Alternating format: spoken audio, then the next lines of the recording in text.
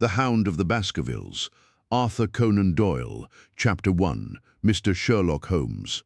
Mr. Sherlock Holmes, who was usually very late in the mornings, save upon those not infrequent occasions when he was up all night, was seated at the breakfast table. I stood upon the hearth-rug and picked up the stick which our visitor had left behind him the night before. It was a fine, thick piece of wood, bulbous-headed, of the sort which is known as a Penang lawyer. Just under the head was a broad silver band nearly an inch across. To James Mortimer, M.R.C.S. from his friends of the C.H. was engraved upon it with the date 1884. It was just such a stick as the old-fashioned family practitioner used to carry, dignified, solid, and reassuring. "Well, Watson, what do you make of it?" Holmes was sitting with his back to me, and I had given him no sign of my occupation. "How did you know what I was doing? I believe you have eyes in the back of your head." "I have at least a well-polished, silver-plated coffee-pot in front of me," said he. "But tell me, Watson, what do you make of our visitor's stick? Since we have been so unfortunate as to miss him and have no notion of his errand, this accidental souvenir becomes of importance. Let me hear you reconstruct the man by an examination of it." "I think," said I, following as far as I could the methods of my companion, "that Dr. Mortimer is a successful elderly medical man, well esteemed since those who know him give him this mark of their appreciation." "Good," said Holmes. "Excellent." "I think also that the probability is in favor of his being a country practitioner who does a great deal of his visiting on foot." "Why so?" "Because this stick, though originally a very handsome one, has been so knocked about that I can hardly imagine a town practitioner carrying it. The thick iron ferrule is worn down, so it is evident that he has done a great amount of walking with it." "Perfectly sound," said Holmes. "And then again there is the Friends of the C.H. I should guess that to be the something hunt, the local hunt to whose members he has possibly given some surgical assistance, and which has made him a small presentation in return." "Really, Watson, you excel yourself," said Holmes, pushing back his chair and lighting a cigarette. "I am bound to say that in all the accounts which you have been so good as to give of my own small achievements, you have habitually underrated your own abilities. It may be that you are not yourself luminous, but you are a conductor of light. Some people, without possessing genius, have a remarkable power of stimulating it. I confess, my dear fellow, that I am very much in your debt." He had never said as much before, and I must admit that his words gave me keen pleasure, for I had often been piqued by his indifference to my admiration and to the attempts which I had made to give publicity to his methods. I was proud, too, to think that I had so far mastered his system as to apply it in a way which earned his approval. He now took the stick from my hands and examined it for a few minutes with his naked eyes. Then, with an expression of interest, he laid down his cigarette, and carrying the cane to the window, he looked over it again with a convex lens. "Interesting, though elementary," said he as he returned to his favorite corner of the settee. "There are certainly one or two indications upon the stick. It gives us the basis for several deductions." "Has anything escaped me?" I asked with some self-importance. "I trust that there is nothing of consequence which I have overlooked." "I am afraid, my dear Watson, that most of your conclusions were erroneous. When I said that you stimulated me, I meant, to be frank, that in noting your fallacies, I was occasionally guided towards the truth. Not that you are entirely wrong in this instance. The man is certainly a country practitioner, and he walks a good deal. Then I was right, to that extent. But that was all." "No, no, my dear Watson, not all, by no means all. I would suggest, for example, that a presentation to a doctor is more likely to come from a hospital than from a hunt, and that when the initials C.C. are placed before that hospital, the words Charing Cross very naturally suggest themselves." "You may be right. The probability lies in that direction. And if we take this as a working hypothesis, we have a fresh basis from which to start our construction of this unknown visitor. Well then, supposing that CCH does stand for Charing Cross Hospital, what further inferences may we draw? Do none suggest themselves? You know my methods. Apply them. I can only think of the obvious conclusion that the man has practiced in town before going to the country. I think that we might venture a little farther than this. Look at it in this light. On what occasion would it be most probable that such a presentation would be made? When would his friends unite to give him a pledge of their goodwill?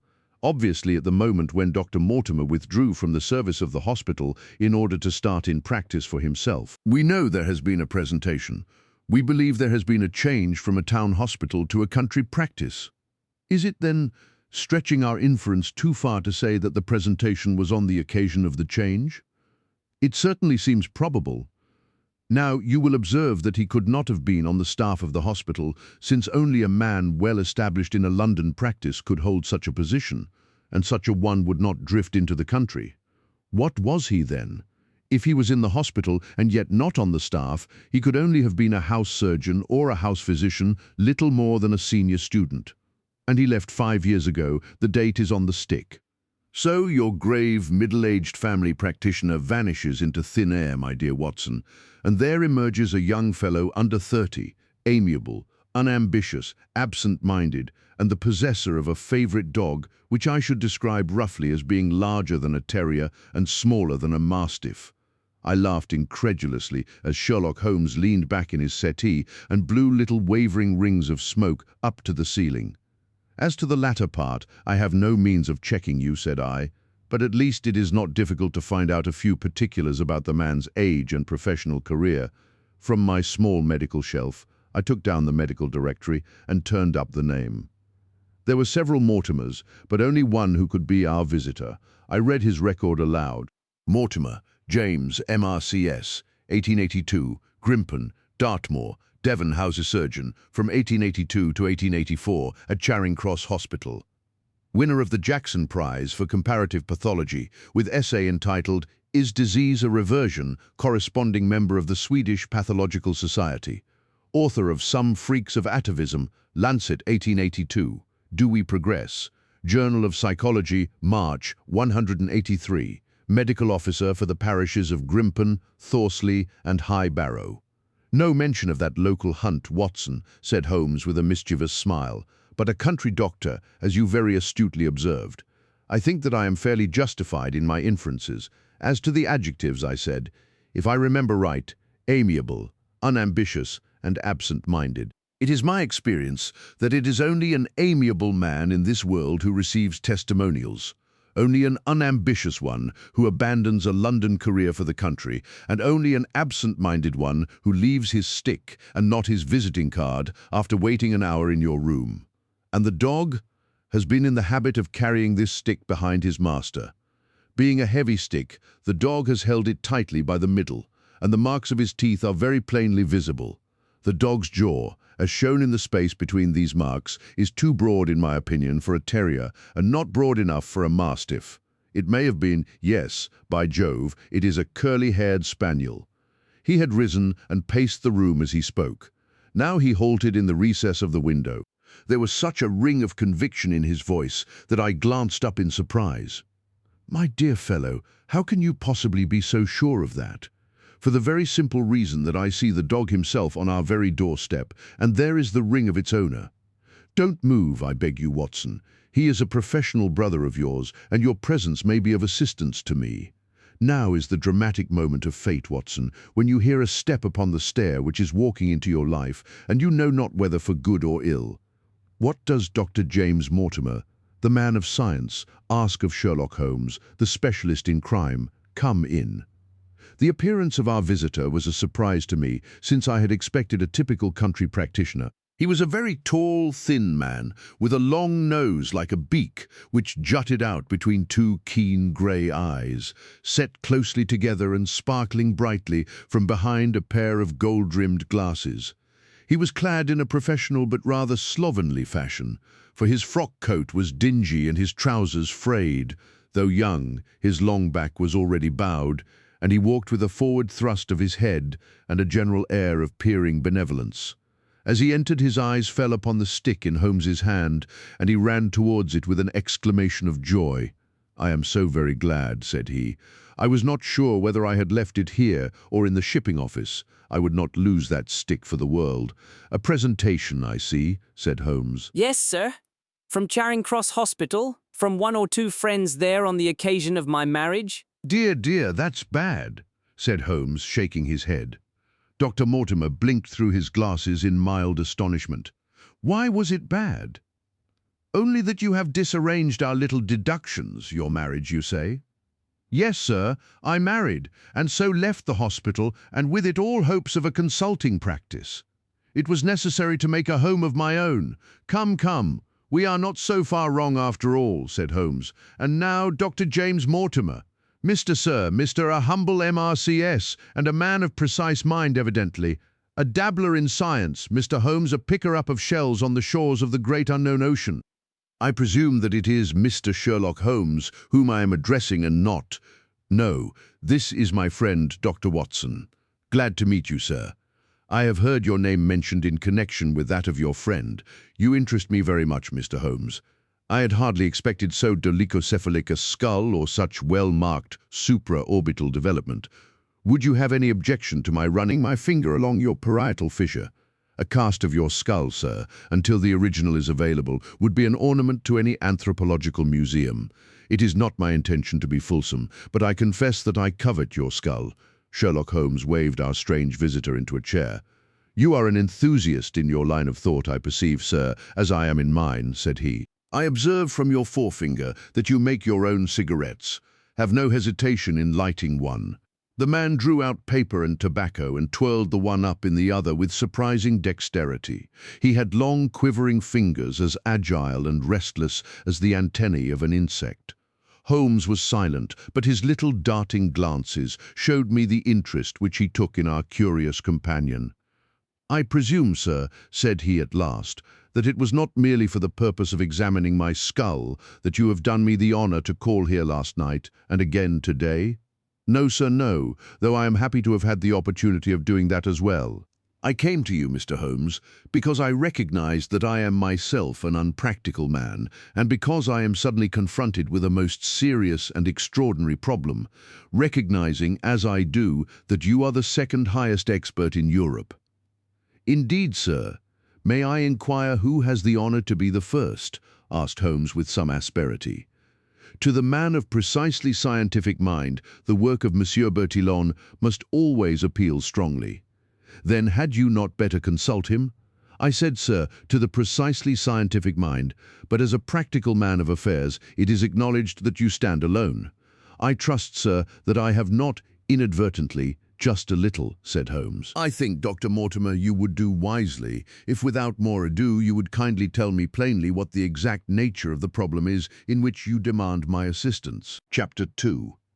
The Curse of the Baskervilles. I have in my pocket a manuscript, said Dr. James Mortimer. I observed it as you entered the room, said Holmes. It is an old manuscript. Early 18th century, unless it is a forgery. How can you say that, sir? You have presented an inch or two of it to my examination all the time that you have been talking. It would be a poor expert who could not give the date of a document within a decade or so. You may possibly have read my little monograph upon the subject. I put that at 1730. The exact date is 1042. Dr. Mortimer drew it from his breast pocket. This family paper was committed to my care by Sir Charles Baskerville, whose sudden and tragic death some 3 months ago created so much excitement in Devonshire. I may say that I was his personal friend as well as his medical attendant. He was a strong-minded man, sir, shrewd, practical, and as unimaginative as I am myself. Yet he took this document very seriously, and his mind was prepared for just such an end as did eventually overtake him. Holmes stretched out his hand for the manuscript and flattened it upon his knee. You will observe, Watson, the alternative use of the long S and the short.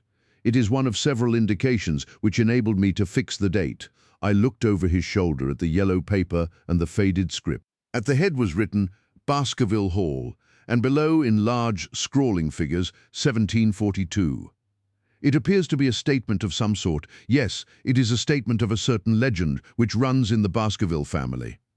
But I understand that it is something more modern and practical upon which you wish to consult me. Most modern, a most practical, pressing matter, which must be decided within 24 hours. But the manuscript is short and is intimately connected with the affair. With your permission, I will read it to you. Holmes leaned back in his chair, placed his fingertips together, and closed his eyes with an air of resignation. Dr. Mortimer turned the manuscript to the light and read in a high, cracking voice the following curious old-world narrative. Of the origin of the Hound of the Baskervilles, there have been many statements, yet as I come in a direct line from Hugo Baskerville, and as I had the story from my father, who also had it from his, I have set it down with all belief that it occurred even as is here set forth. And I would have you believe, my sons, that the same justice which punishes sin may also most graciously forgive it, and that no ban is so heavy but that by prayer and repentance it may be removed. Learn then from this story not to fear the fruits of the past, but rather to be circumspect in the future, that those foul passions whereby our family has suffered so grievously may not again be loosed to our undoing. Know then that in the time of the great rebellion, the history of which by the learned Lord Clarendon I most earnestly commend to your attention, this manor of Baskerville was held by Hugo of that name, nor can it be gainsaid that he was a most wild, profane, and godless man. This, in truth, his neighbours might have pardoned, seeing that saints have never flourished in those parts, but there was in him a certain wanton and cruel humour which made his name a byword through the West. It chanced that this Hugo came to love, if indeed so dark a passion, may be known under so bright a name, the daughter of a yeoman who held lands near the Baskerville estate. But the young maiden, being discreet and of good repute, would ever avoid him, for she feared his evil name. So it came to pass that one Michaelmas this Hugo, with 5 or 6 of his idle and wicked companions, stole down upon the farm and carried off the maiden, her father and brothers being from home, as he well knew. When they had brought her to the hall, the maiden was placed in an upper chamber, while Hugo and his friends sat down to a long carouse, as was their nightly custom.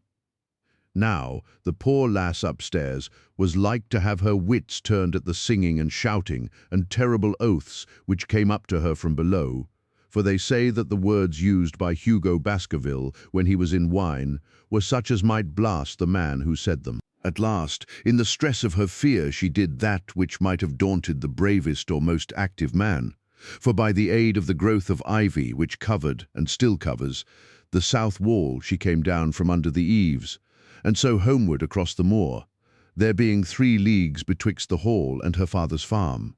It chanced that some little time later Hugo left his guests to carry food and drink, with other worse things perchance, to his captive, and so found the cage empty and the bird escape. Then, as it would seem, he became as one that hath a devil, for, rushing down the stairs into the dining hall, he sprang upon the great table, flagons and trenchers flying before him, and he cried aloud before all the company that he would that very night render his body and soul to the powers of evil, if he might but overtake the wench.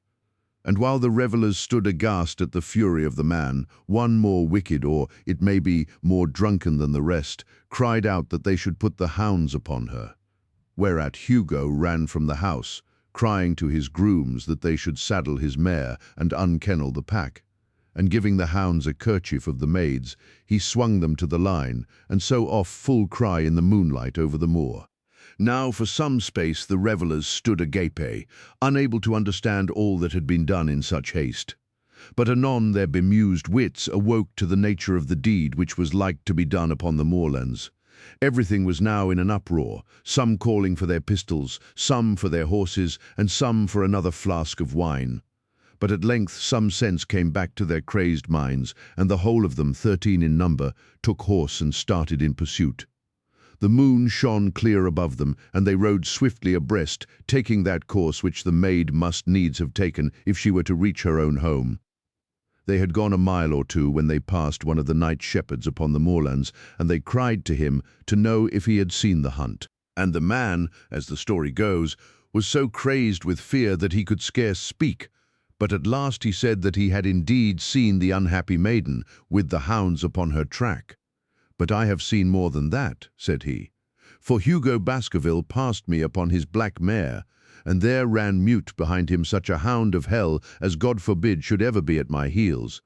So the drunken squires cursed the shepherd and rode onward, but soon their skins turned cold, for there came a galloping across the moor, and the black mare, dabbled with white froth, went past with trailing bridle and empty saddle. Then the revellers rode close together, for a great fear was on them, but they still followed over the moor, though each, had he been alone, would have been right glad to have turned his horse's head.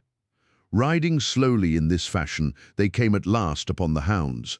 These, though known for their valour and their breed, were whimpering in a cluster at the head of a deep dip, or goyle as we call it, upon the moor, some slinking away and some, with starting hackles and staring eyes, gazing down the narrow valley before them. The company had come to a halt, more sober men, as you may guess, than when they started. The most of them would by no means advance, but three of them, the boldest, or it may be the most drunken, rode forward down the goyle. Now it opened into a broad space in which stood two of those great stones, still to be seen there, which were set by certain forgotten peoples in the days of old. The moon was shining bright upon the clearing, and there in the centre lay the unhappy maid where she had fallen, dead of fear and of fatigue. But it was not the sight of her body, nor yet was it that of the body of Hugo Baskerville lying near her, which raised the hair upon the heads of these three daredevil roisterers. But it was that, standing over Hugo and plucking at his throat, there stood a foul thing, a great black beast, shaped like a hound, yet larger than any hound that ever mortal eye has rested upon. And even as they looked, the thing tore the throat out of Hugo Baskerville, on which, as it turned its blazing eyes and dripping jaws upon them, the three shrieked with fear and rode for dear life, still screaming across the moor. One, it is said, died that very night of what he had seen, and the other twain were but broken men for the rest of their days. Such is the tale, my sons, of the coming of the hound, which is said to have plagued the family so sorely ever since. If I have set it down, it is because that which is clearly known hath less terror than that which is but hinted at and guessed. Nor can it be denied that many of the family have been unhappy in their deaths, which have been sudden, bloody, and mysterious. Yet may we shelter ourselves in the infinite goodness of Providence, which would not forever punish the innocent beyond that third or fourth generation which is threatened in Holy Writ. To that Providence, my sons, I hereby commend you, and I counsel you by way of caution to forbear from crossing the moor in those dark hours when the powers of evil are exalted. This from Hugo Baskerville to his sons Roger and John, with instructions that they say nothing thereof to their sister Elizabeth. When Dr. Mortimer had finished reading this singular narrative, he pushed his spectacles up on his forehead and stared across at Mr. Sherlock Holmes. The latter yawned and tossed the end of his cigarette into the fire. "Well," said he, "do you not find it interesting? To a collector of fairy tales." Dr. Mortimer drew a folded newspaper out of his pocket. "Now, Mr. Holmes, we will give you something a little more recent. This is the Devon County Chronicle of May 14th of this year. It is a short account of the facts elicited at the death of Sir Charles Baskerville, which occurred a few days before that date." My friend leaned a little forward, and his expression became intent. Our visitor readjusted his glasses and began. "The recent sudden death of Sir Charles Baskerville, whose name has been mentioned as the probable Liberal candidate for Mid-Devon at the next election, has cast a gloom over the county. Though Sir Charles had resided at Baskerville Hall for a comparatively short period, his amiability of character and extreme generosity had won the affection and respect of all who had been brought into contact with him. In these days of nouveaux riches, it is refreshing to find a case where the scion of an old county family, which has fallen upon evil days, is able to make his own fortune, and to bring it back with him to restore the fallen grandeur of his line. Sir Charles, as is well known, made large sums of money in South African speculation. More wise than those who go on until the wheel turns against them, he realized his gains and returned to England with them. It is only 2 years since he took up his residence at Baskerville Hall, and it is common talk how large were those schemes of reconstruction and improvement which have been interrupted by his death. Being himself childless, it was his openly expressed desire that the whole countryside should, within his own lifetime, profit by his good fortune, and many will have personal reasons for bewailing his untimely end. His generous donations to local and county charities have been frequently chronicled in these columns. The circumstances connected with the death of Sir Charles cannot be said to have been entirely cleared up by the inquest, but at least enough has been done to dispose of those rumours to which local superstition has given rise. There is no reason whatever to suspect foul play, or to imagine that death could be from any but natural causes. Sir Charles was a widower, and a man who may be said to have been in some ways of an eccentric habit of mind. In spite of his considerable wealth, he was simple in his personal tastes, and his indoor servants at Baskerville Hall consisted of a married couple named Barrymore, the husband acting as butler and the wife as housekeeper. Their evidence, corroborated by that of several friends, tends to show that Sir Charles's health has for some time been impaired, and points especially to some affection of the heart, manifesting itself in changes of colour, breathlessness, and acute attacks of nervous depression. Dr. James Mortimer, the friend and medical attendant of the deceased, has given evidence to the same effect. The facts of the case are simple. Sir Charles Baskerville was in the habit every night before going to bed of walking down the famous yew alley of Baskerville Hall. The evidence of the Barrymores shows that this had been his custom. On the 4th of May, Sir Charles had declared his intention of starting next day for London and had ordered Barrymore to prepare his luggage. That night he went out as usual for his nocturnal walk, in the course of which he was in the habit of smoking a cigar. He never returned. At 12 o'clock, Barrymore, finding the hall door still open, became alarmed and, lighting a lantern, went in search of his master. The day had been wet, and Sir Charles's footmarks were easily traced down the alley. Halfway down this walk there is a gate which leads out onto the moor. There were indications that Sir Charles had stood for some little time here. He then proceeded down the alley, and it was at the far end of it that his body was discovered. One fact which has not been explained is the statement of Barrymore that his master's footprints altered their character from the time that he passed the moor gate, and that he appeared from thence onward to have been walking upon his toes. One Murphy, a gipsy horse dealer, was on the moor at no great distance at the time, but he appears by his own confession to have been the worse for drink. He declares that he heard cries, but is unable to state from what direction they came. No signs of violence were to be discovered upon Sir Charles's person, and though the doctor's evidence pointed to an almost incredible facial distortion, so great that Dr. Mortimer refused at first to believe that it was indeed his friend and patient who lay before him, it was explained that that is a symptom which is not unusual in cases of dyspnoea and death from cardiac exhaustion. This explanation was borne out by the post-mortem examination, which showed long-standing organic disease, and the coroner's jury returned a verdict in accordance with the medical evidence. It is well that this is so, for it is obviously of the utmost importance that Sir Charles's heir should settle at the Hall and continue the good work which has been so sadly interrupted. Had the prosaic finding of the coroner not finally put an end to the romantic stories which have been whispered in connection with the affair, it might have been difficult to find a tenant for Baskerville Hall. It is understood that the next of kin is Mr. Henry Baskerville, if he be still alive, the son of Sir Charles Baskerville's younger brother. The young man, when last heard of, was in America, and inquiries are being instituted with a view to informing him of his good fortune. Dr. Mortimer refolded his paper and replaced it in his pocket. Those are the public facts, Mr. Holmes, in connection with the death of Sir Charles Baskerville. I must thank you, said Sherlock Holmes, for calling my attention to a case which certainly presents some features of interest.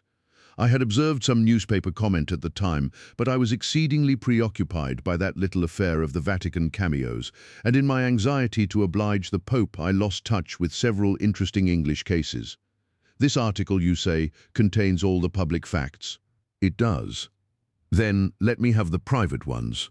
He leaned back, put his fingertips together, and assumed his most impassive and judicial expression. In doing so, said Dr. Mortimer, who had begun to show signs of some strong emotion, I am telling that which I have not confided to anyone. My motive for withholding it from the coroner's inquiry is that a man of science shrinks from placing himself in the public position of seeming to endorse a popular superstition. I had the further motive that Baskerville Hall, as the paper says, would certainly remain untenanted if anything were done to increase its already rather grim reputation. For both these reasons I thought that I was justified in telling rather less than I knew, since no practical good could result from it, but with you there is no reason why I should not be perfectly frank. The moor is very sparsely inhabited, and those who live near each other are thrown very much together. For this reason I saw a good deal of Sir Charles Baskerville. With the exception of Mr. Frankland of Laughter Hall and Mr. Stapleton, the naturalist, there are no other men of education within many miles. Sir Charles was a retiring man, but the chance of his illness brought us together, and a community of interests in science kept us so. He had brought back much scientific information from South Africa, and many a charming evening we have spent together discussing the comparative anatomy of the bushman and the Hottentot. Within the last few months, it became increasingly plain to me that Sir Charles's nervous system was strained to the breaking point. He had taken this legend, which I have read you, exceedingly to heart, so much so that, although he would walk in his own grounds, nothing would induce him to go out upon the moor at night. Incredible as it may appear to you, Mr. Holmes, he was honestly convinced that a dreadful fate overhung his family, and certainly the records which he was able to give of his ancestors were not encouraging. The idea of some ghastly presence constantly haunted him, and on more than one occasion he has asked me whether I had on my medical journeys at night ever seen any strange creature or heard the baying of a hound. The latter question he put to me several times, and always with a voice which vibrated with excitement. I can well remember driving up to his house in the evening, some 3 weeks before the fatal event.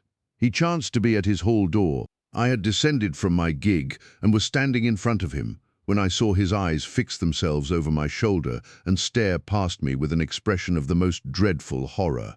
I whisked round and had just time to catch a glimpse of something which I took to be a large black calf passing at the head of the drive. So excited and alarmed was he that I was compelled to go down to the spot where the animal had been and look around for it. It was gone, however, and the incident appeared to make the worst impression upon his mind.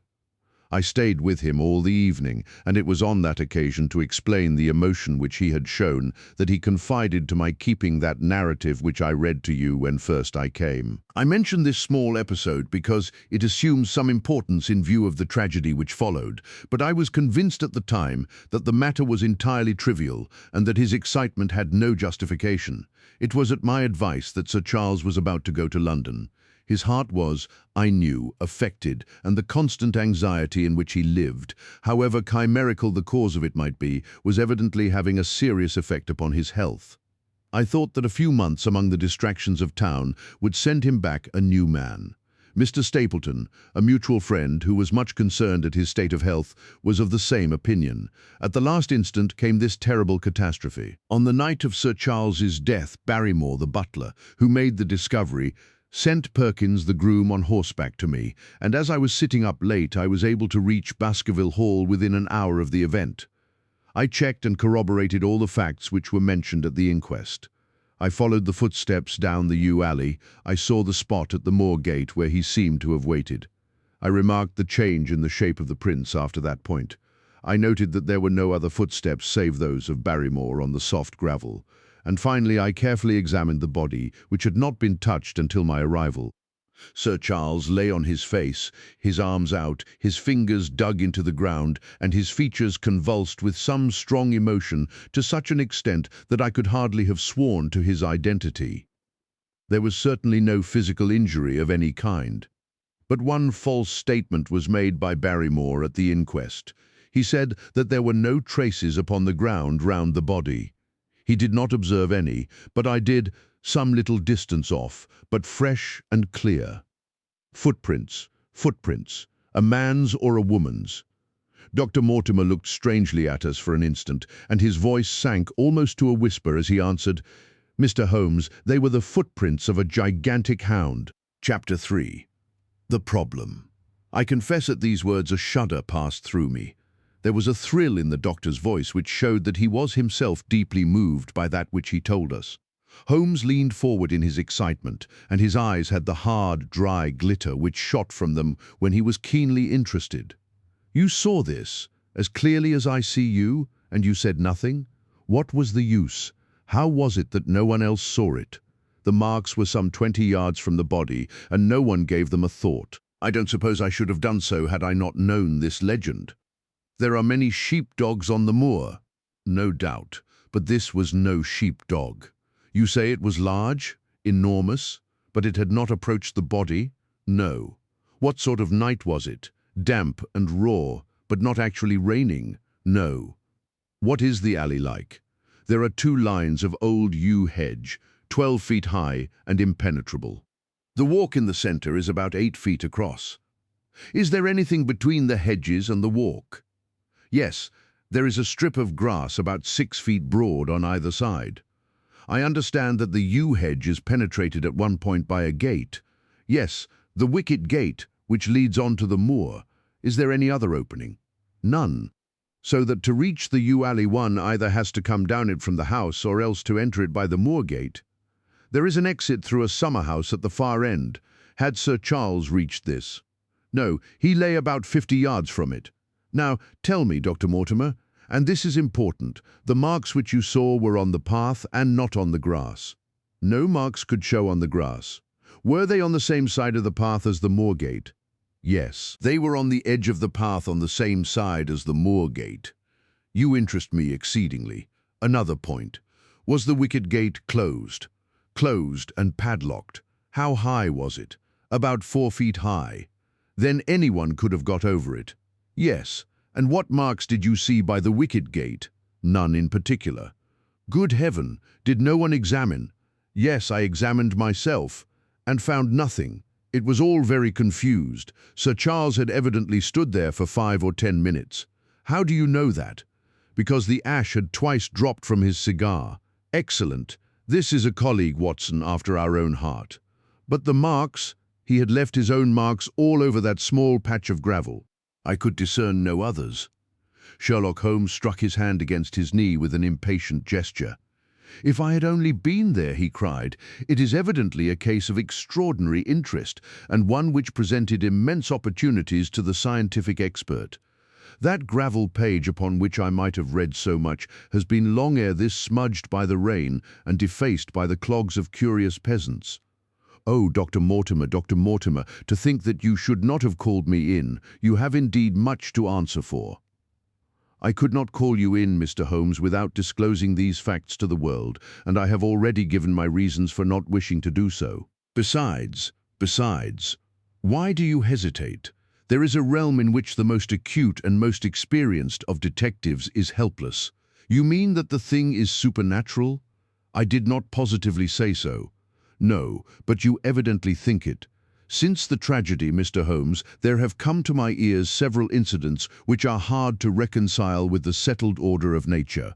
For example, I find that before the terrible event occurred, several people had seen a creature upon the moor which corresponds with this Baskerville demon and which could not possibly be any animal known to science.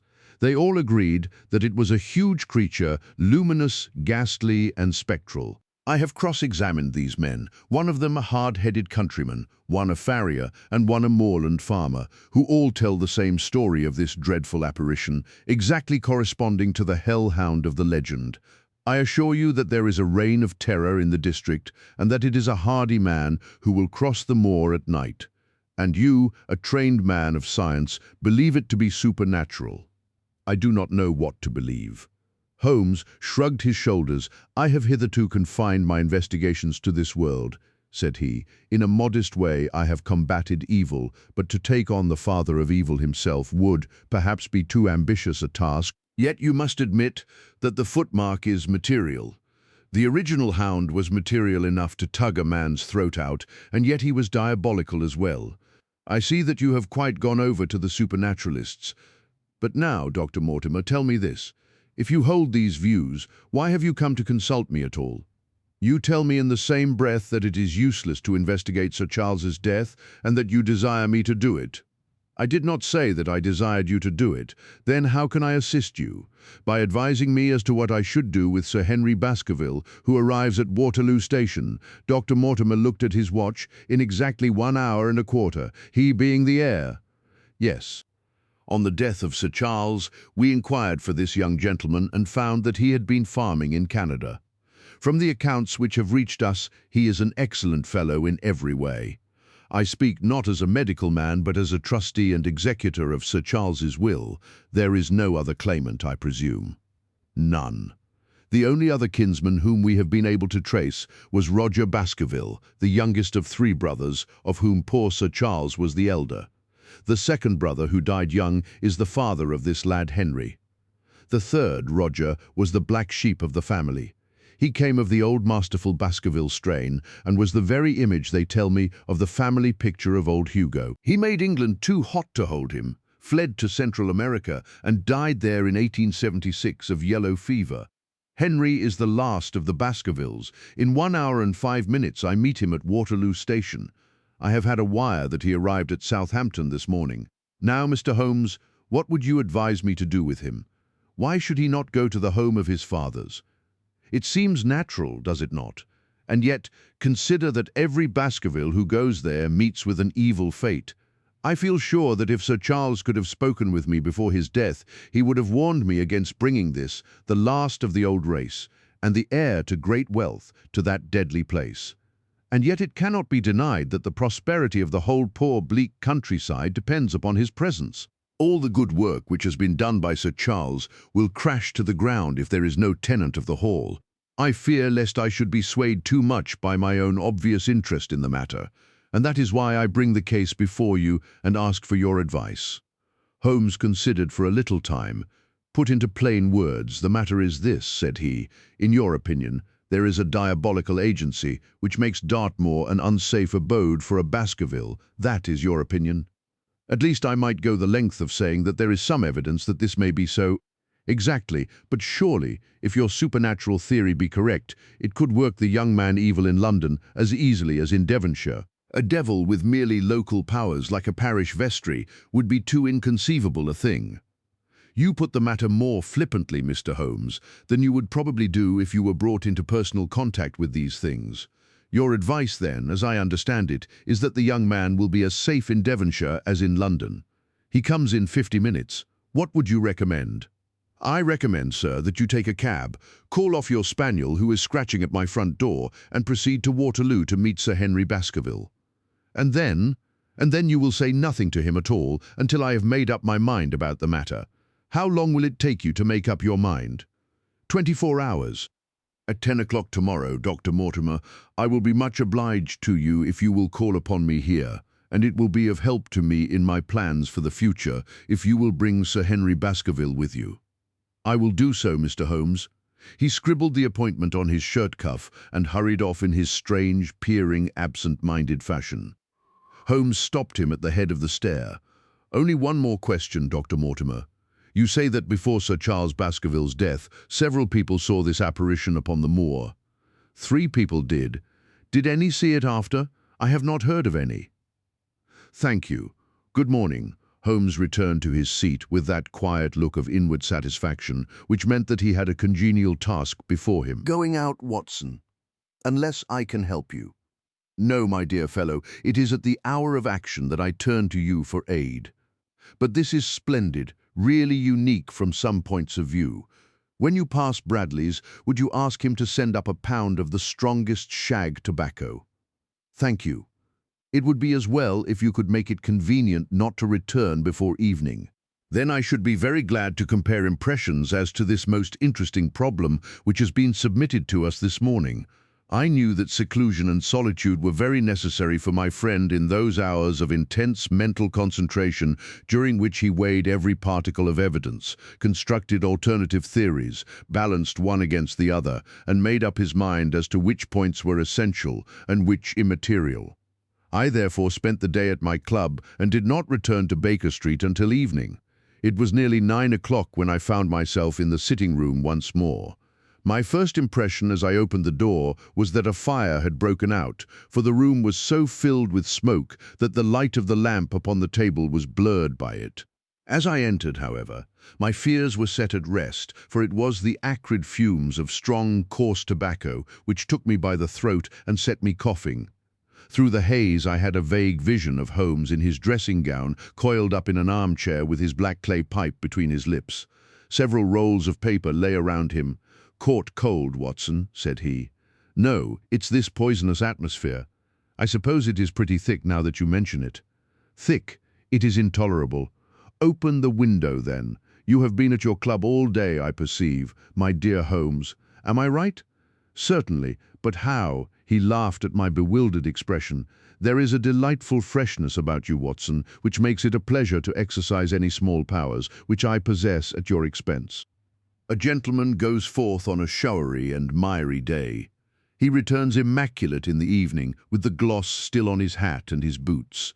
He has been a fixture, therefore, all day. He is not a man with intimate friends. Where, then, could he have been? Is it not obvious? Well, it is rather obvious. The world is full of obvious things which nobody by any chance ever observes. Where do you think that I have been? A fixture also. On the contrary, I have been to Devonshire in spirit. Exactly.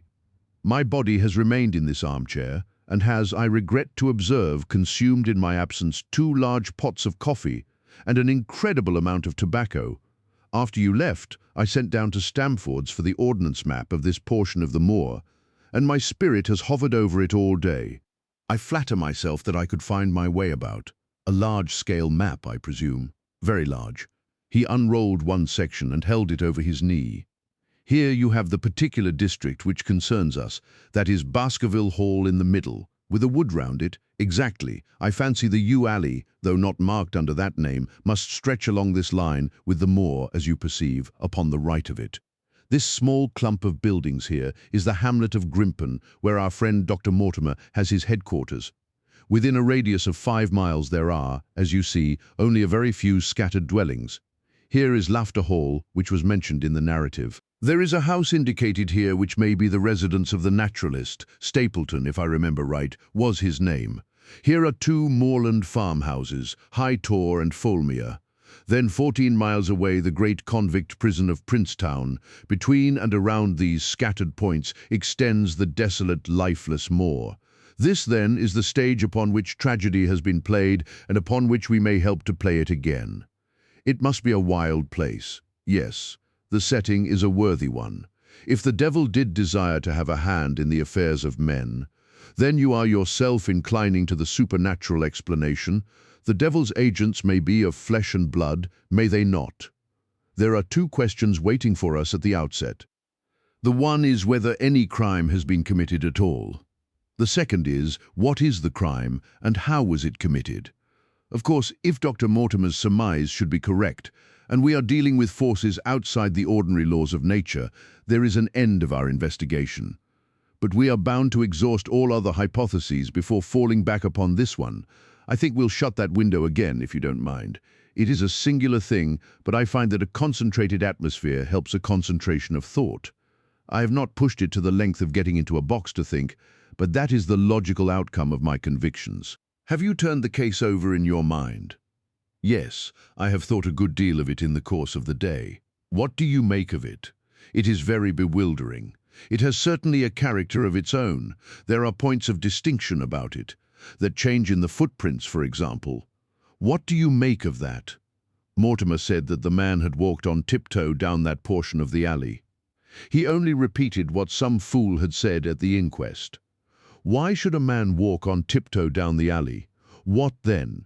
He was running, Watson, running desperately, running for his life, running until he burst his heart and fell dead upon his face. Running from what? There lies our problem. There are indications that the man was crazed with fear before ever he began to run. How can you say that? I am presuming that the cause of his fears came to him across the moor. If that was so, and it seems most probable, only a man who had lost his wits would have run from the house instead of towards it. If the gypsy's evidence may be taken as true, he ran with cries for help in the direction where help was least likely to be. Then, again, whom was he waiting for that night? And why was he waiting for him in the yew alley rather than in his own house? You think that he was waiting for someone? The man was elderly and infirm. We can understand his taking an evening stroll, but the ground was damp and the night inclement. Is it natural that he should stand for 5 or 10 minutes, as Dr. Mortimer, with more practical sense than I should have given him credit for, deduced from the cigar ash? But he went out every evening. I think it unlikely that he waited at the moor gate every evening. On the contrary, the evidence is that he avoided the moor. That night he waited there. It was the night before he made his departure for London. The thing takes shape, Watson. It becomes coherent. Might I ask you to hand me my violin, and we will postpone all further thought upon this business until we have had the advantage of meeting Dr. Mortimer and Sir Henry Baskerville in the morning. Chapter 4. Sir Henry Baskerville. Our breakfast table was cleared early, and Holmes waited in his dressing gown for the promised interview. Our clients were punctual to their appointment, for the clock had just struck 10 when Dr. Mortimer was shown up, followed by the young baronet. The latter was a small, alert, dark-eyed man about 30 years of age, very sturdily built, with thick black eyebrows and a strong, pugnacious face. He wore a ruddy-tinted tweed suit and had the weather-beaten appearance of one who has spent most of his time in the open air. And yet there was something in his steady eye and the quiet assurance of his bearing which indicated the gentleman. "This is Sir Henry Baskerville," said Dr. Mortimer. "Why, yes," said he, "and the strange thing is, Mr. Sherlock Holmes, that if my friend here had not proposed coming round to you this morning, I should have come on my own account. I understand that you think out little puzzles, and I've had one this morning which wants more thinking out than I am able to give it. Pray take a seat, Sir Henry. Do I understand you to say that you have yourself had some remarkable experience since you arrived in London?" "Nothing of much importance, Mr. Holmes. Only a joke, as like as not. It was this letter, if you can call it a letter, which reached me this morning." He laid an envelope upon the table, and we all bent over it. It was of common quality, greyish in colour. The address, Sir Henry Baskerville, Northumberland Hotel, was printed in rough characters, the postmark Charing Cross, and the date of posting the preceding evening. "Who knew that you were going to the Northumberland Hotel?" asked Holmes, glancing keenly across at our visitor. "No one could have known. We only decided after I met Dr. Mortimer. But Dr. Mortimer was no doubt already stopping there." "No, I had been staying with a friend," said the doctor. "There was no possible indication that we intended to go to this hotel." Someone seems to be very deeply interested in your movements." Out of the envelope, he took a half sheet of foolscap paper folded into 4. This he opened and spread flat upon the table. Across the middle of it, a single sentence had been formed by the expedient of pasting printed words upon it. It ran, "As you value your life or your reason, keep away from the Moor." The word Moor only was printed in ink. "Now," said Sir Henry Baskerville, "perhaps you will tell me, Mr. Holmes, what in thunder is the meaning of that, and who it is that takes so much interest in my affairs. What do you make of it, Dr. Mortimer? You must allow that there is nothing supernatural about this at any rate." "No, sir, but it might very well come from someone who was convinced that the business is supernatural." "What business?" asked Sir Henry sharply. "It seems to me that all you gentlemen know a great deal more than I do about my own affairs." "You shall share our knowledge before you leave this room, Sir Henry. I promise you that," said Sherlock Holmes. "We will confine ourselves for the present, with your permission, to this very interesting document, which must have been put together and posted yesterday evening. Have you yesterday's Times, Watson? It is here in the corner.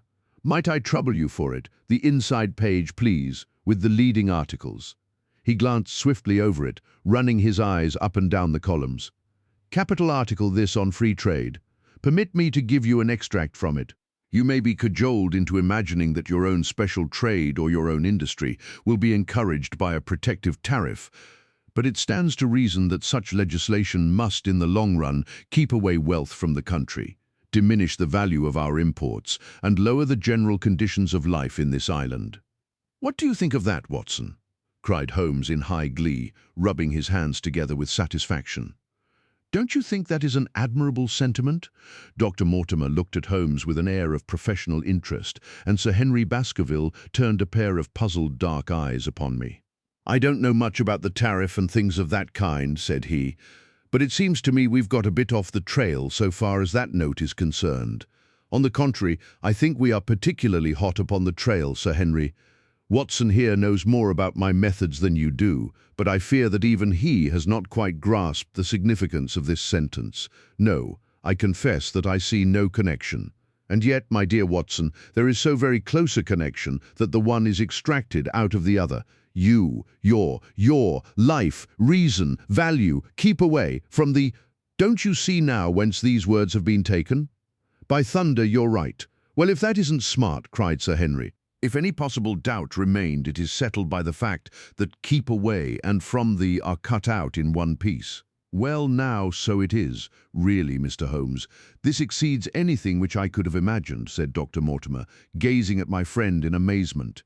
"I could understand anyone saying that the words were from a newspaper, But that you should name which, and add that it came from the leading article, is really one of the most remarkable things which I have ever known. How did you do it? I presume, Doctor, that you could tell the skull of a Negro from that of an Eskimo. Most certainly. But how? Because that is my special hobby. The differences are obvious. The supraorbital crest, the facial angle, the maxillary curve, But this is my special hobby, and the differences are equally obvious. There is as much difference to my eyes between the leaded bourgeois type of a Times article and the slovenly print of an evening halfpenny paper as there could be between your Negro and your Esquimau. The detection of types is one of the most elementary branches of knowledge to the special expert in crime, though I confess that once when I was very young, I confused the Leeds Mercury with the Western Morning News. But a Times leader is entirely distinctive, and these words could have been taken from nothing else. As it was done yesterday, the strong probability was that we should find the words in yesterday's issue.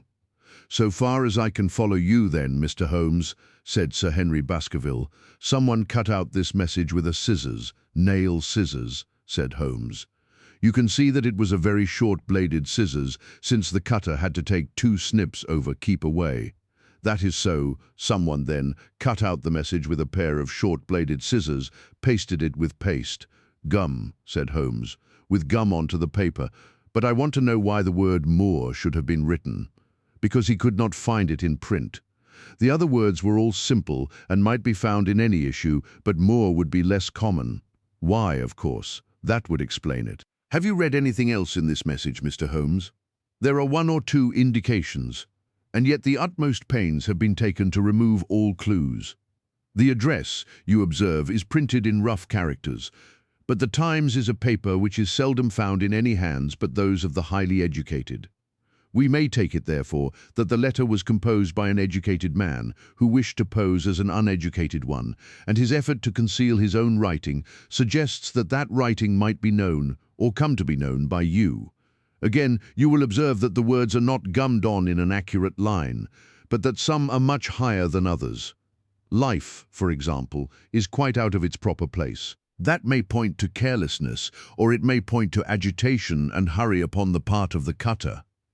On the whole, I incline to the latter view, since the matter was evidently important, and it is unlikely that the composer of such a letter would be careless. If he were in a hurry, it opens up the interesting question why he should be in a hurry, since any letter posted up to early morning would reach Sir Henry before he would leave his hotel. Did the composer fear an interruption, and from whom? "We are coming now rather into the region of guesswork," said Dr. Mortimer. "Say rather into the region where we balance probabilities and choose the most likely. It is the scientific use of the imagination, but we have always some materials based on which to start our speculation. Now, you would call it a guess, no doubt, but I am almost certain that this address has been written in a hotel. How in the world can you say that? If you examine it carefully, you will see that both the pen and the ink have given the writer trouble. The pen has spluttered twice in a single word and has run dry 3 times in a short address, showing that there was very little ink in the bottle. Now, a private pen or ink bottle is seldom allowed to be in such a state, and the combination of the two must be quite rare. But you know the hotel ink and the hotel pen, where it is rare to get anything else. Yes, I have very little hesitation in saying that could we examine the waste paper baskets of the hotels around Charing Cross until we found the remains of the mutilated Times leader, we could lay our hands straight upon the person who sent this singular message. Halloa! Halloa! What's this? He was carefully examining the foolscap upon which the words were pasted, holding it only an inch or 2 from his eyes. "Well, nothing," said he, throwing it down. "It is a blank half-sheet of paper, without even a watermark upon it. I think we have drawn as much as we can from this curious letter. And now, Sir Henry, has anything else of interest happened to you since you have been in London?" "Why, no, Mr. Holmes. I think not. You have not observed anyone follow or watch you." "I seem to have walked right into the thick of a dime novel," said our visitor. "Why in thunder should anyone follow or watch me?" "We are coming to that. You have nothing else to report to us before we go into this matter?" "Well, it depends upon what you think worth reporting. I think anything out of the ordinary routine of life well worth reporting." Sir Henry smiled. I don't know much of British life yet, for I have spent nearly all my time in the States and in Canada. But I hope that to lose one of your boots is not part of the ordinary routine of life over here. You have lost one of your boots. My dear sir, cried Dr. Mortimer, it is only mislaid.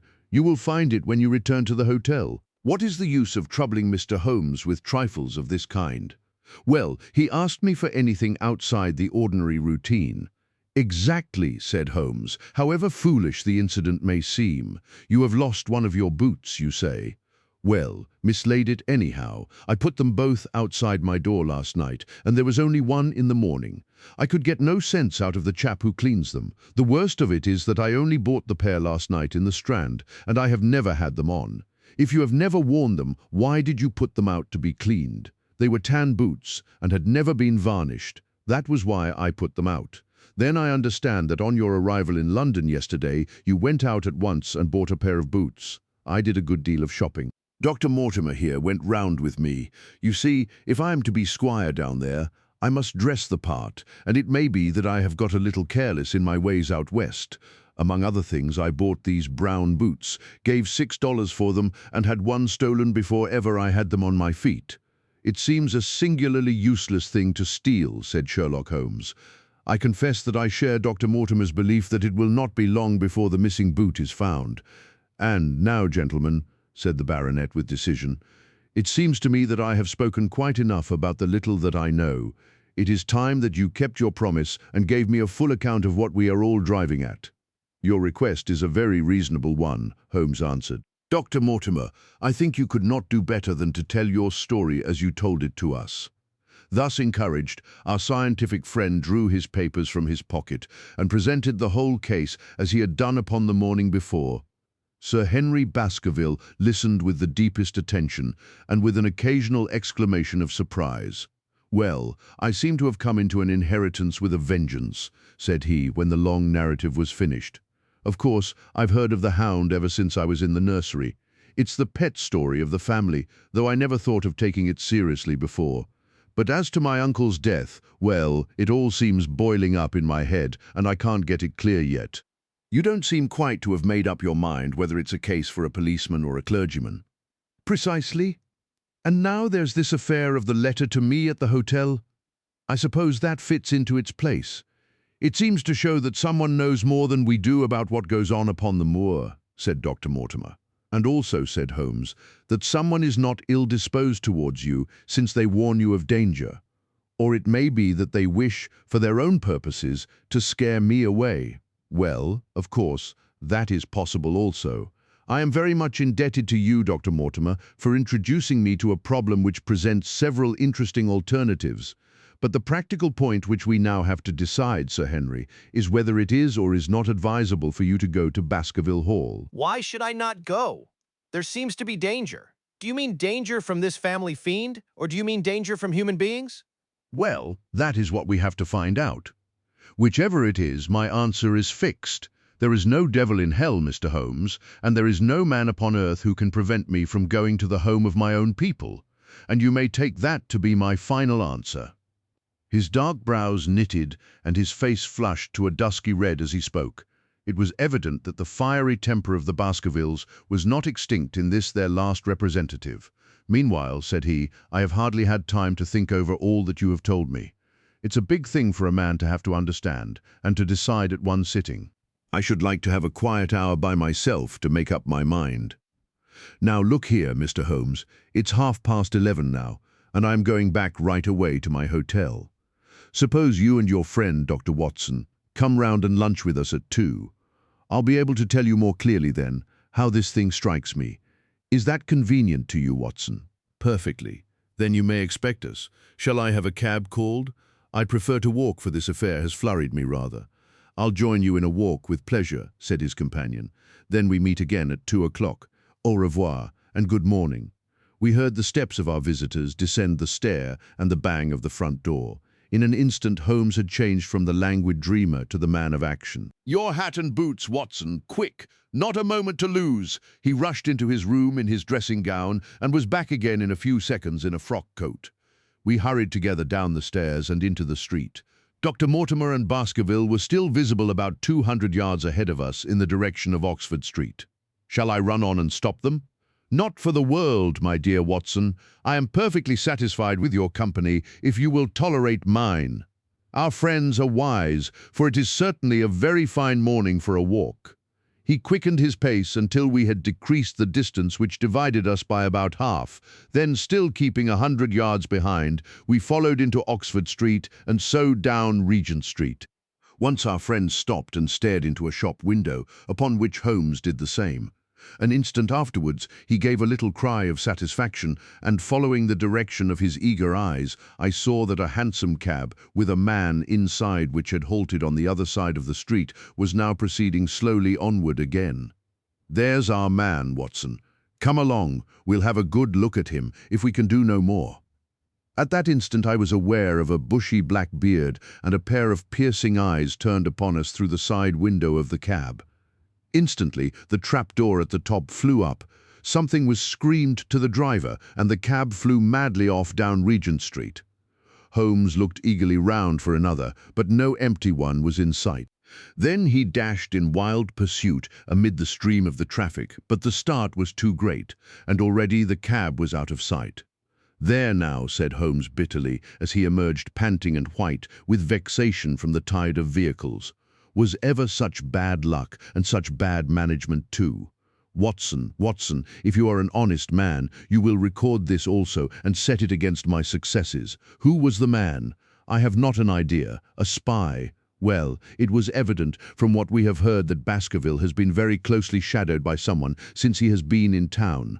How else could it be known so quickly that it was the Northumberland Hotel which he had chosen? If they had followed him the first day, I argued that they would follow him also the second. You may have observed that I twice strolled over to the window while Dr. Mortimer was reading his legend. Yes, I remember. I was looking out for loiterers in the street, but I saw none. We are dealing with a clever man, Watson. This matter cuts very deep, and though I have not finally made up my mind whether it is a benevolent or a malevolent agency which is in touch with us, I am conscious always of power and design. When our friends left, I at once followed them in the hopes of marking down their invisible attendant. So wily was he that he had not trusted himself upon foot, but he had availed himself of a cab so that he could loiter behind or dash past them and so escape their notice. His method had the additional advantage that if they were to take a cab, he was all ready to follow them. It has, however, one obvious disadvantage. It puts him in the power of the cabman. Exactly. What a pity we did not get the number. My dear Watson, clumsy as I have been, you surely do not seriously imagine that I neglected to get the number. No 2704 is our man. But that is no use to us for the moment. I fail to see how you could have done more. On observing the cab, I should have instantly turned and walked in the other direction. I should then at my leisure have hired a second cab and followed the first at a respectful distance, or, better still, have driven to the Northumberland Hotel and waited there. When our unknown had followed Baskerville home, we should have had the opportunity of playing his own game upon himself and seeing where he made for. As it is, by an indiscreet eagerness, which was taken advantage of with extraordinary quickness and energy by our opponent, we have betrayed ourselves and lost our man. We had been sauntering slowly down Regent Street during this conversation, and Dr. Mortimer with his companion had long vanished in front of us. "There is no object in our following them," said Holmes. "The shadow has departed and will not return. We must see what further cards we have in our hands and play them with decision." "Could you swear to that man's face within the cab?" "I could swear only to the beard, and so could I, from which I gather that in all probability it was a false one. A clever man upon so delicate an errand has no use for a beard save to conceal his features. Come in here, Watson." He turned into one of the district messenger offices, where he was warmly greeted by the manager. "Ah, Wilson, I see you have not forgotten the little case in which I had the good fortune to help you." "No, sir, indeed I have not. You saved my good name, and perhaps my life. My dear fellow, you exaggerate. I have some recollection, Wilson, that you had among your boys a lad named Cartwright, who showed some ability during the investigation." "Yes, sir, he is still with us." "Could you ring him up, thank you, and I should be glad to have change of this £5 note." A lad of 14, with a bright, keen face, had obeyed the summons of the manager. He stood now gazing with great reverence at the famous detective. "Let me have the hotel directory," said Holmes. "Thank you. Now, Cartwright, there are the names of 23 hotels here, all in the immediate neighborhood of Charing Cross. Do you see?" "Yes, sir." "You will visit each of these in turn." "Yes, sir. You will begin in each case by giving the outside porter 1 shilling. Here are 23 shillings. Yes, sir. You will tell him that you want to see the waste paper of yesterday. You will say that an important telegram has miscarried and that you are looking for it. You understand?" "Yes, sir. But what you are really looking for is the center page of the Times with some holes cut in it with scissors. Here is a copy of the Times. It is this page. You could easily recognize it, could you not?" "Yes, sir. In each case, the outside porter will send for the hall porter, to whom also you will give a shilling. Here are 23 shillings. You will then learn in possibly 20 cases out of the 23 that the waste of the day before has been burned or removed. In the 3 other cases you will be shown a heap of paper, and you will look for this page of the Times among it. The odds are enormously against your finding it. There are 10 shillings over in case of emergencies. Let me have a report by wire at Baker Street before evening. And now, Watson, it only remains for us to find out by wire the identity of the cabman, number 2704, and then we will drop into one of the Bond Street picture galleries and fill in the time until we are due at the hotel." Chapter 5. 3 Broken Thread. Sherlock Holmes had, in a very remarkable degree, the power of detaching his mind at will. For 2 hours, the strange business in which we had been involved appeared to be forgotten, and he was entirely absorbed in the pictures of the modern Belgian masters. He would talk of nothing but art, of which he had the crudest ideas, from our leaving the gallery until we found ourselves at the Northumberland Hotel. "Sir Henry Baskerville is upstairs expecting you," said the clerk. "He asked me to show you up at once when you came."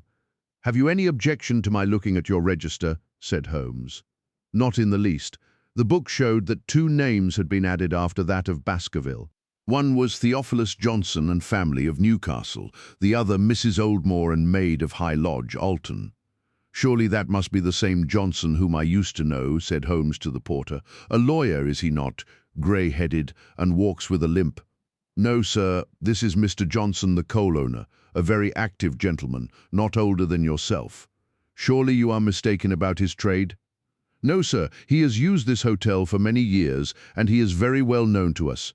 "Ah, that settles it. Mrs. Oldmore, too, I seem to remember the name. Excuse my curiosity, but often in calling upon one friend one finds another. She is an invalid lady, sir. Her husband was once mayor of Gloucester. She always comes to us when she is in town. Thank you, I am afraid I cannot claim her acquaintance." "We have established a most important fact by these questions, Watson," he continued in a low voice as we went upstairs together.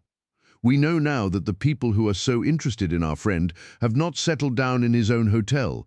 That means that while they are, as we have seen, very anxious to watch him, they are equally anxious that he should not see them. Now, this is a most suggestive fact.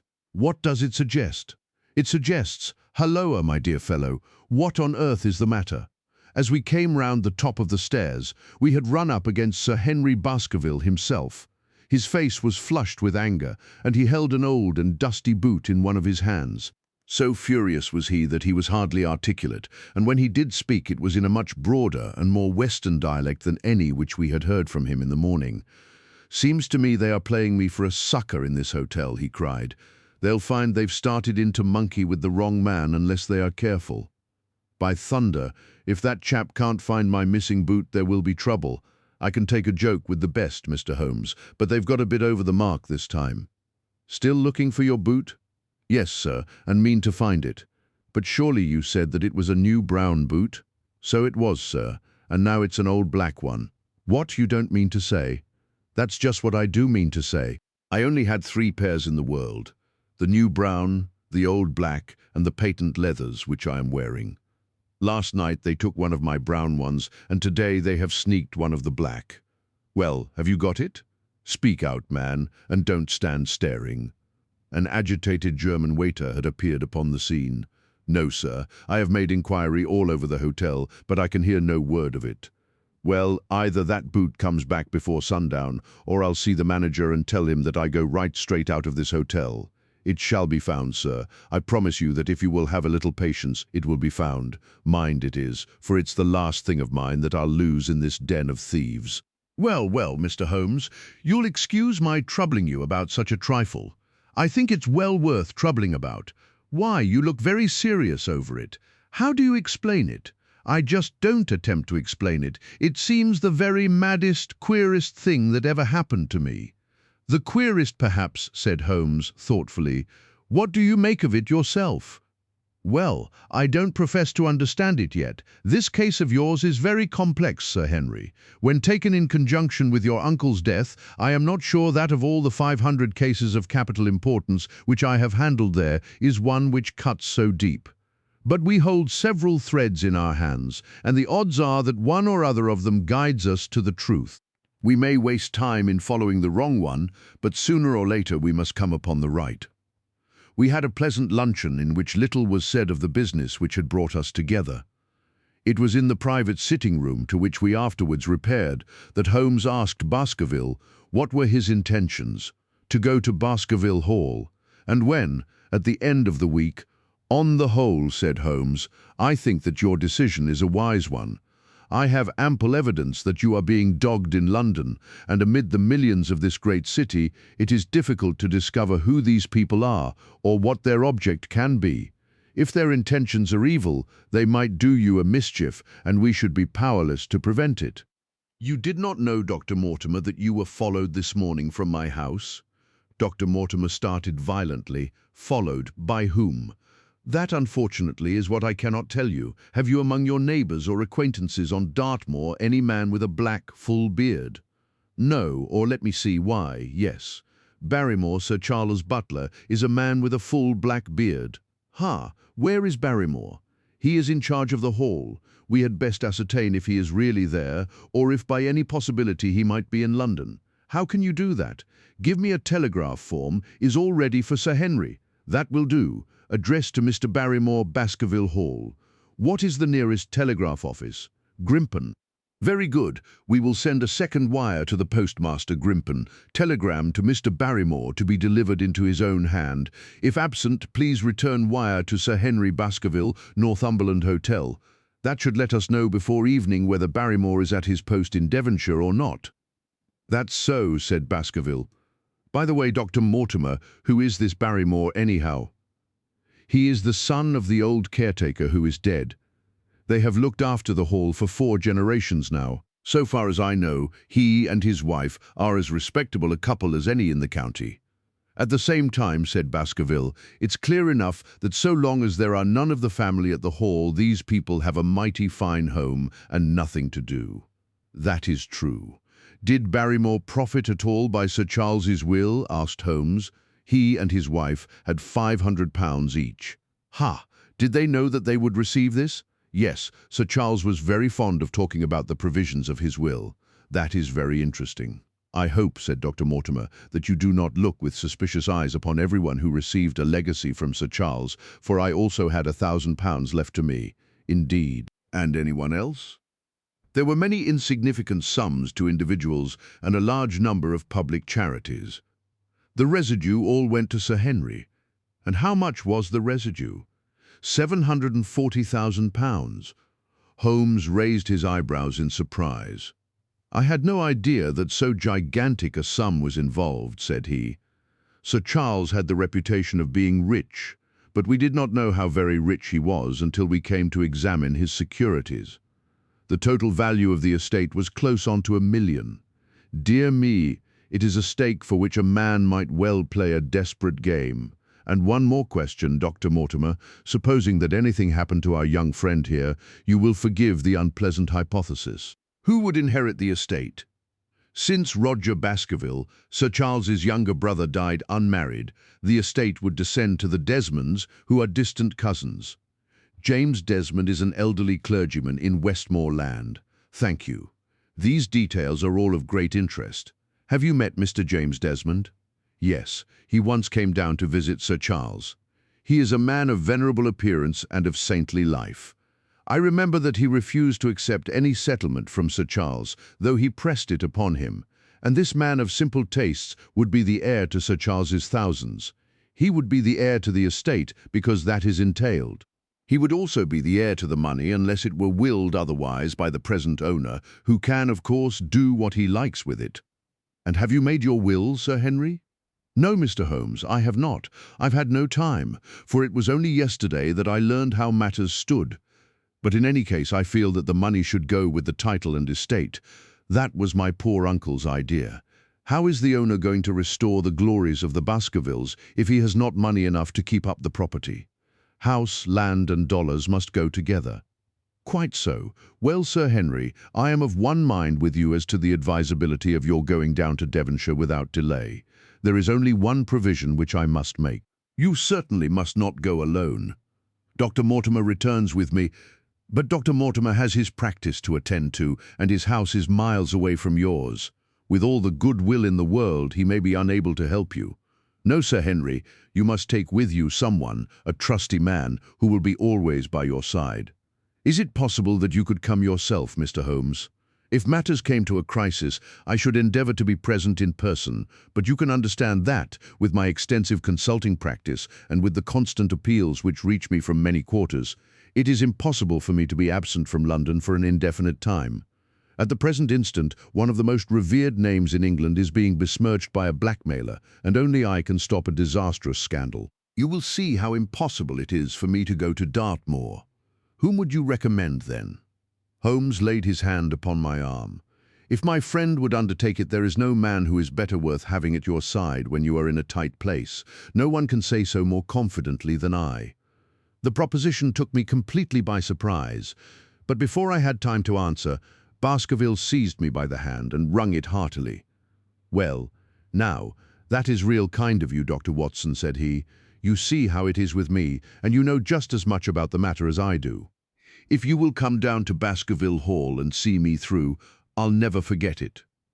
The promise of adventure had always a fascination for me, and I was complimented by the words of Holmes and by the eagerness with which the baronet hailed me as a companion. "I will come with pleasure," said I. "I do not know how I could employ my time better, and you will report very carefully to me," said Holmes. "When a crisis comes, as it will do, I will direct how you shall act. I suppose that by Saturday all might be ready. Would that suit Dr. Watson? Perfectly.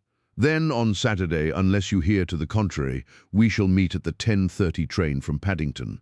We had risen to depart when Baskerville gave a cry of triumph, and diving into one of the corners of the room, he drew a brown boot from under a cabinet. "My missing boot!" he cried. "May all our difficulties vanish as easily," said Sherlock Holmes. "But it is a very singular thing," Dr. Mortimer remarked. "I searched this room carefully before lunch." "And so did I," said Baskerville. "Every inch of it. There was certainly no boot in it then. In that case, the waiter must have placed it there while we were lunching. The German was sent for, but professed to know nothing of the matter, nor could any inquiry clear it up." Another item had been added to that constant and apparently purposeless series of small mysteries which had succeeded each other so rapidly. Setting aside the whole grim story of Sir Charles's death, we had a line of inexplicable incidents, all within the limits of 2 days, which included the receipt of the printed letter, the black-bearded spy in the hansom, the loss of the new brown boot, the loss of the old black boot, and now the return of the new brown boot.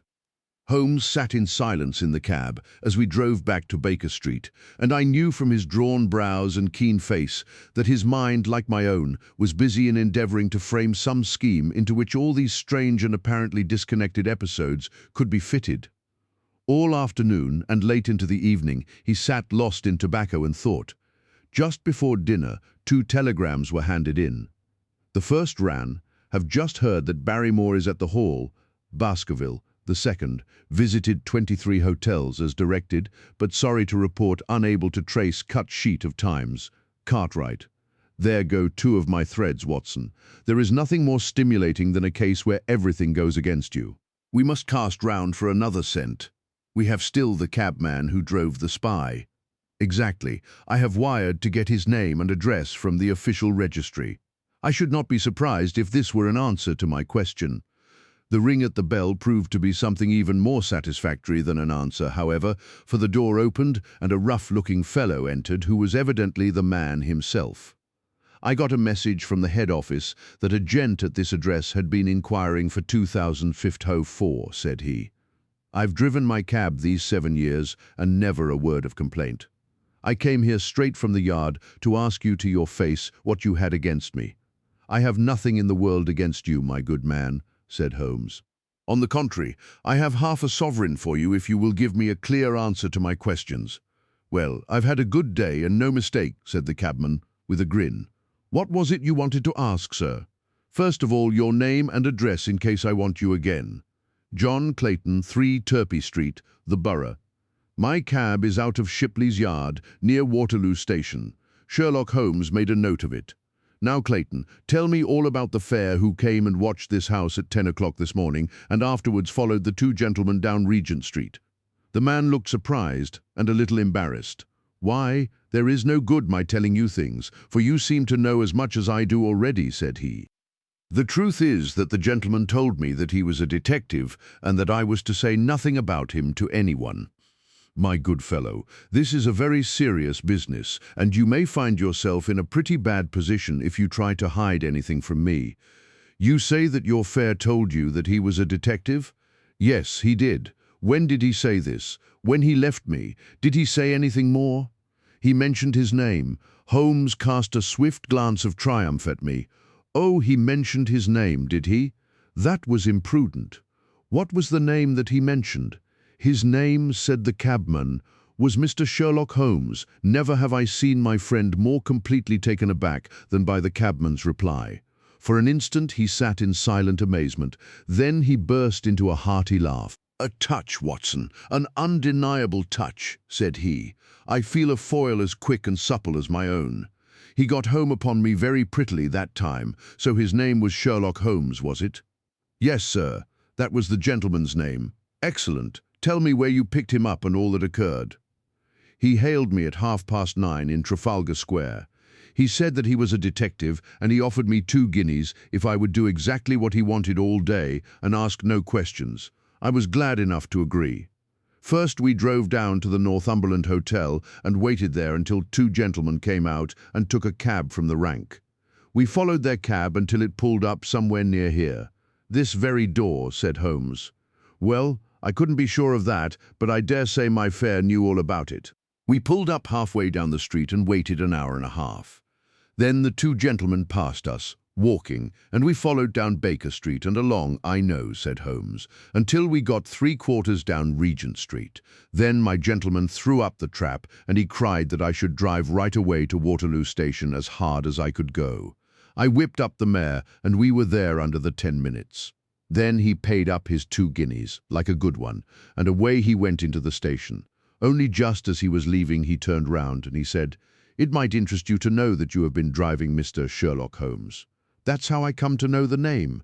"I see. And you saw no more of him?" "Not after he went into the station." "And how would you describe Mr. Sherlock Holmes?" The cabman scratched his head. "Well, he wasn't altogether such an easy gentleman to describe. I'd put him at 40 years of age, and he was of a middle height, 2 or 3 inches shorter than you, sir. He was dressed like a toff, and he had a black beard, cut square at the end, and a pale face. I don't know as I could say more than that." "Colour of his eyes?" "No, I can't say that." "Nothing more that you can remember?" "No, sir, nothing." "Well then, here is your half-sovereign. There's another one waiting for you if you can bring any more information. Good night." "Good night, sir, and thank you." John Clayton departed chuckling, and Holmes turned to me with a shrug of his shoulders and a rueful smile. "Snap goes our 3rd thread, and we end where we began," said he. "The cunning rascal. He knew our number, knew that Sir Henry Baskerville had consulted me, spotted who I was in Regent Street, conjectured that I had got the number of the cab, and would lay my hands on the driver, and so sent back this audacious message. I tell you, Watson, this time we have got a foeman who is worthy of our steel. I've been checkmated in London. I can only wish you better luck in Devonshire, but I'm not easy in my mind about it." "About what?" "About sending you." "It's an ugly business, Watson, an ugly, dangerous business, and the more I see of it, the less I like it. Yes, my dear fellow, you may laugh, but I give you my word that I shall be very glad to have you back safe and sound in Baker Street once more. Chapter 6. Baskerville Hall. Sir Henry Baskerville and Dr. Mortimer were ready upon the appointed day, and we started as arranged for Devonshire. Mr. Sherlock Holmes drove with me to the station and gave me his last parting injunctions and advice. "I will not bias your mind by suggesting theories or suspicions, Watson," said he. "I wish you simply to report facts in the fullest possible manner to me, and you can leave me to do the theorizing." "What sort of facts?" I asked. "Anything which may seem to have a bearing, however indirect, upon the case, and especially the relations between young Baskerville and his neighbours, or any fresh particulars concerning the death of Sir Charles. I have made some inquiries myself in the last few days, but the results have, I fear, been negative. One thing only appears to be certain, and that is that Mr. James Desmond, who is the next heir, is an elderly gentleman of a very amiable disposition, so that this persecution does not arise from him. I really think that we may eliminate him entirely from our calculations. There remain the people who will actually surround Sir Henry Baskerville upon the moor. Would it not be well in the first place to get rid of this Barrymore couple? By no means. You could not make a greater mistake. If they are innocent, it would be a cruel injustice, and if they are guilty, we should be giving up all chance of bringing it home to them. No, we will preserve them upon our list of suspects. Then there is a groom at the Hall, if I remember right. There are 2 moorland farmers. There is our friend Dr. Mortimer, whom I believe to be entirely honest, and there is his wife, of whom we know nothing. There is this naturalist, Stapleton, and there is his sister, who is said to be a young lady of attractions. There is Mr. Frankland of Laughter Hall, who is also an unknown factor, and there are 1 or 2 other neighbours. These are the folk who must be your very special study. I will do my best. You have arms, I suppose?" "Yes, I thought it as well to take them. Most certainly, keep your revolver near you night and day, and never relax your precautions."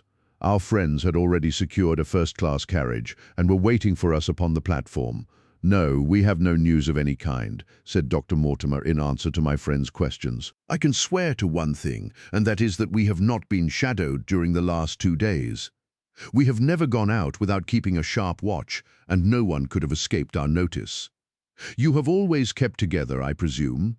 Except yesterday afternoon. I usually give up 1 day to pure amusement when I come to town, so I spent it at the Museum of the College of Surgeons. And I went to look at the folk in the park," said Baskerville. "But we had no trouble of any kind. It was imprudent, all the same," said Holmes, shaking his head and looking very grave. "I beg, Sir Henry, that you will not go about alone. Some great misfortune will befall you if you do. Did you get your other boot?" "No, sir, it is gone forever." "Indeed. That is very interesting. Well, goodbye," he added, as the train began to glide down the platform. "Bear in mind, Sir Henry, one of the phrases in that queer old legend which Dr. Mortimer has read to us, and avoid the moor in those hours of darkness when the powers of evil are exalted." I looked back at the platform when we had left it far behind, and saw the tall, austere figure of Holmes standing motionless and gazing after us. The journey was a swift and pleasant one, and I spent it in making the more intimate acquaintance of my 2 companions, and in playing with Dr. Mortimer's spaniel. In a very few hours the brown earth had become ruddy, the brick had changed to granite, and red cows grazed in well-hedged fields where the lush grasses and more luxuriant vegetation spoke of a richer, if a damper, climate. Young Baskerville stared eagerly out of the window and cried aloud with delight as he recognized the familiar features of the Devon scenery.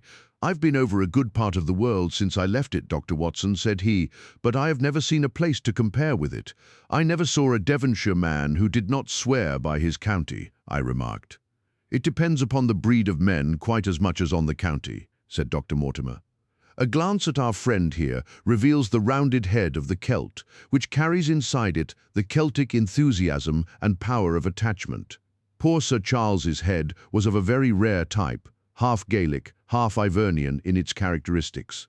"But you were very young when you last saw Baskerville Hall, were you not?" "I was a boy in my teens at the time of my father's death, and had never seen the Hall, for he lived in a little cottage on the south coast.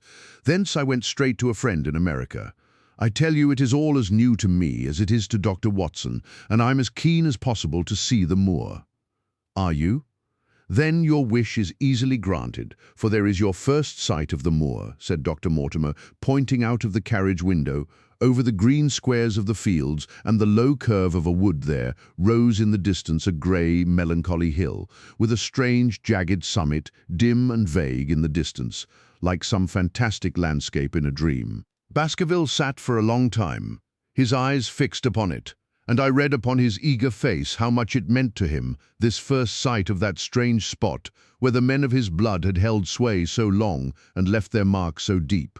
There he sat, with his tweed suit and his American accent, in the corner of a prosaic railway carriage, and yet as I looked at his dark and expressive face, I felt more than ever how true a descendant he was of that long line of high-blooded, fiery and masterful men. There were pride, valor, and strength in his thick brows, his sensitive nostrils, and his large hazel eyes. If on that forbidding moor a difficult and dangerous quest should lie before us, this was at least a comrade for whom one might venture to take a risk with the certainty that he would bravely share it.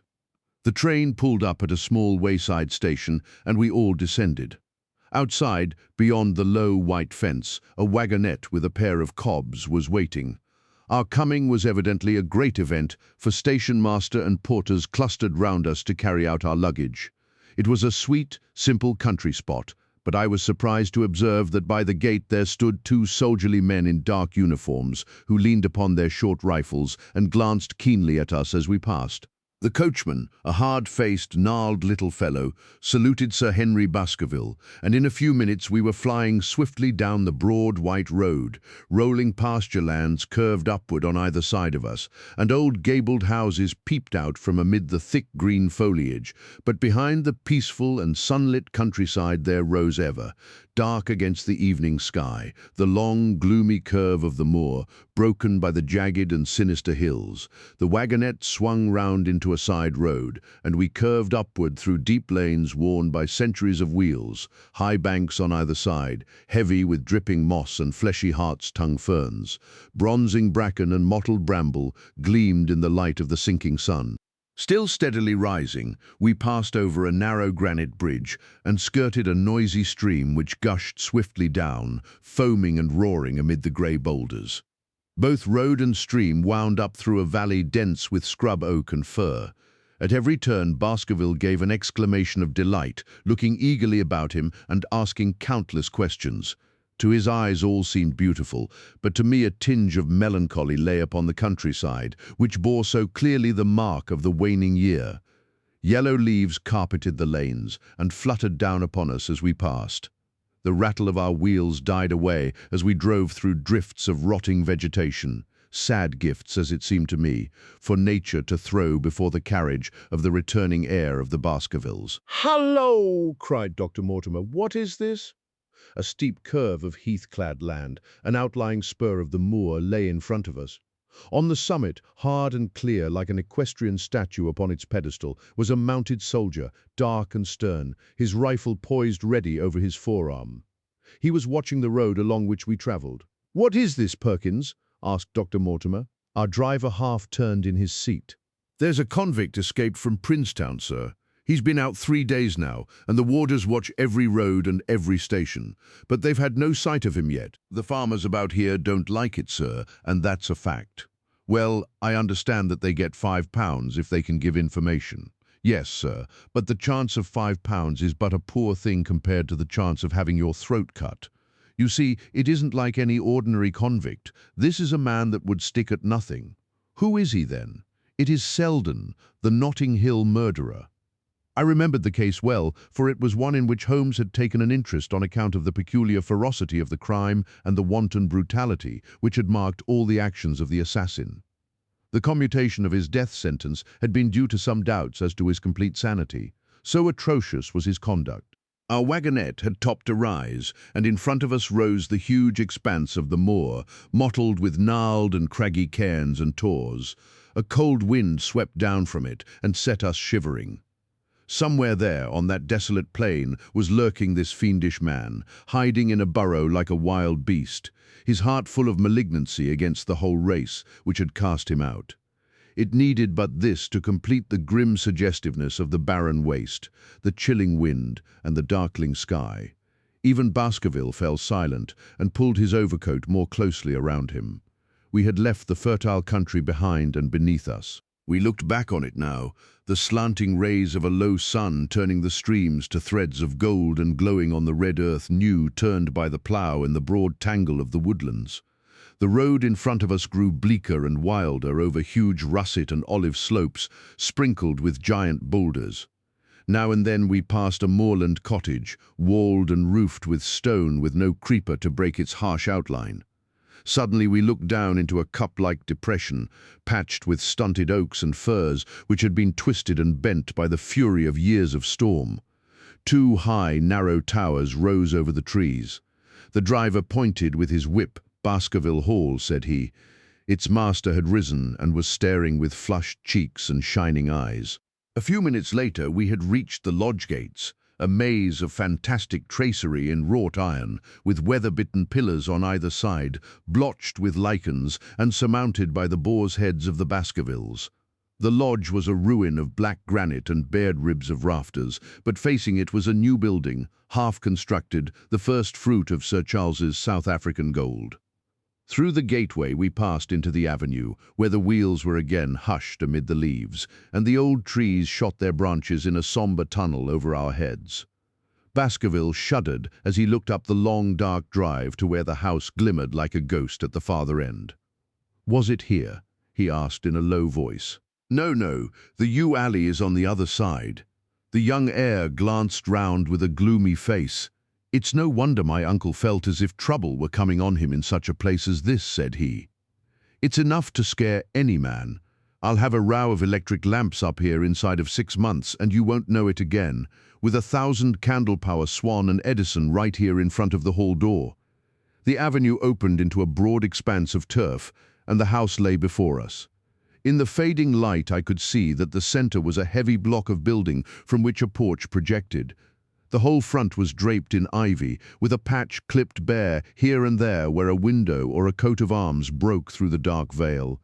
From this central block rose the twin towers, ancient, crenellated, and pierced with many loopholes. To right and left of the turrets were more modern wings of black granite. A dull light shone through heavy mullioned windows, and from the high chimneys which rose from the steep, high-angled roof there sprang a single black column of smoke. "Welcome, Sir Henry. Welcome to Baskerville Hall." A tall man had stepped from the shadow of the porch to open the door of the wagonette. The figure of a woman was silhouetted against the yellow light of the hall. She came out and helped the man to hand down our bags. "You don't mind my driving straight home, Sir Henry?" said Dr. Mortimer. "My wife is expecting me. Surely you will stay and have some dinner?" "No, I must go. I shall probably find some work awaiting me.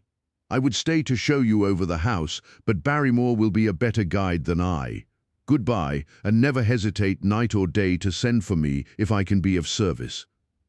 The wheels died away down the drive while Sir Henry and I turned into the hall, and the door clanged heavily behind us. It was a fine apartment in which we found ourselves, large, lofty, and heavily raftered, with huge baulks of age-blackened oak. In the great old-fashioned fireplace, behind the high iron dogs, a log fire crackled and snapped. Sir Henry and I held out our hands to it, for we were numb from our long drive.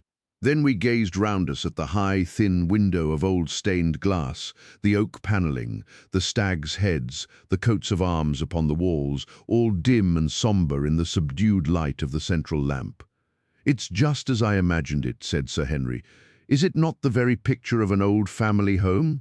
To think that this should be the same hall in which for 500 years my people have lived. It strikes me solemn to think of it." I saw his dark face lit up with a boyish enthusiasm as he gazed about him. The light beat upon him where he stood, but long shadows trailed down the walls and hung like a black canopy above him.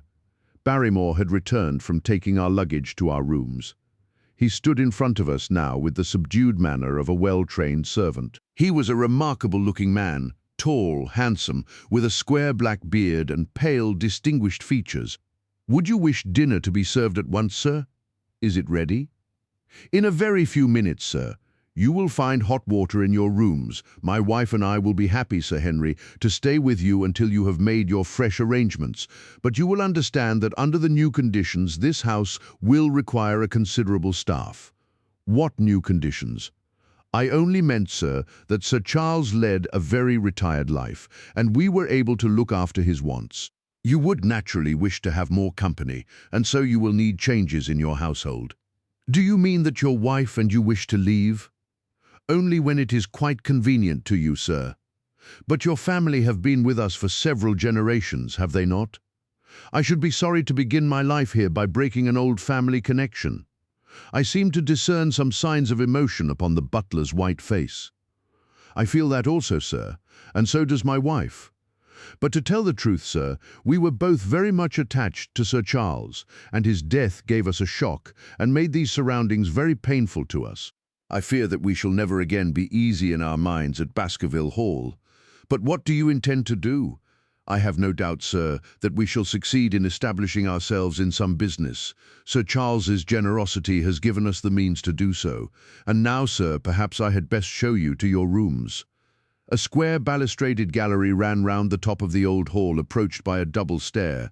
From this central point, 2 long corridors extended the whole length of the building, from which all the bedrooms opened. My own was in the same wing as Baskerville's, and almost next door to it.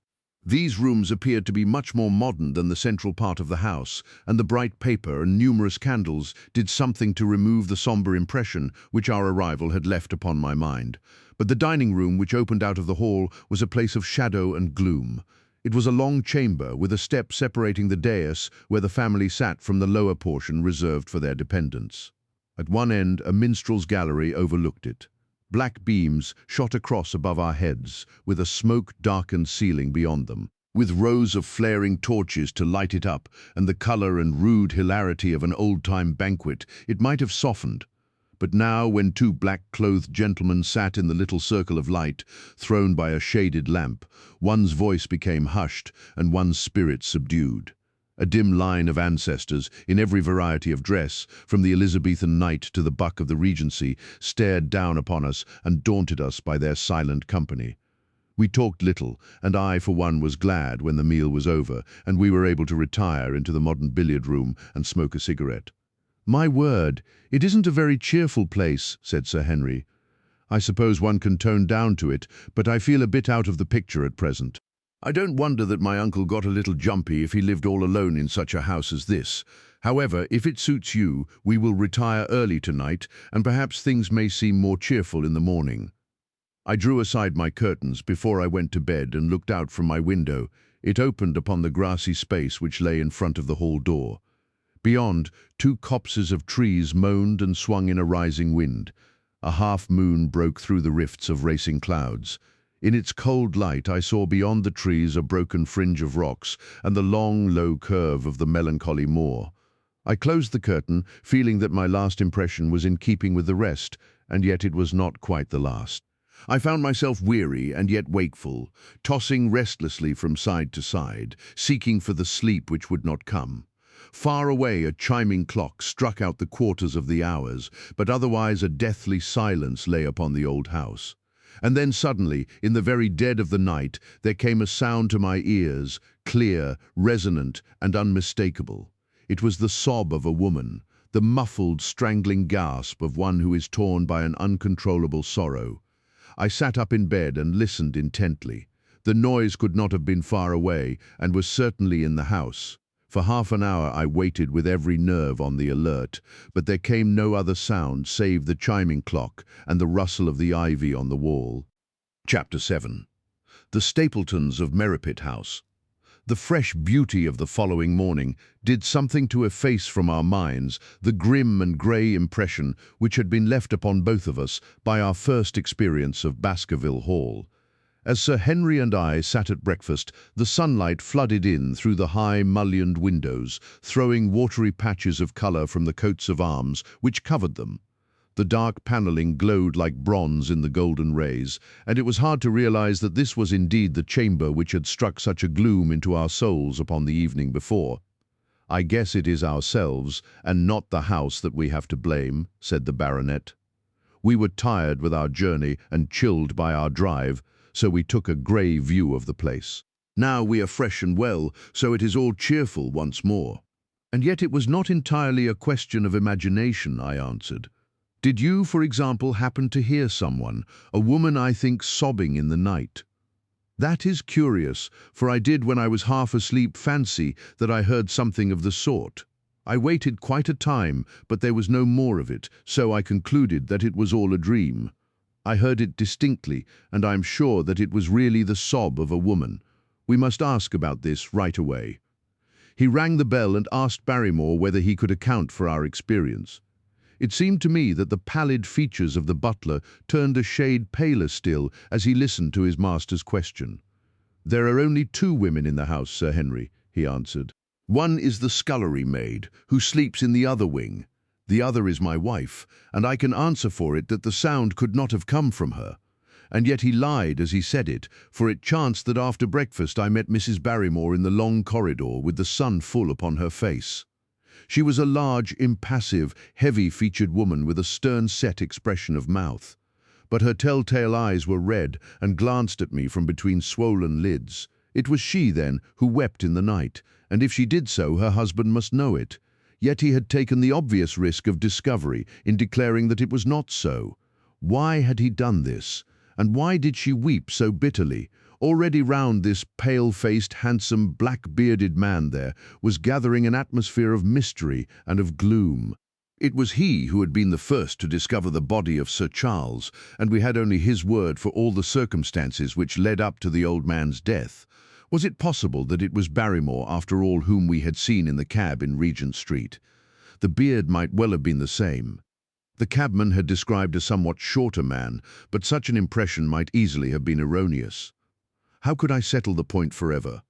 Obviously, the first thing to do was to see the Grimpen postmaster and find whether the test telegram had really been placed in Barrymore's own hands. Be the answer what it might, I should at least have something to report to Sherlock Holmes. Sir Henry had numerous papers to examine after breakfast, so that the time was propitious for my excursion.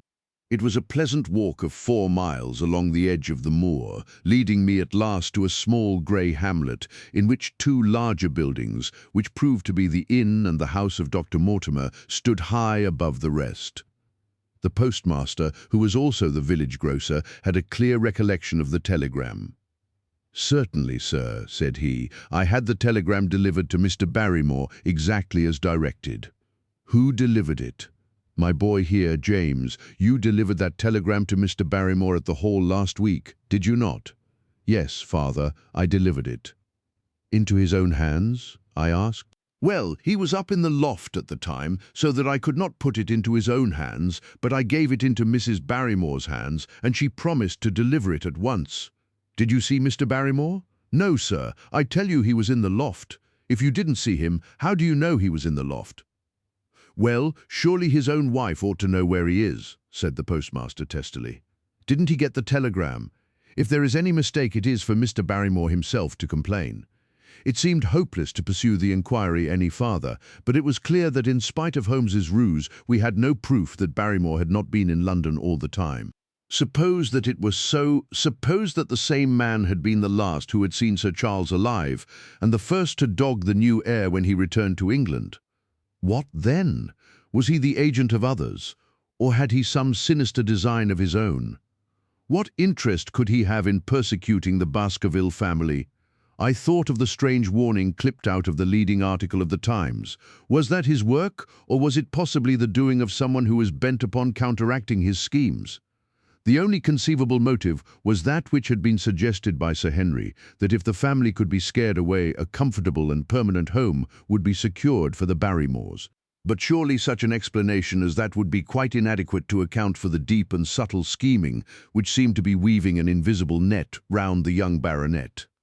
Holmes himself had said that no more complex case had come to him in all the long series of his sensational investigations.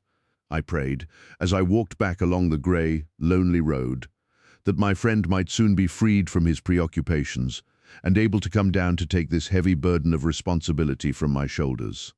Suddenly my thoughts were interrupted by the sound of running feet behind me and by a voice which called me by name. I turned, expecting to see Dr. Mortimer, but to my surprise it was a stranger who was pursuing me. He was a small, slim, clean-shaven, prim-faced man, flaxen-haired and lean-jawed, between 30 and 40 years of age, dressed in a grey suit and wearing a straw hat. A tin box for botanical specimens hung over his shoulder, and he carried a green butterfly net in one of his hands.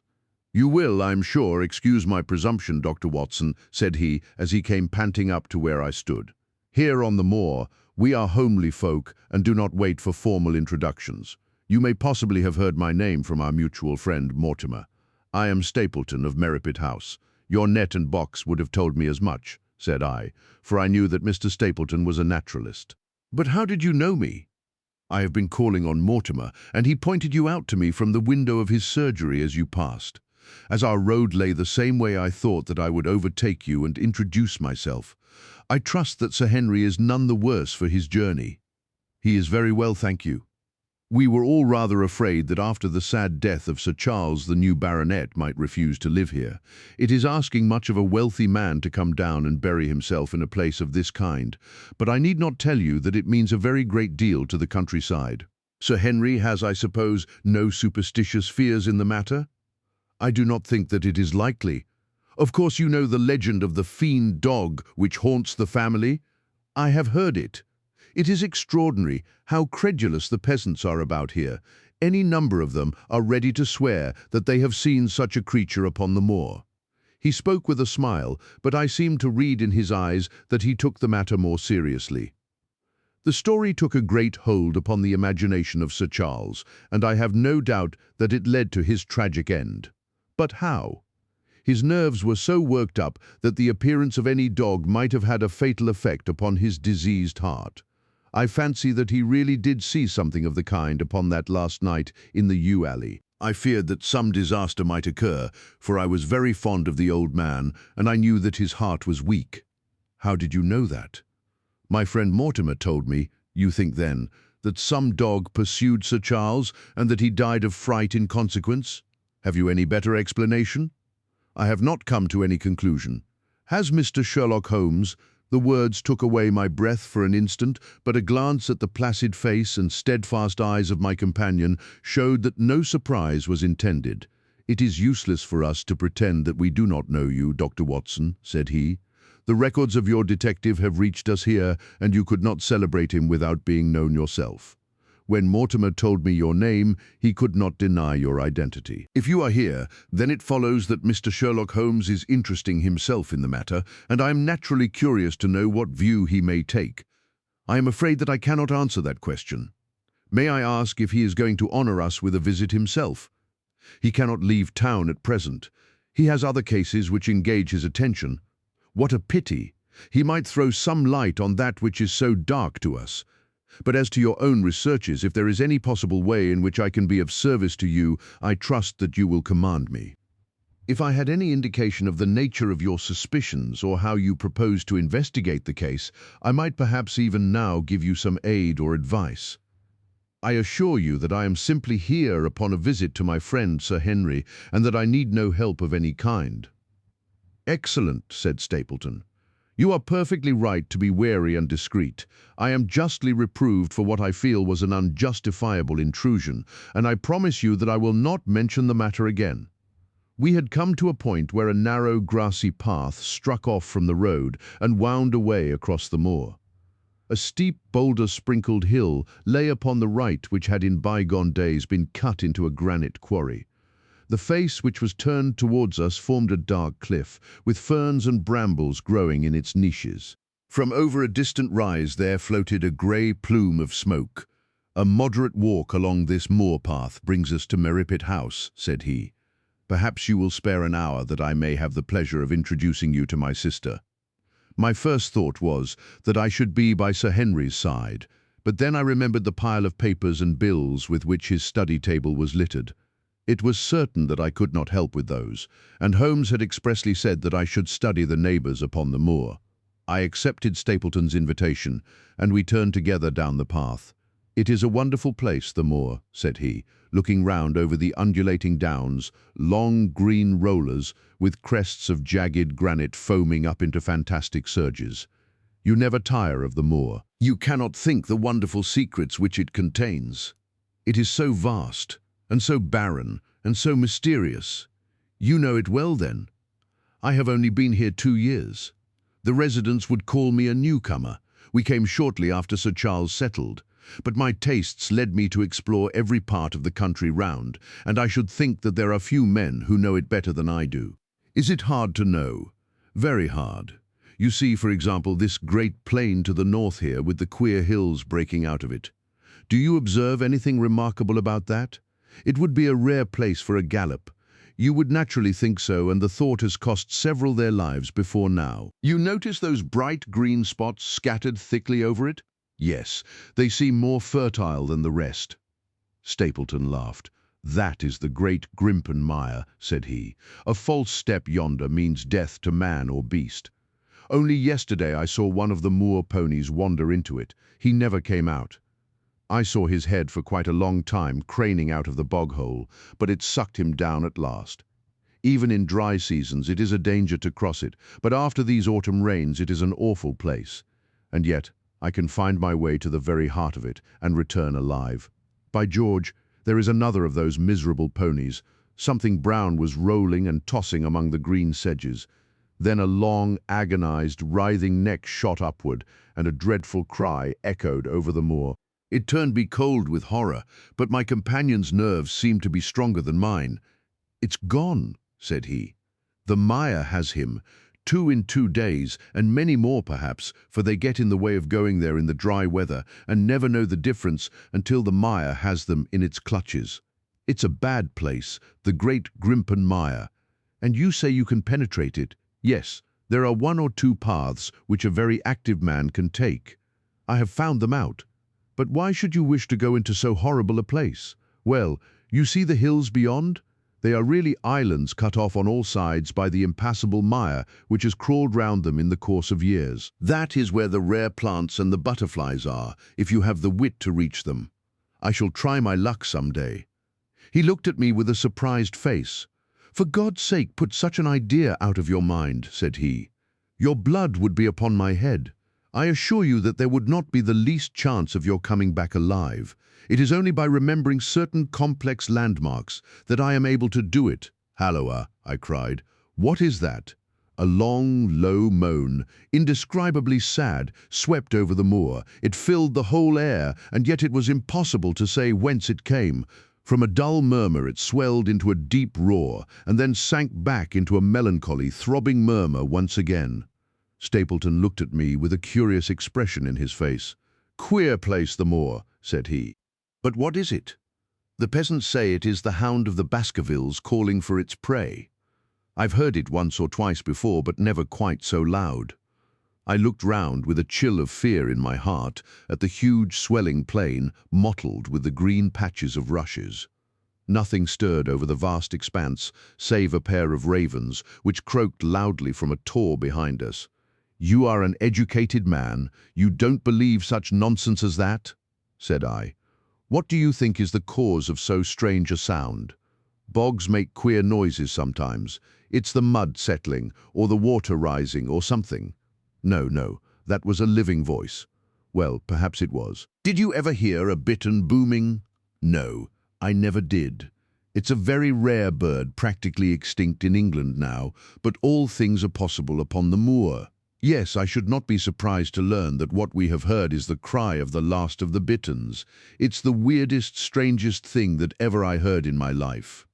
"Yes, it's rather an uncanny place altogether. Look at the hillside yonder. What do you make of those? The whole steep slope was covered with grey, circular rings of stone, a score of them at least. What are they? Sheep pens? No, they are the homes of our worthy ancestors. Prehistoric man lived thickly on the moor, and as no one in particular has lived there since, we find all his little arrangements exactly as he left them. These are his wigwams with the roofs off. You can even see his hearth and his couch if you have the curiosity to go inside. But it is quite a town. When was it inhabited? Neolithic man, no date. What did he do? He grazed his cattle on these slopes, and he learned to dig for tin when the bronze sword began to supersede the stone axe. Look at the great trench in the opposite hill. That is his mark. Yes, you will find some very singular points about the moor, Dr. Watson. Oh, excuse me an instant. It is surely Cyclopides. A small fly or moth had fluttered across our path, and in an instant Stapleton was rushing with extraordinary energy and speed in pursuit of it. To my dismay, the creature flew straight for the great mire, and my acquaintance never paused for an instant, bounding from tuft to tuft behind it, his green net waving in the air. His grey clothes and jerky zigzag, irregular progress made him not unlike some huge moth himself. I was standing watching his pursuit, with a mixture of admiration for his extraordinary activity and fear lest he should lose his footing in the treacherous mire, when I heard the sound of steps and, turning round, found a woman near me upon the path. She had come from the direction in which the plume of smoke indicated the position of Merripit House, but the dip of the moor had hidden her until she was quite close. I could not doubt that this was the Miss Stapleton of whom I had been told, since ladies of any sort must be few upon the moor, and I remembered that I had heard someone describe her as being a beauty. The woman who approached me was certainly that, and of a most uncommon type. There could not have been a greater contrast between brother and sister, for Stapleton was neutral-tinted, with light hair and grey eyes, while she was darker than any brunette whom I have seen in England, slim, elegant, and tall. She had a proud, finely cut face, so regular that it might have seemed impassive were it not for the sensitive mouth and the beautiful, dark, eager eyes. With her perfect figure and elegant dress, she was, indeed, a strange apparition upon a lonely moorland path. Her eyes were on her brother as I turned, and then she quickened her pace towards me. I had raised my hat and was about to make some explanatory remark when her own words turned all my thoughts into a new channel. "Go back," she said. "Go straight back to London instantly." I could only stare at her in stupid surprise. Her eyes blazed at me, and she tapped the ground impatiently with her foot. "Why should I go back?" I asked. "I cannot explain." She spoke in a low, eager voice, with a curious lisp in her utterance. "But for God's sake, do what I ask you. Go back and never set foot upon the moor again." "But I have only just come." Man," she cried, "can you not tell when a warning is for your own good? Go back to London. Start tonight. Get away from this place at all costs." "Hush, my brother is coming. Not a word of what I have said. Would you mind getting that orchid for me among the mare's tails yonder? We are very rich in orchids on the moor, though, of course, you are rather late to see the beauties of the place." Stapleton had abandoned the chase and came back to us breathing hard and flushed with his exertions. "Halloa, Beryl," said he, and it seemed to me that the tone of his greeting was not altogether a cordial one. "Well, Jack, you are very hot." "Yes, I was chasing a Cyclopides. He is very rare and seldom found in the late autumn. What a pity that I should have missed him." He spoke unconcernedly, but his small, light eyes glanced incessantly from the girl to me. "You have introduced yourselves, I can see. Yes, I was telling Sir Henry that it was rather late for him to see the true beauties of the moor. Why, who do you think this is? I imagine that it must be Sir Henry Baskerville." No, said I, "only a humble commoner, but his friend."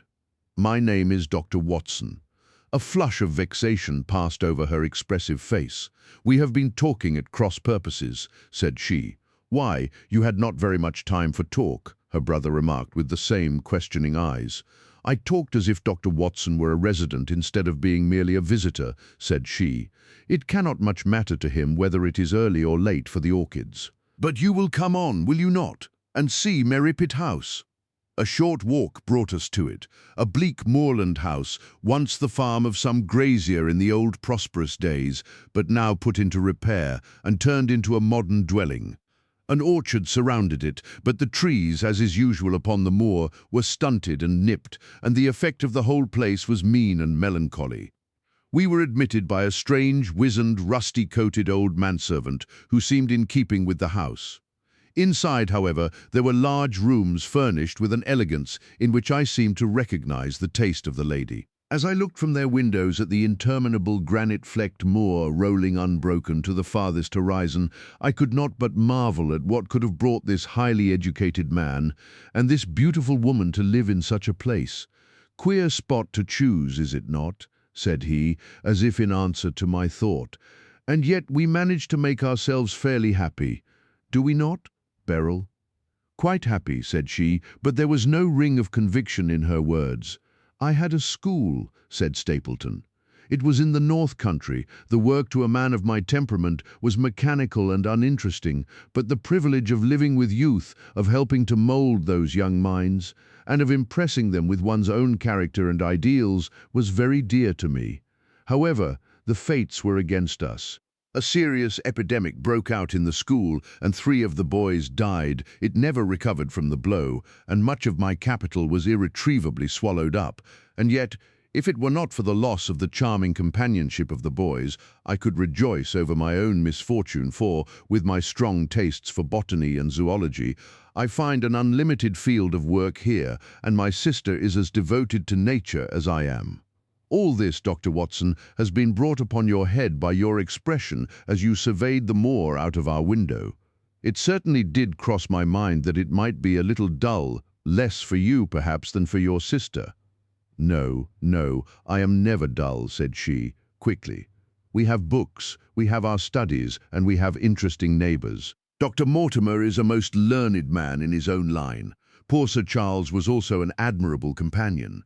We knew him well, and miss him more than I can tell. Do you think that I should intrude if I were to call this afternoon and make the acquaintance of Sir Henry? I am sure that he would be delighted. Then perhaps you would mention that I propose to do so. We may, in our humble way, do something to make things more easy for him until he becomes accustomed to his new surroundings. Will you come upstairs, Dr. Watson, and inspect my collection of Lepidoptera? I think it is the most complete one in the southwest of England. By the time that you have looked through them, lunch will be almost ready. But I was eager to get back to my charge.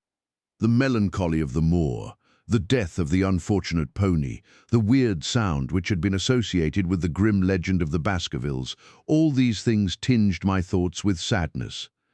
Then, on the top of these more or less vague impressions, there had come the definite and distinct warning of Miss Stapleton, delivered with such intense earnestness that I could not doubt that some grave and deep reason lay behind it. I resisted all pressure to stay for lunch, and I set off at once upon my return journey, taking the grass-grown path by which we had come. It seems, however, that there must have been some shortcut for those who knew it, for before I had reached the road, I was astounded to see Miss Stapleton sitting upon a rock by the side of the track. Her face was beautifully flushed with her exertions, and she held her hand to her side. "I have run all the way in order to cut you off, Dr. Watson," said she. "I had not even time to put on my hat. I must not stop, or my brother may miss me. I wanted to say to you how sorry I am about the stupid mistake I made in thinking that you were Sir Henry. Please forget the words I said, which have no application whatever to you. But I can't forget them, Miss Stapleton, said I. I am Sir Henry's friend, and his welfare is a very close concern of mine. Tell me why it was that you were so eager that Sir Henry should return to London. A woman's whim. Dr. Watson, when you know me better, you will understand that I cannot always give reasons for what I say or do. No, no. I remember the thrill in your voice. I remember the look in your eyes. Please, please be frank with me, Miss Stapleton, for ever since I have been here, I have been conscious of shadows all round me. Life has become like that great Grimpen mire, with little green patches everywhere into which one may sink, and with no guide to point the track. Tell me then what it was that you meant, and I will promise to convey your warning to Sir Henry. An expression of irresolution passed for an instant over her face, but her eyes had hardened again when she answered me. You make too much of it, Dr. Watson, said she. My brother and I were very much shocked by the death of Sir Charles. We knew him very intimately, for his favourite walk was over the moor to our house. He was deeply impressed with the curse which hung over the family, and when this tragedy came, I naturally felt that there must be some grounds for the fears which he had expressed. I was distressed, therefore, when another member of the family came down to live here, and I felt that he should be warned of the danger which he will run. That was all which I intended to convey. But what is the danger? You know the story of the Hound. I do not believe in such nonsense. But I do. If you have any influence with Sir Henry, take him away from a place which has always been fatal to his family. The world is wide. Why should he wish to live at the place of danger? Because it is the place of danger, that is Sir Henry's nature. I fear that unless you can give me some more definite information than this, it would be impossible to get him to move. I cannot say anything definite, for I do not know anything definite. I would ask you one more question, Miss Stapleton. If you meant no more than this when you first spoke to me, why should you not wish your brother to overhear what you said? There is nothing to which he or anyone else could object. My brother is very anxious to have the hall inhabited, for he thinks it is for the good of the poor folk upon the moor. He would be very angry if he knew that I have said anything which might induce Sir Henry to go away. But I have done my duty now, and I will say no more. I must get back, or he will miss me and suspect that I have seen you. Goodbye, she turned, and had disappeared in a few minutes among the scattered boulders, while I, with my soul full of vague fears, pursued my way to Baskerville Hall. Chapter 8. First Report of Dr. Watson.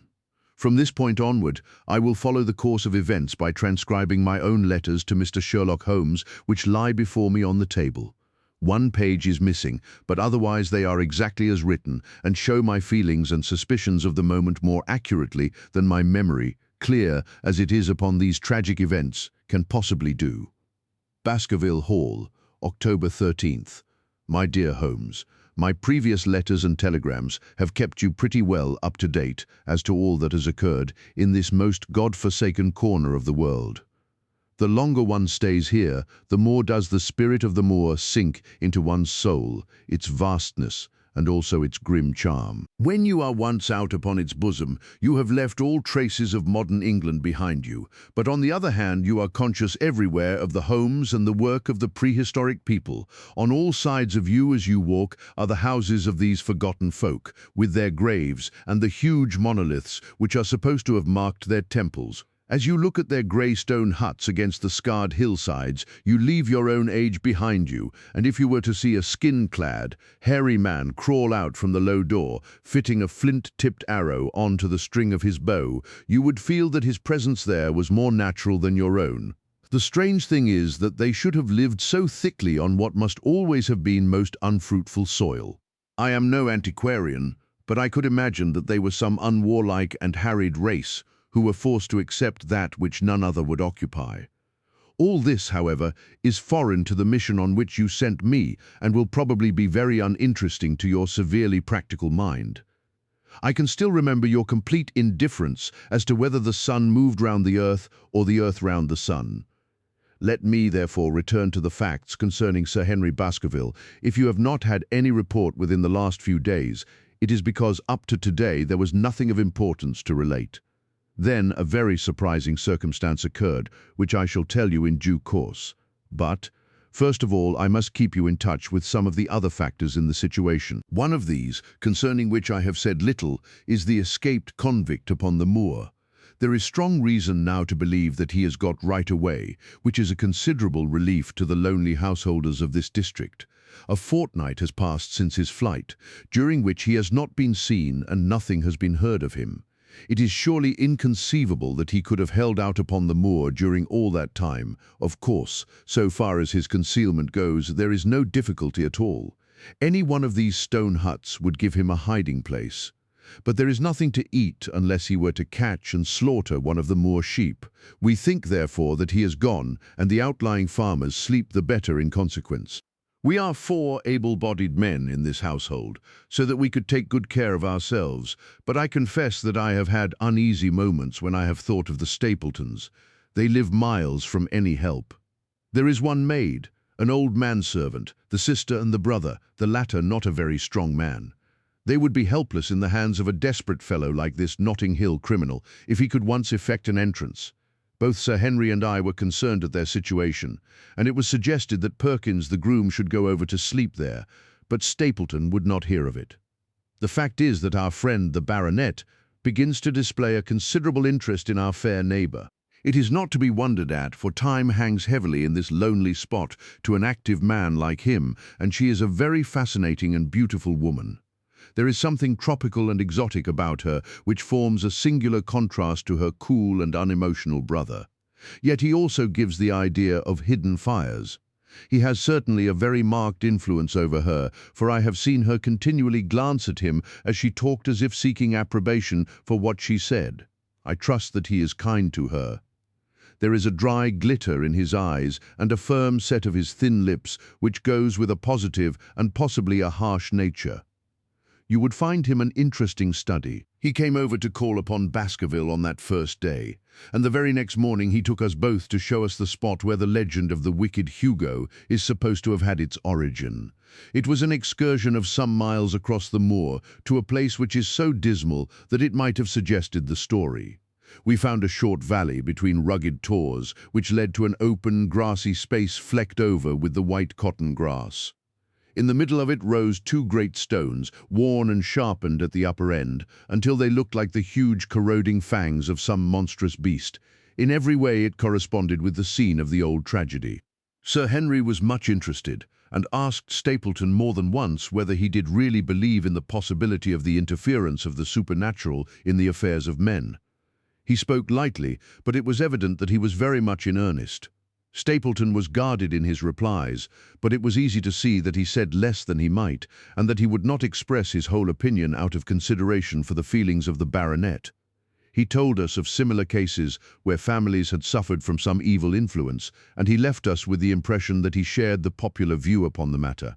On our way back, we stayed for lunch at Merripit House, and it was there that Sir Henry made the acquaintance of Miss Stapleton. From the first moment that he saw her, he appeared to be strongly attracted by her, and I am much mistaken if the feeling was not mutual. He referred to her again and again on our walk home, and since then hardly a day has passed that we have not seen something of the brother and sister. They dine here tonight, and there is some talk of our going to them next week. One would imagine that such a match would be very welcome to Stapleton, and yet I have more than once caught a look of the strongest disapprobation in his face when Sir Henry has been paying some attention to his sister. He is much attached to her, no doubt, and would lead a lonely life without her, but it would seem the height of selfishness if he were to stand in the way of her making so brilliant a marriage. Yet I am certain that he does not wish their intimacy to ripen into love, and I have several times observed that he has taken pains to prevent them from being face to face. By the way, your instructions to me never to allow Sir Henry to go out alone will become very much more onerous if a love affair were to be added to our other difficulties. My popularity would soon suffer if I were to carry out your orders to the letter. The other day, Thursday to be more exact, Dr. Mortimer lunched with us. He has been excavating a barrow at Long Down and has got a prehistoric skull, which fills him with great joy. Never was there such a single-minded enthusiast as he. The Stapletons came in afterwards, and the good doctor took us all to the yew alley, at Sir Henry's request, to show us exactly how everything occurred upon that fatal night. It is a long, dismal walk, the yew alley, between two high walls of clipped hedge, with a narrow band of grass upon either side. At the far end is an old, tumble-down summer-house. Halfway down is the Moor gate, where the old gentleman left his cigar ash. It is a white wooden gate with a latch. Beyond it lies the wide moor.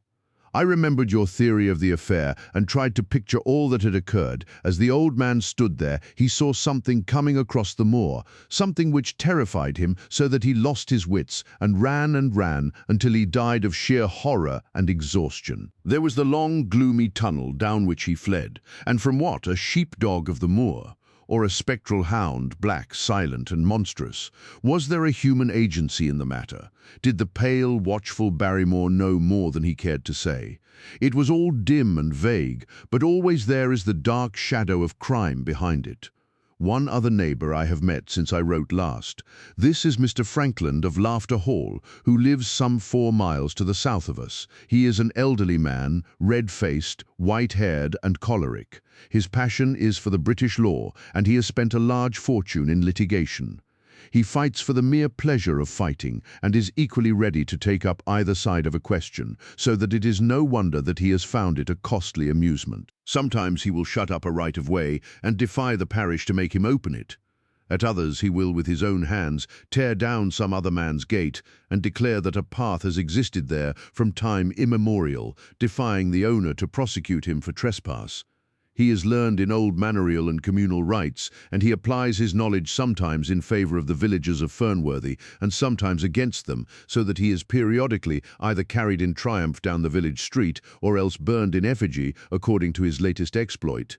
He is said to have about 7 lawsuits upon his hands at present, which will probably swallow up the remainder of his fortune and so draw his sting and leave him harmless for the future. Apart from the law, he seems a kindly, good-natured person, and I only mention him because you were particular that I should send some description of the people who surround us. He is curiously employed at present, for being an amateur astronomer, he has an excellent telescope, with which he lies upon the roof of his own house and sweeps the moor all day in the hope of catching a glimpse of the escaped convict. If he would confine his energies to this, all would be well, but there are rumours that he intends to prosecute Dr. Mortimer for opening a grave without the consent of the next of kin, because he dug up the Neolithic skull in the barrow on Long Down. He helps to keep our lives from being monotonous and gives a little comic relief where it is badly needed. And now, having brought you up to date in the escaped convict, the Stapletons, Dr. Mortimer and Frankland of Laughter Hall, let me end on that which is most important and tell you more about the Barrymores, and especially about the surprising development of last night. First of all, about the test telegram which you sent from London in order to make sure that Barrymore was really here. I have already explained that the testimony of the postmaster shows that the test was worthless and that we have no proof one way or the other. I told Sir Henry how the matter stood, and he at once, in his downright fashion, had Barrymore up and asked him whether he had received the telegram himself. Barrymore said that he had. "Did the boy deliver it into your own hands?" asked Sir Henry. Barrymore looked surprised and considered for a little time. "No," said he. "I was in the box room at the time, and my wife brought it up to me." "Did you answer it yourself?" "No, I told my wife what to answer, and she went down to write it." In the evening, he recurred to the subject of his own accord. "I could not quite understand the object of your questions this morning, Sir Henry," said he. "I trust that they do not mean that I have done anything to forfeit your confidence." Sir Henry had to assure him that it was not so and pacify him by giving him a considerable part of his old wardrobe, the London outfit having now all arrived. "Mrs. Barrymore is of interest to me. She is a heavy, solid person, very limited, intensely respectable, and inclined to be puritanical. You could hardly conceive a less emotional subject, yet I have told you how, on the first night here, I heard her sobbing bitterly, and since then I have more than once observed traces of tears upon her face. Some deep sorrow gnaws ever at her heart. Sometimes I wonder if she has a guilty memory which haunts her, and sometimes I suspect Barrymore of being a domestic tyrant. I have always felt that there was something singular and questionable in this man's character, but the adventure of last night brings all my suspicions to a head. And yet it may seem a small matter in itself. You are aware that I am not a very sound sleeper, and since I have been on guard in this house, my slumbers have been lighter than ever. Last night, about 2 in the morning, I was aroused by a stealthy step passing my room. I rose, opened my door, and peeped out. A long black shadow was trailing down the corridor. It was thrown by a man who walked softly down the passage with a candle held in his hand. He was in shirt and trousers, with no covering to his feet. I could merely see the outline, but his height told me that it was Barrymore.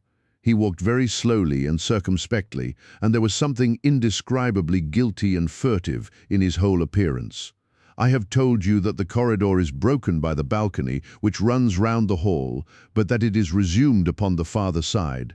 I waited until he had passed out of sight, and then I followed him. When I came round the balcony, he had reached the end of the farther corridor, and I could see from the glimmer of light through an open door that he had entered one of the rooms. Now, all these rooms are unfurnished and unoccupied, so that his expedition became more mysterious than ever. The light shone steadily, as if he was standing motionless. I crept down the passage as noiselessly as I could and peeped round the corner of the door. Barrymore was crouching at the window with the candle held against the glass. His profile was half turned towards me, and his face seemed to be rigid with expectation as he stared out into the blackness of the moor. For some minutes he stood watching intently. Then he gave a deep groan, and with an impatient gesture he put out the light. Instantly I made my way back to my room, and very shortly came the stealthy steps, passing once more upon their return journey. Long afterwards, when I had fallen into a light sleep, I heard a key turn somewhere in a lock, but I could not tell whence the sound came. What it all means I cannot guess, but there is some secret business going on in this house of gloom, which sooner or later we shall get to the bottom of. I do not trouble you with my theories, for you asked me to furnish you only with facts. I have had a long talk with Sir Henry this morning, and we have made a plan of campaign founded upon my observations of last night. I will not speak about it just now, but it should make my next report interesting reading. Chapter 9. Second Report of Dr. Watson, The Light upon the Moor. Baskerville Hall, October 15th. My dear Holmes, if I was compelled to leave you without much news during the early days of my mission, you must acknowledge that I am making up for lost time, and that events are now crowding thick and fast upon us. In my last report I ended upon my top note with Barrymore at the window, and now I have quite a budget already which will, unless I am much mistaken, considerably surprise you. Things have taken a turn which I could not have anticipated. In some ways they have, within the last 48 hours, become much clearer, and in some ways they have become more complicated. But I will tell you all, and you shall judge for yourself. Before breakfast on the morning following my adventure, I went down the corridor and examined the room in which Barrymore had been on the night before. The western window through which he had stared so intently has, I noticed, one peculiarity above all other windows in the house. It commands the nearest outlook on the moor. There is an opening between two trees which enables one from this point of view to look right down upon it, while from all the other windows it is only a distant glimpse which can be obtained. It follows, therefore, that Barrymore, since only this window would serve the purpose, must have been looking out for something or somebody upon the moor. The night was very dark, so that I can hardly imagine how he could have hoped to see anyone. It had struck me that it was possible that some love intrigue was on foot. That would have accounted for his stealthy movements and also for the uneasiness of his wife. The man is a striking-looking fellow, very well equipped to steal the heart of a country girl, so that this theory seemed to have something to support it. That opening of the door, which I had heard after I had returned to my room, might mean that he had gone out to keep some clandestine appointment.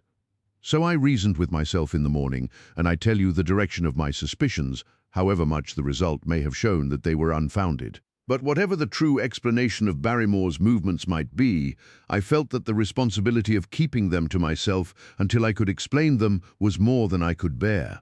I had an interview with the baronet in his study after breakfast, and I told him all that I had seen. He was less surprised than I had expected. I knew that Barrymore walked about nights, and I had a mind to speak to him about it, said he. 2 or 3 times I have heard his steps in the passage, coming and going, just about the hour you name. Perhaps then he pays a visit every night to that particular window, I suggested. Perhaps he does. If so, we should be able to shadow him and see what it is that he is after. I wonder what your friend Holmes would do if he were here. I believe that he would do exactly what you now suggest, said I. He would follow Barrymore and see what he did. Then we shall do it together, but surely he would hear us. The man is rather deaf, and in any case we must take our chance of that. We'll sit up in my room tonight and wait until he passes. Sir Henry rubbed his hands with pleasure, and it was evident that he hailed the adventure as a relief to his somewhat quiet life upon the moor.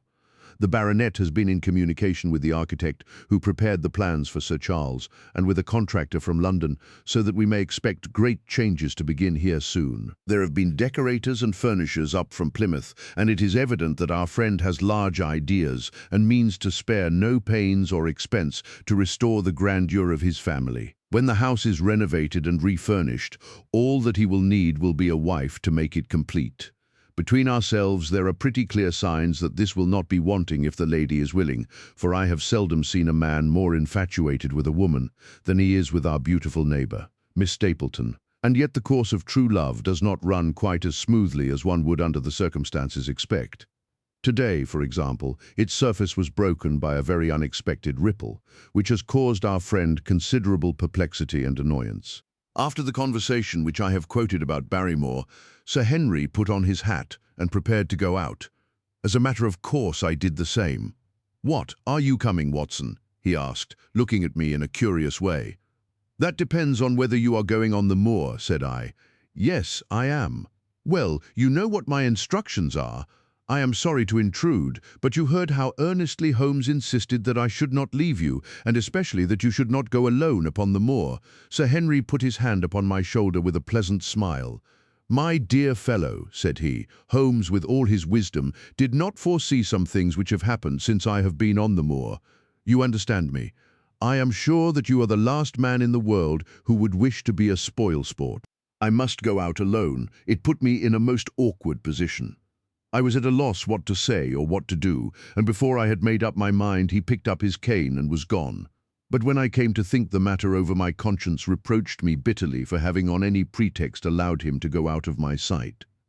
I imagined what my feelings would be if I had to return to you and to confess that some misfortune had occurred through my disregard for your instructions. I assure you my cheeks flushed at the very thought. It might not even now be too late to overtake him, so I set off at once in the direction of Merripit House. I hurried along the road at the top of my speed without seeing anything of Sir Henry, until I came to the point where the moor path branches off. There, fearing that perhaps I had come in the wrong direction after all, I mounted a hill from which I could command a view, the same hill which is cut into the dark quarry. Thence I saw him at once.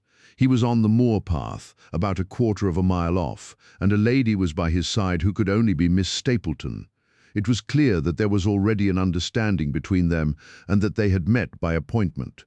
They were walking slowly along in deep conversation, and I saw her making quick little movements of her hands, as if she were very earnest in what she was saying, while he listened intently and once or twice shook his head in strong dissent. I stood among the rocks watching them, very much puzzled as to what I should do next. To follow them and break into their intimate conversation seemed to be an outrage, and yet my clear duty was never for an instant to let him out of my sight. To act the spy upon a friend was a hateful task. Still, I could see no better course than to observe him from the hill, and to clear my conscience by confessing to him afterwards what I had done.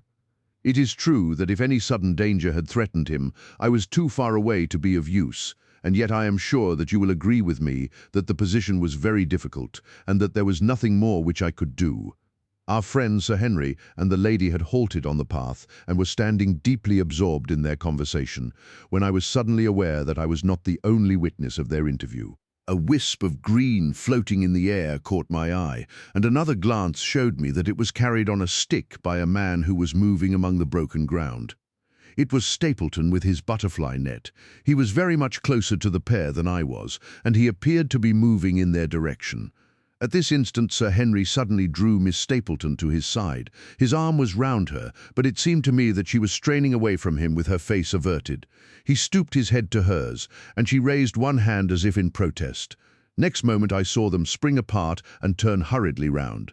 Stapleton was the cause of the interruption. He was running wildly towards them, his absurd net dangling behind him. He gesticulated and almost danced with excitement in front of the lovers. What the scene meant I could not imagine, but it seemed to me that Stapleton was abusing Sir Henry, who offered explanations which became more angry as the other refused to accept them. The lady stood by in haughty silence. Finally, Stapleton turned upon his heel and beckoned in a peremptory way to his sister, who, after an irresolute glance at Sir Henry, walked off by the side of her brother. The naturalist's angry gestures showed that the lady was included in his displeasure. The baronet stood for a minute looking after them, and then he walked slowly back, the way that he had come, his head hanging, the very picture of dejection.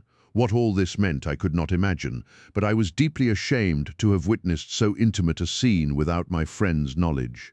I ran down the hill, therefore, and met the baronet at the bottom. His face was flushed with anger, and his brows were wrinkled, like one who is at his wits' ends what to do. "Hallo, Watson, where have you dropped from?" said he. "You don't mean to say that you came after me in spite of all?" I explained everything to him, how I had found it impossible to remain behind, how I had followed him, and how I had witnessed all that had occurred. For an instant his eyes blazed at me, but my frankness disarmed his anger, and he broke at last into a rather rueful laugh. "You would have thought the middle of that prairie a fairly safe place for a man to be private," said he, "but by thunder, the whole countryside seems to have been out to see me do my wooing, and a mighty poor wooing at that. Where had you engaged a seat?" "I was on that hill." quite in the back row, eh? But her brother was well up to the front. Did you see him come out on us? Yes, I did. Did he ever strike you as being crazy, this brother of hers? I can't say that he ever did. I dare say not. I always thought him sane enough until today, but you can take it from me that either he or I ought to be in a straitjacket. What's the matter with me, anyhow? You've lived near me for some weeks, Watson. Tell me straight now, is there anything that would prevent me from making a good husband to a woman that I loved? I should say not. He can't object to my worldly position, so it must be myself that he has this down on. What has he against me? I never hurt man or woman in my life that I know of. And yet he would not so much as let me touch the tips of her fingers. Did he say so? That and a deal more, I tell you, Watson. I've only known her these few weeks, but from the first I just felt that she was made for me. And she too, she was happy when she was with me, and that I'll swear. There is a light in a woman's eyes that speaks louder than words. But he has never let us get together, and it was only today, for the first time, that I saw a chance of having a few words with her alone. She was glad to meet me, but when she did it was not love that she would talk about, and she wouldn't have let me talk about it either if she could have stopped it. She kept coming back to it that this was a place of danger, and that she would never be happy until I had left it. I told her that since I had seen her, I was in no hurry to leave it, and that if she really wanted me to go, the only way to work it was for her to arrange to go with me. With that I offered in as many words to marry her, but before she could answer, down came this brother of hers, running at us with a face on him like a madman. He was just white with rage, and those light eyes of his were blazing with fury. What was I doing with the lady? How dared I offer her attentions which were distasteful to her? Did I think that because I was a baronet I could do what I liked? If he had not been her brother, I should have known better how to answer him. As it was, I told him that my feelings towards his sister were such as I was not ashamed of, and that I hoped that she might honor me by becoming my wife. That seemed to make the matter no better, so then I lost my temper too, and I answered him rather more hotly than I should perhaps, considering that she was standing by. So it ended by his going off with her, as you saw, and here am I as badly puzzled a man as any in this county. Just tell me what it all means, Watson, and I'll owe you more than ever I can hope to pay. I tried one or two explanations, but, indeed, I was completely puzzled myself. Our friend's title, his fortune, his age, his character, and his appearance are all in his favor, and I know nothing against him unless it be this dark fate which runs in his family. That his advances should be rejected so brusquely, without any reference to the lady's own wishes, and that the lady should accept the situation without protest, is very amazing. However, our conjectures were set at rest by a visit from Stapleton himself that very afternoon. He had come to offer apologies for his rudeness of the morning, and after a long private interview with Sir Henry in his study, the upshot of their conversation was that the breach is quite healed, and that we are to dine at Merripit House next Friday as a sign of it. I don't say now that he isn't a crazy man, said Sir Henry. I can't forget the look in his eyes when he ran at me this morning, but I must allow that no man could make a more handsome apology than he has done. Did he give any explanation of his conduct? His sister is everything in his life, he says. That is natural enough, and I am glad that he should understand her value. They have always been together, and according to his account, he has been a very lonely man with only her as a companion, so that the thought of losing her was really terrible to him. He had not understood, he said, that I was becoming attached to her, but when he saw with his own eyes that it was really so, and that she might be taken away from him, it gave him such a shock that for a time he was not responsible for what he said or did. He was very sorry for all that had passed, and he recognized how foolish and how selfish it was that he should imagine that he could hold a beautiful woman like his sister to himself for her whole life. If she had to leave him, he had rather it was to a neighbor like myself than to anyone else. But in any case, it was a blow to him, and it would take him some time before he could prepare himself to meet it. He would withdraw all opposition upon his part if I would promise for 3 months to let the matter rest and to be content with cultivating the lady's friendship during that time without claiming her love. This I promised, and so the matter rests. So there is one of our small mysteries cleared up. It is something to have touched bottom anywhere in this bog in which we are floundering. We know now why Stapleton looked with disfavour upon his sister's suitor, even when that suitor was so eligible a one as Sir Henry. And now I pass on to another thread which I have extricated out of the tangled skein, the mystery of the sobs in the night, of the tear-stained face of Mrs. Barrymore, of the secret journey of the butler to the western lattice window. Congratulate me, my dear Holmes, and tell me that I have not disappointed you as an agent, that you do not regret the confidence which you showed in me when you sent me down. All these things have by one night's work been thoroughly cleared. I have said by one night's work, but, in truth, it was by 2 nights' work, for on the first we drew entirely blank. I sat up with Sir Henry in his rooms until nearly 3 o'clock in the morning, but no sound of any sort did we hear except the chiming clock upon the stairs. It was a most melancholy vigil, and ended by each of us falling asleep in our chairs. Fortunately, we were not discouraged, and we determined to try again. The next night we lowered the lamp and sat smoking cigarettes without making the least sound. It was incredible how slowly the hours crawled by, and yet we were helped through it by the same sort of patient interest which the hunter must feel as he watches the trap into which he hopes the game may wander. 1 struck and 2, and we had almost for the second time given it up in despair, when in an instant we both sat bolt upright in our chairs, with all our weary senses keenly on the alert once more. We had heard the creak of a step in the passage. Very stealthily we heard it pass along until it died away in the distance. Then the baronet gently opened his door, and we set out in pursuit. Already our man had gone round the gallery, and the corridor was all in darkness. Softly we stole along until we had come into the other wing. We were just in time to catch a glimpse of the tall, black-bearded figure, his shoulders rounded as he tiptoed down the passage. Then he passed through the same door as before, and the light of the candle framed it in the darkness and shot one single yellow beam across the gloom of the corridor. We shuffled cautiously towards it, trying every plank before we dared to put our whole weight upon it. We had taken the precaution of leaving our boots behind us, but even so the old boards snapped and creaked beneath our tread. Sometimes it seemed impossible that he should fail to hear our approach. However, the man is fortunately rather deaf, and he was entirely preoccupied in that which he was doing. When at last we reached the door and peeped through, we found him crouching at the window, candle in hand, his white, intent face pressed against the pane, exactly as I had seen him 2 nights before. We had arranged no plan of campaign, but the baronet is a man to whom the most direct way is always the most natural. He walked into the room, and as he did so, Barrymore sprang up from the window with a sharp hiss of his breath and stood, livid and trembling, before us. His dark eyes, glaring out of the white mask of his face, were full of horror and astonishment as he gazed from Sir Henry to me. "What are you doing here, Barrymore?" "Nothing, sir."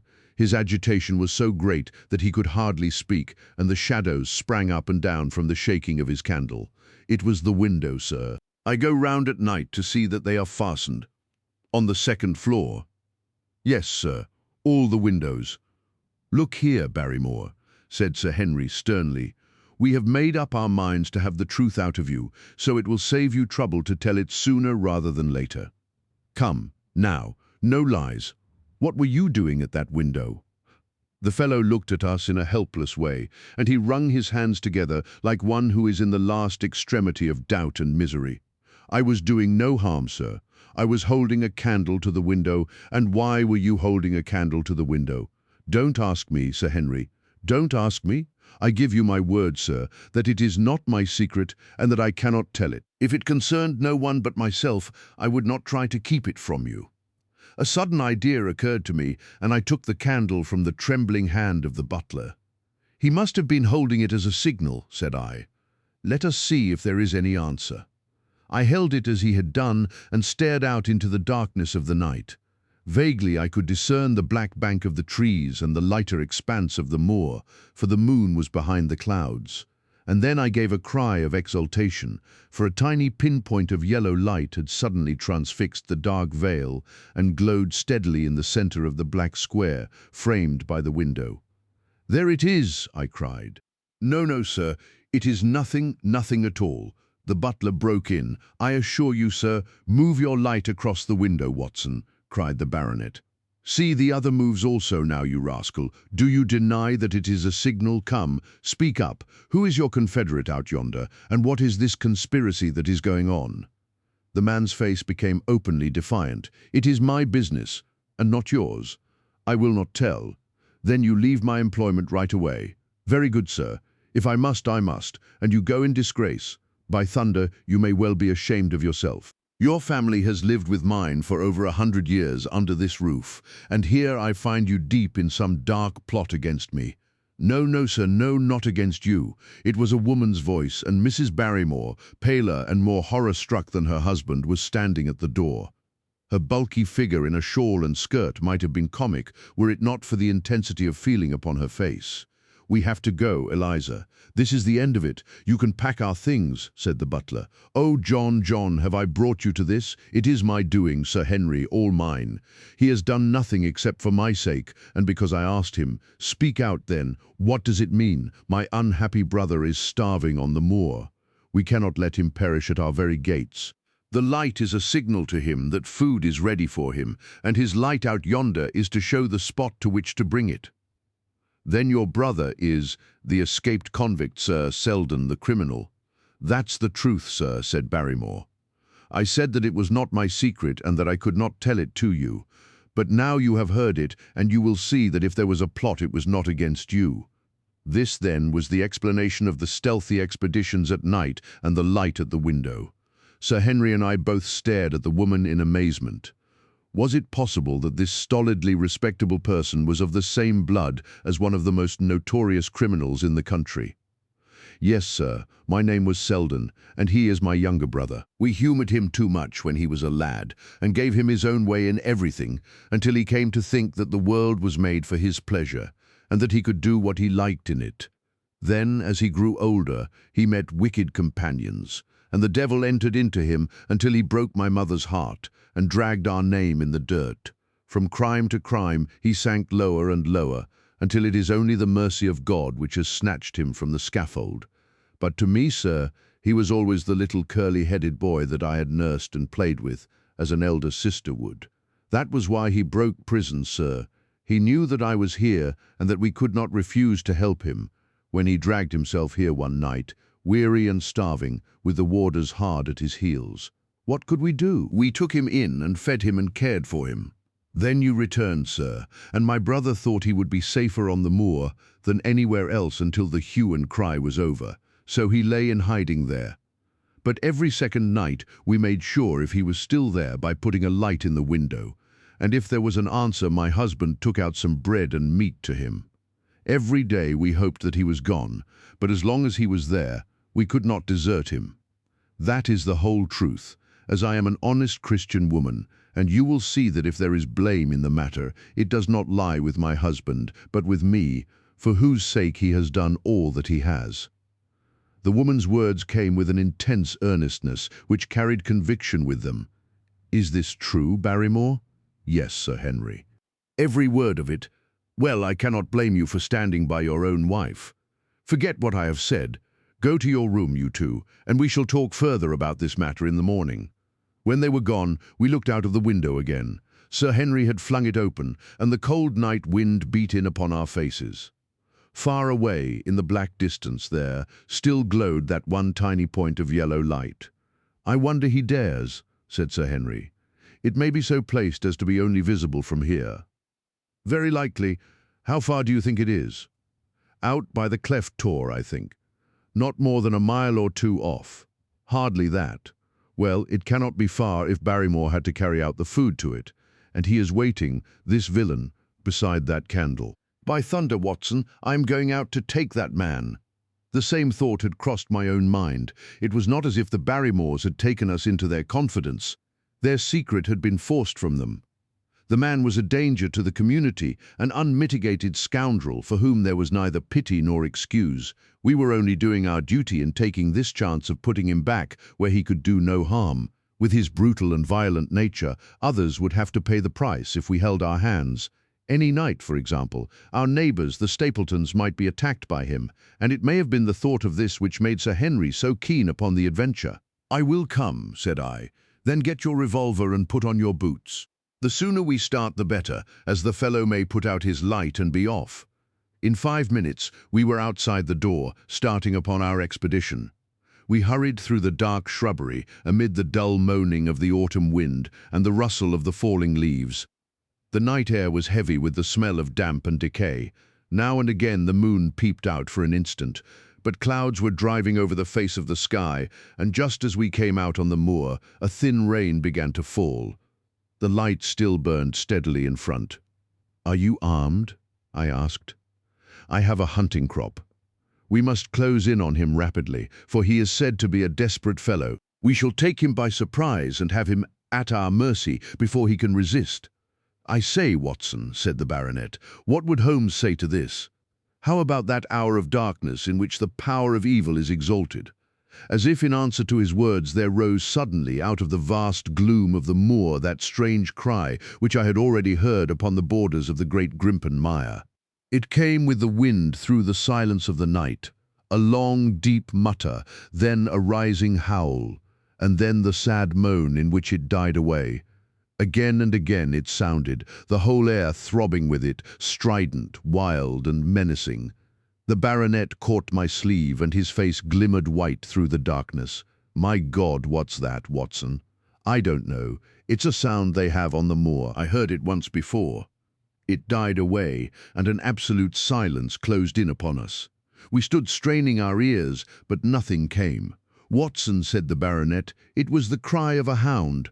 My blood ran cold in my veins, for there was a break in his voice which told of the sudden horror which had seized him. "What do they call this sound?" he asked. "Who? The folk on the countryside?" "Oh, they are ignorant people. Why should you mind what they call it? Tell me, Watson, what do they say of it?" I hesitated but could not escape the question. "They say it is the cry of the Hound of the Baskervilles." He groaned and was silent for a few moments. "A hound it was," he said at last, "but it seemed to come from miles away over yonder, I think. It was hard to say whence it came. It rose and fell with the wind." "Isn't that the direction of the great Grimpen mire?" "Yes, it is." "Well, it was up there. Come now, Watson, didn't you think yourself that it was the cry of a hound?" "I am not a child. You need not fear to speak the truth. Stapleton was with me when I heard it last. He said that it might be the calling of a strange bird." "No, no, it was a hound. My God, can there be some truth in all these stories? Is it possible that I am really in danger from so dark a cause?" "You don't believe it, do you, Watson?" "No, no. And yet it was one thing to laugh about it in London, and it is another to stand out here in the darkness of the moor, and to hear such a cry as that. And my uncle, there was the footprint of the hound beside him as he lay. It all fits together. I don't think that I am a coward, Watson, but that sound seemed to freeze my very blood. Feel my hand. It was as cold as a block of marble. You'll be all right tomorrow. I don't think I'll get that cry out of my head. What do you advise that we do now? Shall we turn back? No. By thunder, we have come out to get our man, and we will do it. We after the convict, and a hellhound, as likely as not, after us. Come on, we'll see it through if all the fiends of the pit were loose upon the moor." We stumbled slowly along in the darkness, with the black loom of the craggy hills around us, and the yellow speck of light burning steadily in front. There is nothing so deceptive as the distance of a light upon a pitch-dark night, and sometimes the glimmer seemed to be far away upon the horizon, and sometimes it might have been within a few yards of us. But at last we could see whence it came, and then we knew that we were indeed very close. A guttering candle was stuck in a crevice of the rocks which flanked it on each side so as to keep the wind from it and also to prevent it from being visible, save in the direction of Baskerville Hall. A boulder of granite concealed our approach, and crouching behind it we gazed over it at the signal light. It was strange to see this single candle burning there in the middle of the moor, with no sign of life near it, just the one straight yellow flame and the gleam of the rock on each side of it. "What shall we do now?" whispered Sir Henry. "Wait here. He must be near his light. Let us see if we can get a glimpse of him." The words were hardly out of my mouth when we both saw him. Over the rocks, in the crevice of which the candle burned, there was thrust out an evil yellow face, a terrible animal face, all seamed and scored with vile passions. foul with mire, with a bristling beard, and hung with matted hair. It might well have belonged to one of those old savages who dwelt in the burrows on the hillsides.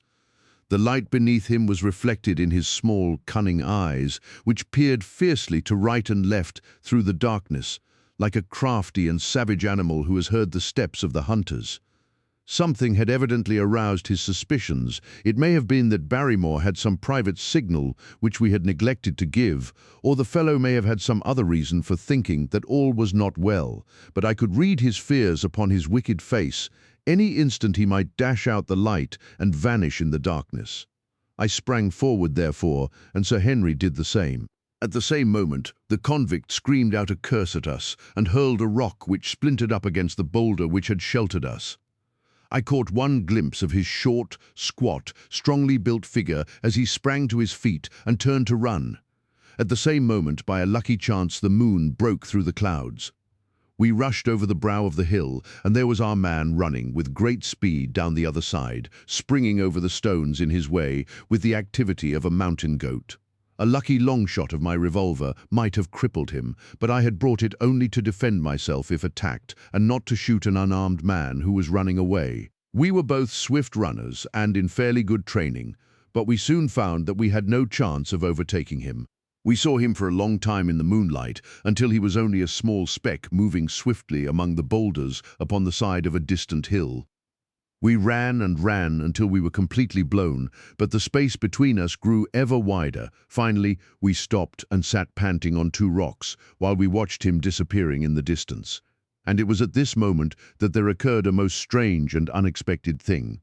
We had risen from our rocks and were turning to go home, having abandoned the hopeless chase. The moon was low upon the right, and the jagged pinnacle of a granite tor stood up against the lower curve of its silver disk. There, outlined as black as an ebony statue on that shining background, I saw the figure of a man upon the tor. Do not think that it was a delusion, Holmes. I assure you that I have never in my life seen anything more clearly.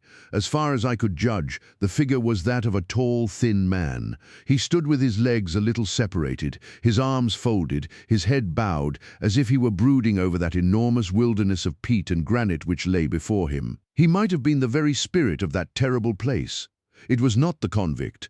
This man was far from the place where the latter had disappeared. Besides, he was a much taller man. With a cry of surprise, I pointed him out to the baronet. But in the instant during which I had turned to grasp his arm, the man was gone. There was the sharp pinnacle of granite, still cutting the lower edge of the moon, but its peak bore no trace of that silent and motionless figure. I wished to go in that direction and to search the tor, but it was some distance away. The baronet's nerves were still quivering from that cry, which recalled the dark story of his family, and he was not in the mood for fresh adventures. He had not seen this lonely man upon the tor, and could not feel the thrill which his strange presence and his commanding attitude had given to me. "A warder, no doubt," said he. "The Moor has been thick with them since this fellow escaped. Well, perhaps his explanation may be the right one, but I should like to have some further proof of it. Today we mean to communicate to the Princetown people where they should look for their missing man, but it is hard lines that we have not actually had the triumph of bringing him back as our own prisoner. Such are the adventures of last night, and you must acknowledge, my dear Holmes, that I have done you very well in the matter of a report. Much of what I tell you is no doubt quite irrelevant, but still I feel that it is best that I should let you have all the facts and leave you to select for yourself those which will be of most service to you in helping you to your conclusions. We are certainly making some progress. So far as the Barrymores go, we have found the motive of their actions, and that has cleared up the situation very much. But the Moor, with its mysteries and its strange inhabitants, remains as inscrutable as ever. Perhaps in my next I may be able to throw some light upon this also. Best of all would it be if you could come down to us. In any case, you will hear from me again in the course of the next few days. Chapter 10. Extract from the Diary of Dr. Watson. So far, I have been able to quote from the reports which I have forwarded during these early days to Sherlock Holmes. Now, however, I have arrived at a point in my narrative where I am compelled to abandon this method and to trust once more to my recollections, aided by the diary which I kept at the time. A few extracts from the latter will carry me on to those scenes which are indelibly fixed in every detail upon my memory. I proceed then from the morning which followed our abortive chase of the convict and our other strange experiences upon the moor, October 16th, a dull and foggy day with a drizzle of rain. The house is banked in with rolling clouds, which rise now and then to show the dreary curves of the moor, with thin silver veins upon the sides of the hills, and the distant boulders gleaming where the light strikes upon their wet faces. It is melancholy outside and in. The baronet is in a black reaction after the excitements of the night. I am conscious myself of a weight at my heart and a feeling of impending danger, ever-present danger, which is the more terrible because I am unable to define it. And have I not cause for such a feeling? Consider the long sequence of incidents which have all pointed to some sinister influence which is at work around us. There is the death of the last occupant of the hall, fulfilling so exactly the conditions of the family legend, and there are the repeated reports from peasants of the appearance of a strange creature upon the moor. Twice I have, with my own ears, heard the sound which resembled the distant baying of a hound. It is incredible, impossible, that it should really be outside the ordinary laws of nature. A spectral hound which leaves material footmarks and fills the air with its howling is surely not to be thought of. Stapleton may fall in with such a superstition, and Mortimer also, but if I have one quality upon earth it is common sense, and nothing will persuade me to believe in such a thing. To do so would be to descend to the level of these poor peasants, who are not content with a mere fiend dog, but must needs describe him with hell-fire shooting from his mouth and eyes. Holmes would not listen to such fancies, and I am his agent, but facts are facts, and I have twice heard this crying upon the moor. Suppose that there were really some huge hounds loose upon it, that would go far to explain everything. But where could such a hound lie concealed? Where did it get its food? Where did it come from? How was it that no one saw it by day? It must be confessed that the natural explanation offers almost as many difficulties as the other. And always, apart from the hound, there is the fact of the human agency in London, the man in the cab, and the letter which warned Sir Henry against the Moor. This at least was real, but it might have been the work of a protecting friend as easily as of an enemy. Where is that friend or enemy now? Has he remained in London, or has he followed us down here? Could he be the stranger whom I saw upon the tor? It is true that I have had only the one glance at him, and yet there are some things to which I am ready to swear. He is no one whom I have seen down here, and I have now met all the neighbours. The figure was far taller than that of Stapleton, far thinner than that of Frankland. Barrymore it might possibly have been, but we had left him behind us, and I am certain that he could not have followed us. A stranger then is still dogging us, just as a stranger dogged us in London. We have never shaken him off. If I could lay my hands upon that man, then at last we might find ourselves at the end of all our difficulties. To this one purpose I must now devote all my energies. My first impulse was to tell Sir Henry all my plans. My second and wisest one is to play my own game and speak as little as possible to anyone. He is silent and distrait. His nerves have been strangely shaken by that sound upon the moor. I will say nothing to add to his anxieties, but I will take my own steps to attain my own end. We had a small scene this morning after breakfast. Barrymore asked leave to speak with Sir Henry, and they were closeted in his study some little time. Sitting in the billiard-room, I more than once heard the sound of voices raised, and I had a pretty good idea what the point was which was under discussion. After a time, the baronet opened his door and called for me. Barrymore considers that he has a grievance, he said. He thinks that it was unfair on our part to hunt his brother-in-law down when he, of his own free will, had told us the secret. The butler was standing very pale, but very collected before us.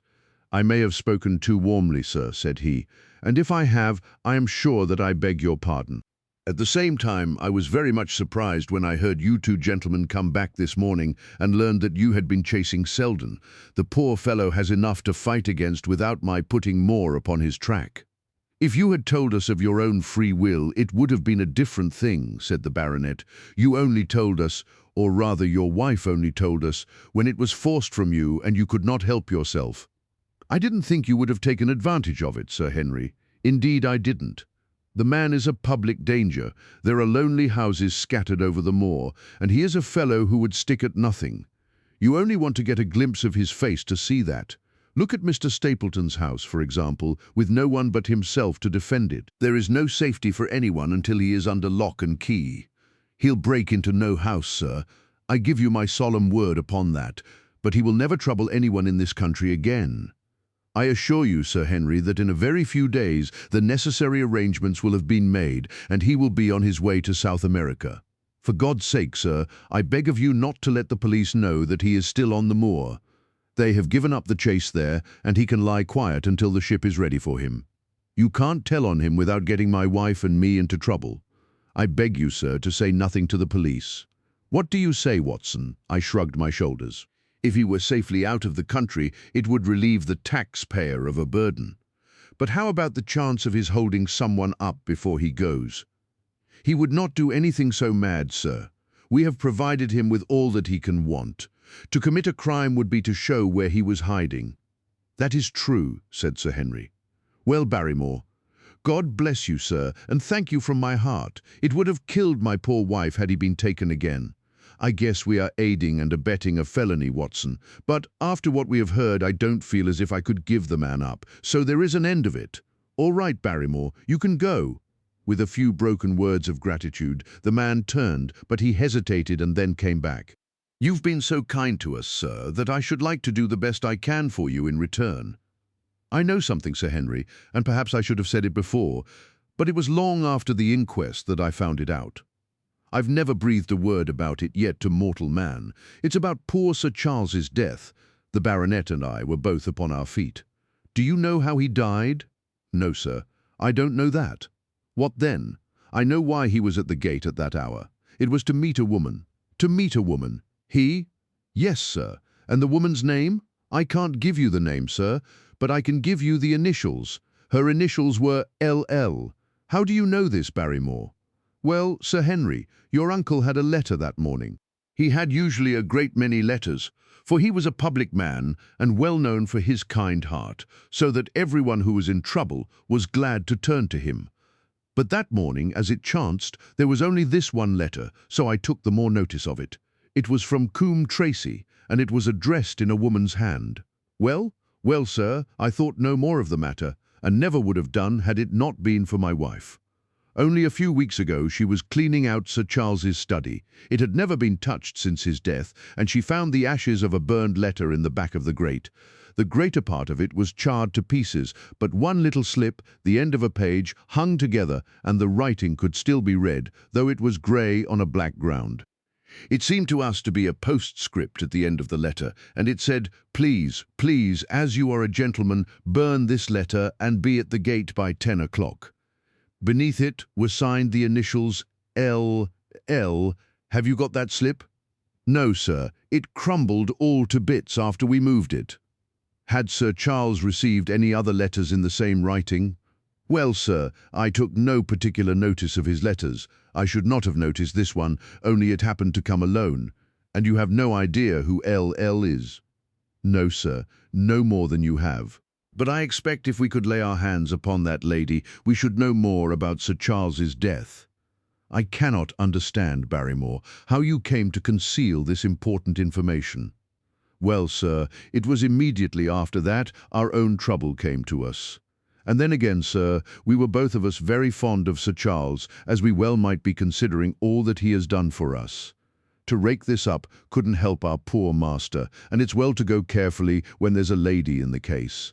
Even the best of us, you thought it might injure his reputation. Well, sir, I thought no good could come of it. But now you have been kind to us, and I feel as if it would be treating you unfairly not to tell you all that I know about the matter. Very good, Barrymore, you can go. When the butler had left us, Sir Henry turned to me. Well, Watson, what do you think of this new light? It seems to leave the darkness rather blacker than before. So I think.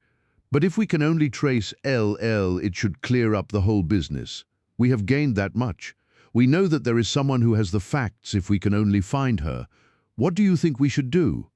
Let Holmes know all about it at once. It will give him the clue for which he has been seeking. I am much mistaken if it does not bring him down.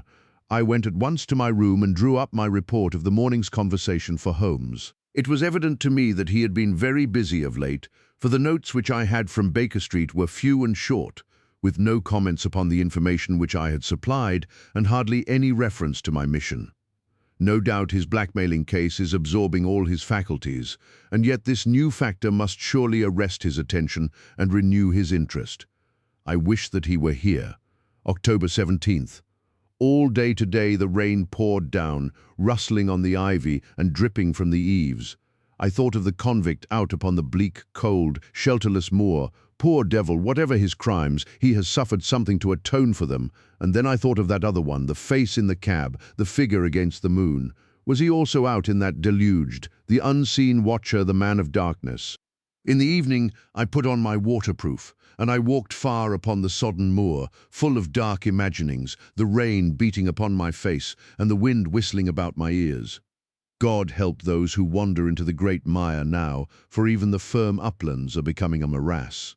I found the black tor upon which I had seen the solitary watcher, and from its craggy summit I looked out myself across the melancholy downs.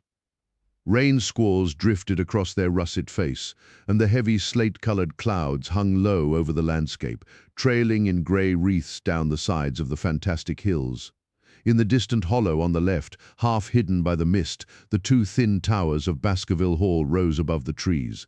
They were the only signs of human life which I could see, save only those prehistoric huts which lay thickly upon the slopes of the hills. Nowhere was there any trace of that lonely man whom I had seen on the same spot 2 nights before. As I walked back, I was overtaken by Dr. Mortimer driving in his dog-cart over a rough moorland track which led from the outlying farmhouse of Foulmire. He has been very attentive to us, and hardly a day has passed that he has not called at the hall to see how we were getting on. He insisted upon my climbing into his dog-cart, and he gave me a lift homeward. I found him much troubled over the disappearance of his little spaniel. It had wandered on to the moor and had never come back. I gave him such consolation as I might, but I thought of the pony on the Grimpen mire, and I do not fancy that he will see his little dog again. "By the way, Mortimer," said I, as we jolted along the rough road, "I suppose there are few people living within driving distance of this whom you do not know. Hardly any, I think. Can you then tell me the name of any woman whose initials are L.L.? He thought for a few minutes. "No," said he. "There are a few gypsies and labouring folk for whom I can't answer, but among the farmers or gentry there is no one whose initials are those. Wait a bit, though," he added after a pause. "There is Laura Lyons. Her initials are L.L., but she lives in Coombe Tracey." "Who is she?" I asked. "She is Franklin's daughter." "What? Old Franklin the Crank?" "Exactly. She married an artist named Lyons, who came sketching on the moor. He proved to be a blackguard and deserted her. The fault, from what I hear, may not have been entirely on one side.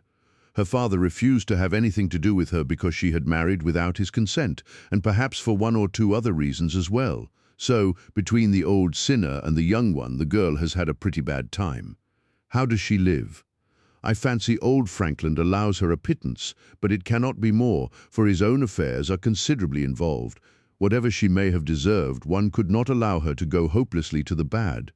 Her story got about, and several of the people here did something to enable her to earn an honest living. Stapleton did for one, and Sir Charles for another. I gave a trifle myself. It was to set her up in a typewriting business. He wanted to know the object of my inquiries, but I managed to satisfy his curiosity without telling him too much, for there is no reason why we should take anyone into our confidence. Tomorrow morning I shall find my way to Coombe Tracey, and if I can see this Mrs. Laura Lyons of equivocal reputation, a long step will have been made towards clearing one incident in this chain of mysteries. I am certainly developing the wisdom of the serpent, for when Mortimer pressed his questions to an inconvenient extent, I asked him casually to what type Franklin's skull belonged, and so heard nothing but craniology for the rest of our drive. I have not lived for years with Sherlock Holmes for nothing. I have only one other incident to record upon this tempestuous and melancholy day. This was my conversation with Barrymore just now, which gives me one more strong card which I can play in due time. Mortimer had stayed to dinner, and he and the baronet played écarté afterwards. The butler brought me my coffee into the library, and I took the chance to ask him a few questions. "Well," said I, "has this precious relation of yours departed, or is he still lurking out yonder?" "I don't know, sir. I hope to heaven that he has gone, for he has brought nothing but trouble here. I've not heard of him since I left out food for him last, and that was 3 days ago. Did you see him then?" "No, sir, but the food was gone when next I went that way. Then he was certainly there?" "So you would think, sir, unless it was the other man who took it." I sat with my coffee cup halfway to my lips and stared at Barrymore. "You know that there is another man, then?" "Yes, sir, there is another man upon the moor. Have you seen him?" "No, sir. How do you know of him, then?" "Selden told me of him, sir, a week ago or more. He's in hiding too, but he's not a convict as far as I can make out." "I don't like it, Dr. Watson. I tell you straight, sir, that I don't like it." He spoke with a sudden passion of earnestness. "Now listen to me, Barrymore. I have no interest in this matter but that of your master. I have come here with no object except to help him. Tell me frankly what it is that you don't like." Barrymore hesitated for a moment, as if he regretted his outburst, or found it difficult to express his own feelings in words. "It's all these goings-on, sir," he cried at last, waving his hand towards the rain-lashed window which faced the moor. "There's foul play somewhere, and there's black villainy brewing, to that I'll swear. Very glad I should be, sir, to see Sir Henry on his way back to London again. But what is it that alarms you? Look at Sir Charles's death. That was bad enough, for all that the coroner said. Look at the noises on the moor at night. There's not a man would cross it after sundown if he was paid for it. Look at this stranger hiding out yonder, and watching and waiting. What's he waiting for? What does it mean? It means no good to anyone of the name of Baskerville, and very glad I shall be to be quit of it all on the day that Sir Henry's new servants are ready to take over the hall. But about this stranger," said I, "can you tell me anything about him? What did Selden say? Did he find out where he hid, or what he was doing? He saw him once or twice, but he is a deep one, and gives nothing away. At first he thought that he was the police, but soon he found that he had some lay of his own. A kind of gentleman he was, as far as he could see. But what he was doing he could not make out. And where did he say that he lived?" "Among the old houses on the hillside, the stone huts where the old folk used to live. But how about his food? Selden found out that he has got a lad who works for him and brings him all he needs. I dare say he goes to Coombe Tracey for what he wants." "Very good, Barrymore. We may talk further of this some other time." When the butler had gone, I walked over to the black window, and I looked through a blurred pane at the driving clouds and at the tossing outline of the wind-swept trees. It is a wild night indoors, and what must it be in a stone hut upon the moor? What passion of hatred can it be which leads a man to lurk in such a place at such a time? And what deep and earnest purpose can he have which calls for such a trial? There, in that hut upon the moor, seems to lie the very centre of that problem which has vexed me so sorely. I swear that another day shall not have passed before I have done all that man can do to reach the heart of the mystery. Chapter 11. The Man on the Tor. The extract from my private diary, which forms the last chapter, has brought my narrative up to the 18th of October, a time when these strange events began to move swiftly towards their terrible conclusion. The incidents of the next few days are indelibly graven upon my recollection, and I can tell them without reference to the notes made at the time. I start then from the day which succeeded that upon which I had established two facts of great importance, the one that Mrs. Laura Lyons of Coombe Tracey had written to Sir Charles Baskerville and made an appointment with him at the very place and hour that he met his death. The other that the lurking man upon the moor was to be found among the stone huts upon the hillside. With these two facts in my possession, I felt that either my intelligence or my courage must be deficient if I could not throw some further light upon these dark places. I had no opportunity to tell the baronet what I had learned about Mrs. Lyons upon the evening before, for Dr. Mortimer remained with him at cards until it was very late. At breakfast, however, I informed him about my discovery and asked him whether he would care to accompany me to Coombe Tracey. At first he was very eager to come, but on second thoughts it seemed to both of us that if I went alone the results might be better. The more formal we made the visit, the less information we might obtain. I left Sir Henry behind, therefore, not without some prickings of conscience, and drove off upon my new quest. When I reached Coombe Tracey, I told Perkins to put up the horses, and I made inquiries for the lady whom I had come to interrogate. I had no difficulty in finding her rooms, which were central and well appointed. A maid showed me in without ceremony, and as I entered the sitting room, a lady who was sitting before a Remington typewriter sprang up with a pleasant smile of welcome. Her face fell, however, when she saw that I was a stranger, and she sat down again and asked me the object of my visit. The first impression left by Mrs. Lyons was one of extreme beauty. Her eyes and hair were of the same rich hazel color, and her cheeks, though considerably freckled, were flushed with the exquisite bloom of the brunette, the dainty pink which lurks at the heart of the sulphur rose. Admiration was, I repeat, the first impression, but the second was criticism. There was something subtly wrong with the face, some coarseness of expression, some hardness perhaps of eye, some looseness of lip which marred its perfect beauty. But these, of course, are afterthoughts. At the moment, I was simply conscious that I was in the presence of a very handsome woman and that she was asking me the reasons for my visit. I had not quite understood until that instant how delicate my mission was. "I have the pleasure," said I, "of knowing your father."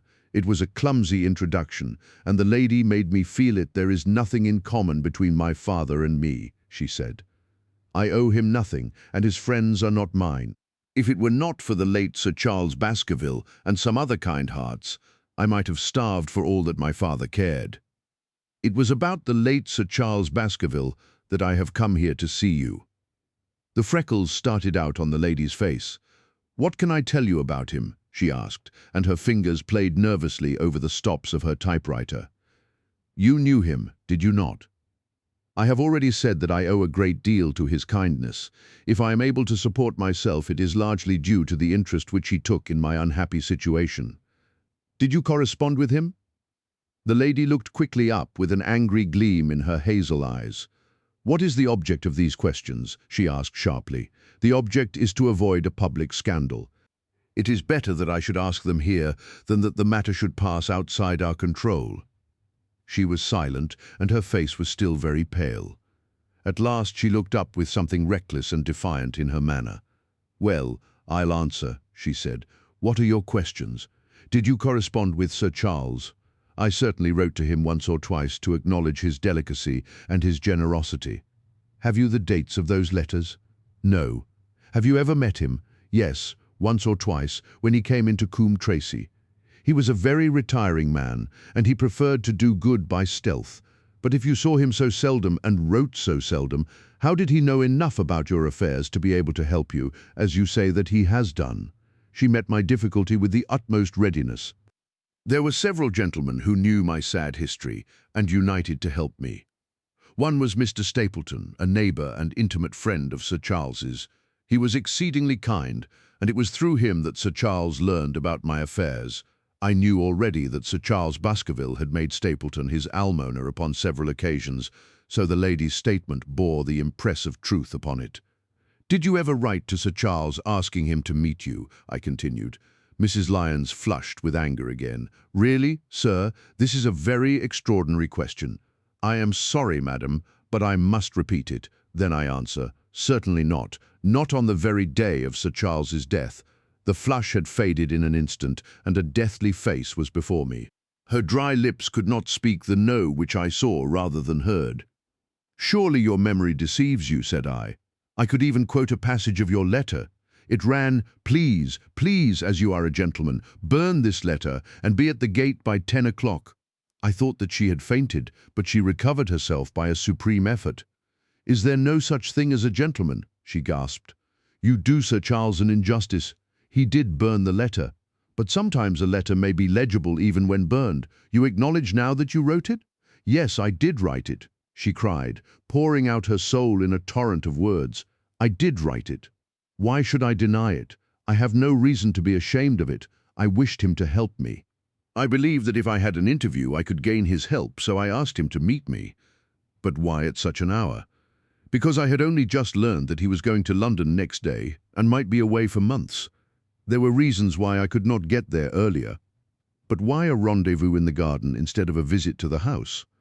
Do you think a woman could go alone at that hour to a bachelor's house? Well, what happened when you did get there?" "I never went." "Mrs. Lyons?" "No, I swear it to you on all I hold sacred. I never went. Something intervened to prevent my going. What was that? That is a private matter. I cannot tell it. You acknowledge, then, that you made an appointment with Sir Charles at the very hour and place at which he met his death, but you deny that you kept the appointment. That is the truth. Again and again I cross-questioned her, but I could never get past that point. Mrs. Lyons, said I, as I rose from this long and inconclusive interview, you are taking a very great responsibility and putting yourself in a very false position by not making an absolutely clean breast of all that you know. If I have to call in the aid of the police, you will find how seriously you are compromised. If your position is innocent, why did you in the first instance deny having written to Sir Charles upon that date? Because I feared that some false conclusion might be drawn from it and that I might find myself involved in a scandal. And why were you so pressing that Sir Charles should destroy your letter? If you have read the letter, you will know. I did not say that I had read all the letter. You quoted some of it. I quoted the postscript. The letter had, as I said, been burned, and it was not all legible. I ask you once again why it was that you were so pressing that Sir Charles should destroy this letter, which he received on the day of his death. The matter is a very private one. The more reason why you should avoid a public investigation. I will tell you then. If you have heard anything of my unhappy history, you will know that I made a rash marriage and had reason to regret it. I have heard so much. My life has been one incessant persecution from a husband whom I abhor. The law is upon his side, and every day I am faced by the possibility that he may force me to live with him. At the time that I wrote this letter to Sir Charles I, had learned that there was a prospect of my regaining my freedom if certain expenses could be met. It meant everything to me, peace of mind, happiness, self-respect, everything. I knew Sir Charles's generosity, and I thought that if he heard the story from my own lips, he would help me. Then how is it that you did not go? Because I received help in the interval from another source. Why, then, did you not write to Sir Charles and explain this? So I should have done had I not seen his death in the paper next morning. The woman's story hung coherently together, and all my questions were unable to shake it. I could only check it by finding if she had indeed instituted divorce proceedings against her husband at or about the time of the tragedy.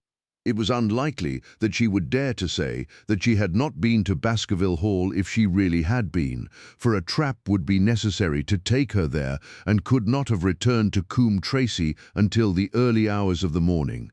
Such an excursion could not be kept secret.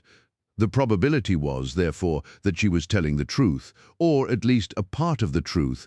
I came away baffled and disheartened. Once again I had reached that dead wall which seemed to be built across every path by which I tried to get at the object of my mission. And yet the more I thought of the lady's face and of her manner, the more I felt that something was being held back from me. Why should she turn so pale? Why should she fight against every admission until it was forced from her? Why should she have been so reticent at the time of the tragedy? Surely the explanation of all this could not be as innocent as she would have me believe. For the moment I could proceed no farther in that direction, but must turn back to that other clue, which was to be sought for among the stone huts upon the moor. And that was a most vague direction. I realized it as I drove back and noted how hill after hill showed traces of the ancient people. Barrymore's only indication had been that the stranger lived in one of these abandoned huts, and many hundreds of them are scattered throughout the length and breadth of the moor. But I had my own experience for a guide, since it had shown me the man himself standing upon the summit of the Black Tor. That then should be the center of my search. From there I should explore every hut upon the moor until I lighted upon the right one. If this man were inside it, I should find out from his own lips, at the point of my revolver if necessary, who he was and why he had dogged us so long. He might slip away from us in the crowd of Regent Street, but it would puzzle him to do so upon the lonely moor. On the other hand, if I should find the hut and its tenant should not be within it, I must remain there, however long the vigil, until he returned. Holmes had missed him in London. It would indeed be a triumph for me if I could run him to earth, where my master had failed. Luck had been against us again and again in this inquiry, but now at last it came to my aid. And the messenger of good fortune was none other than Mr. Frankland, who was standing, grey-whiskered and red-faced, outside the gate of his garden, which opened on to the high road along which I travelled. "Good day, Dr. Watson," cried he, with unwonted good humour. "You must really give your horses a rest, and come in to have a glass of wine and to congratulate me." My feelings towards him were very far from being friendly after what I had heard of his treatment of his daughter, but I was anxious to send Perkins and the wagonette home, and the opportunity was a good one.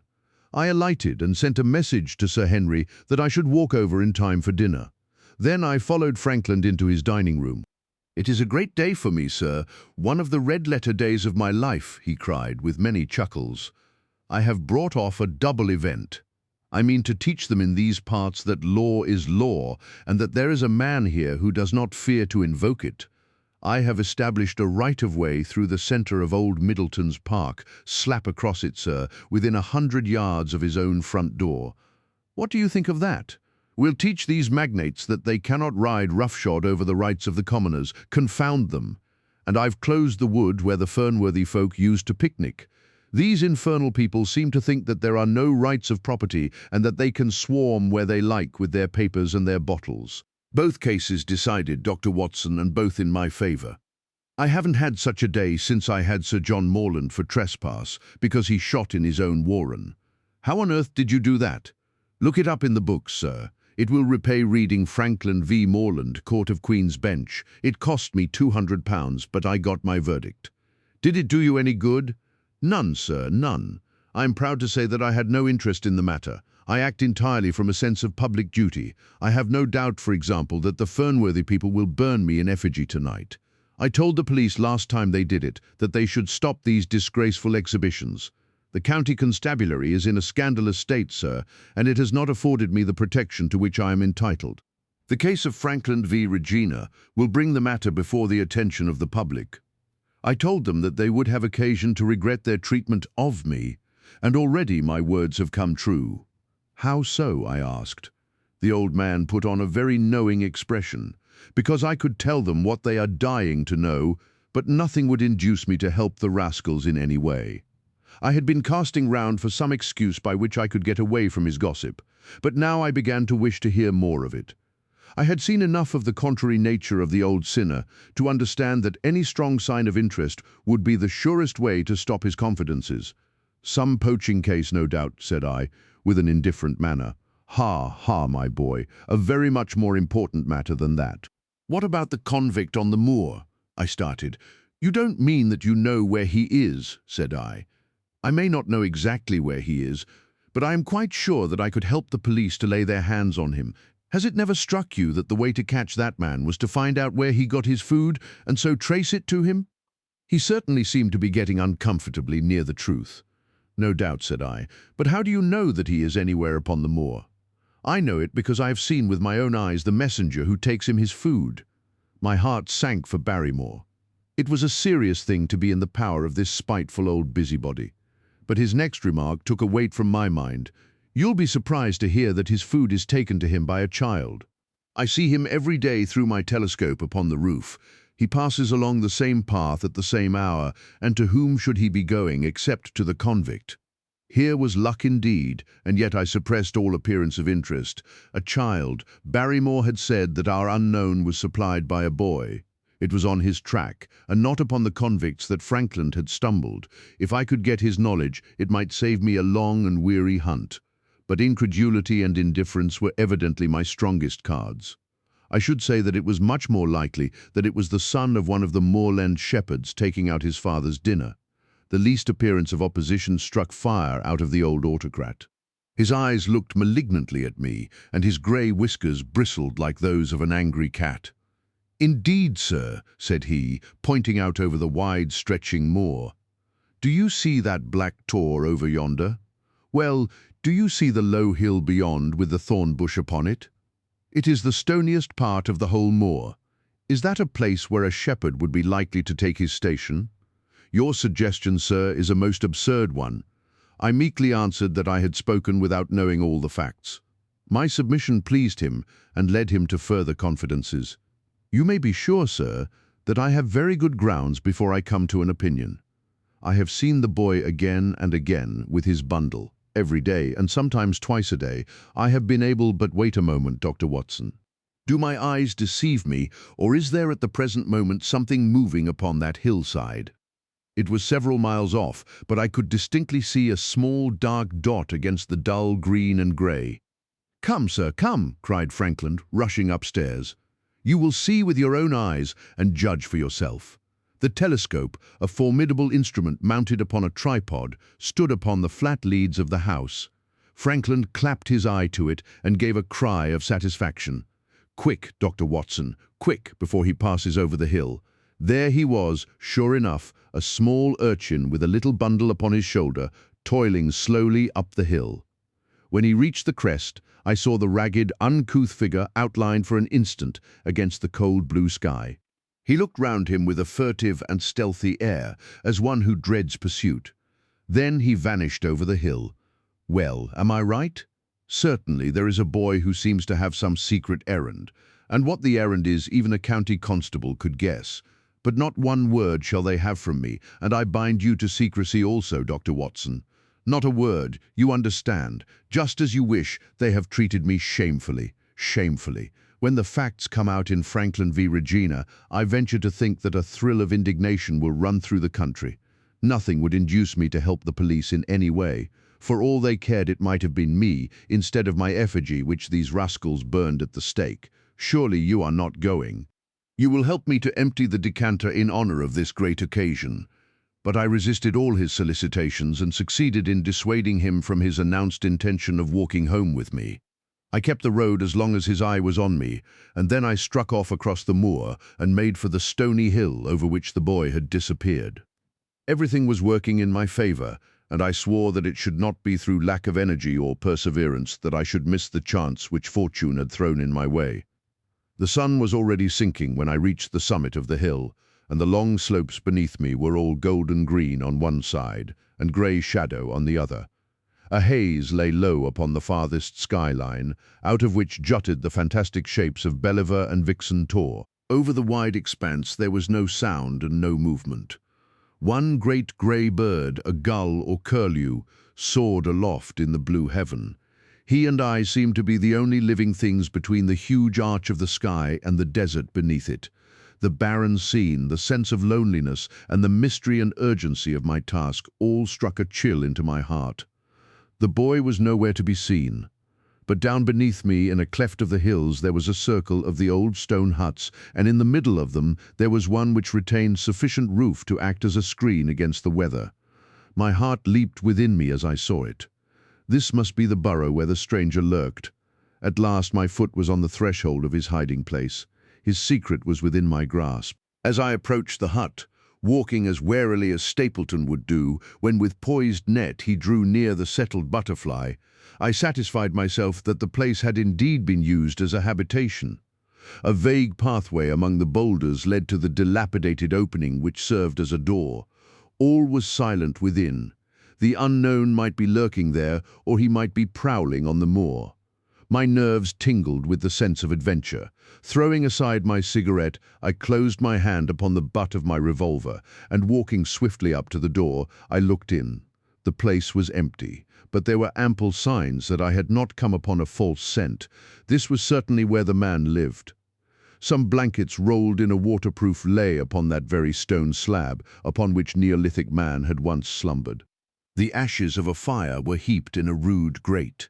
Beside it lay some cooking utensils and a bucket half full of water. A litter of empty tins showed that the place had been occupied for some time, and I saw, as my eyes became accustomed to the checkered light, a pannikin and a half-full bottle of spirits standing in the corner. In the middle of the hut, a flat stone served the purpose of a table, and upon this stood a small cloth bundle, the same, no doubt, which I had seen through the telescope upon the shoulder of the boy. It contained a loaf of bread, a tinned tongue, and 2 tins of preserved peaches. As I set it down again, after having examined it, my heart leaped to see that beneath it there lay a sheet of paper with writing upon it. I raised it, and this was what I read, roughly scrawled in pencil. "Dr. Watson has gone to Coombe Tracy." For a minute I stood there with the paper in my hands, thinking out the meaning of this curt message. It was I, then, and not Sir Henry, who was being dogged by this secret man. He had not followed me himself, but he had set an agent, the boy perhaps, upon my track, and this was his report. Possibly I had taken no step since I had been upon the moor, which had not been observed and reported. Always there was this feeling of an unseen force, a fine net drawn round us with infinite skill and delicacy, holding us so lightly that it was only at some supreme moment that one realized that one was indeed entangled in its meshes. If there was one report, there might be others, so I looked round the hut in search of them. There was no trace, however, of anything of the kind, nor could I discover any sign which might indicate the character or intentions of the man who lived in this singular place, save that he must be of Spartan habits and cared little for the comforts of life. When I thought of the heavy rains and looked at the gaping roof, I understood how strong and immutable must be the purpose which had kept him in that inhospitable abode. Was he our malignant enemy, or was he by chance our guardian angel? I swore that I would not leave the hut until I knew.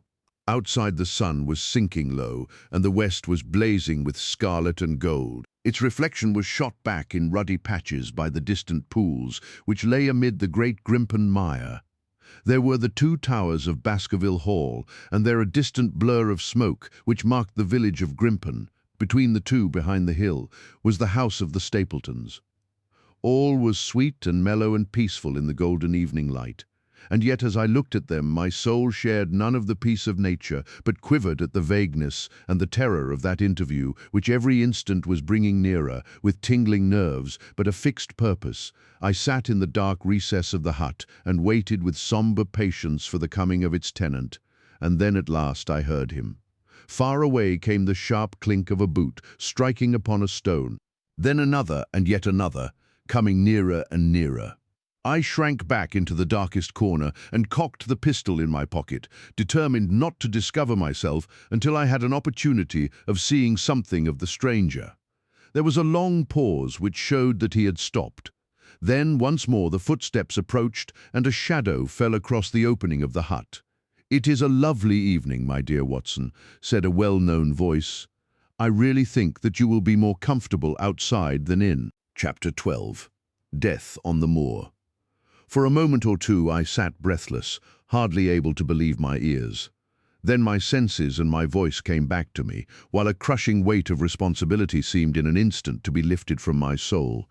That cold, incisive, ironical voice could belong to but one man in all the world.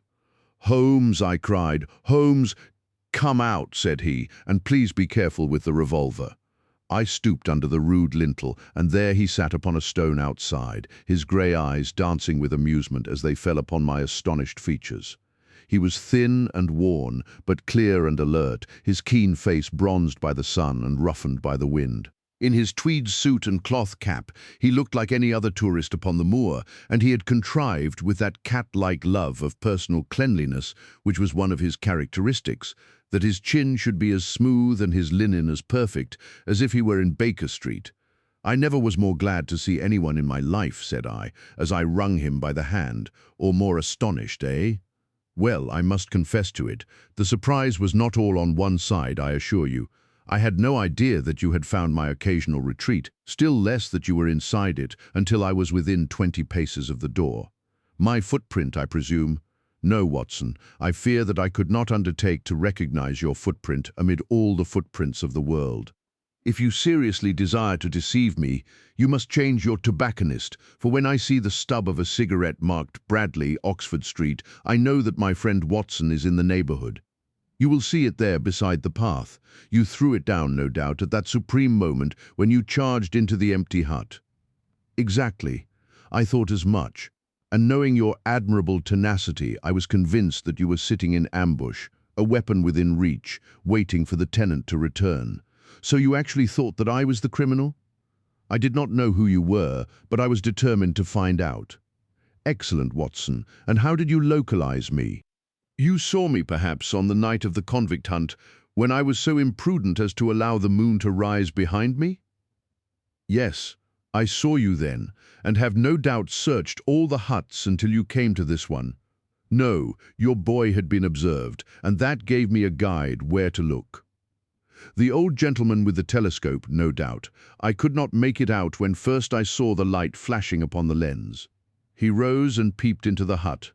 "Ha, I see that Cartwright has brought up some supplies. What's this paper?" So you have been to Coombe Tracey, have you? Yes. To see Mrs. Laura Lyons? Exactly.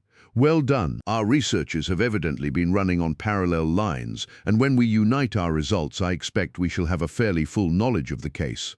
Well, I am glad from my heart that you are here, for indeed the responsibility and the mystery were both becoming too much for my nerves. But how in the name of wonder did you come here, and what have you been doing?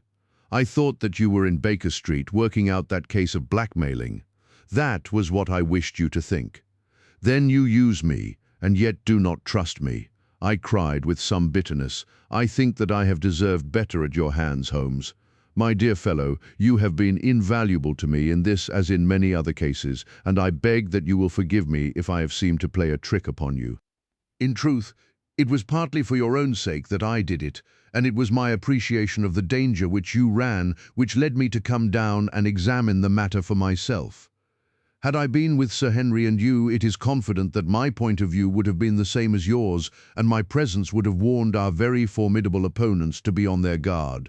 As it is, I have been able to get about as I could not possibly have done had I been living in the hall, and I remain an unknown factor in the business, ready to throw in all my weight at a critical moment. But why keep me in the dark? For you to know could not have helped us, and might possibly have led to my discovery. You would have wished to tell me something, or in your kindness you would have brought me out some comfort or other, and so an unnecessary risk would be run. I brought Cartwright down with me.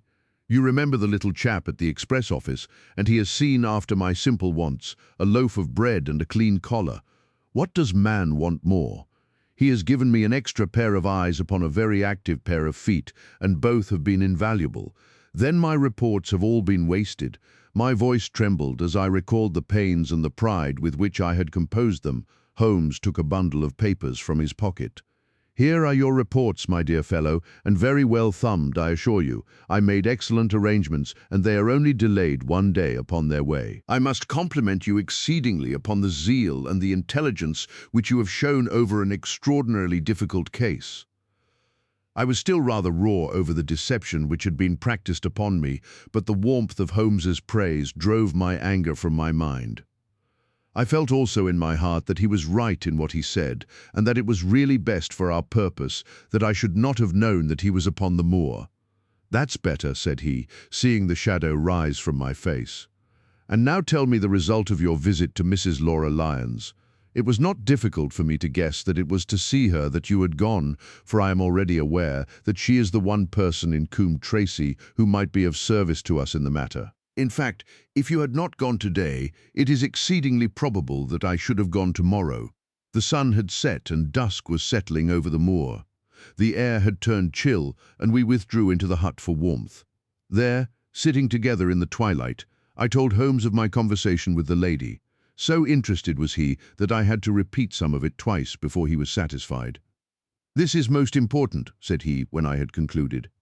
"It fills up a gap which I had been unable to bridge in this most complex affair.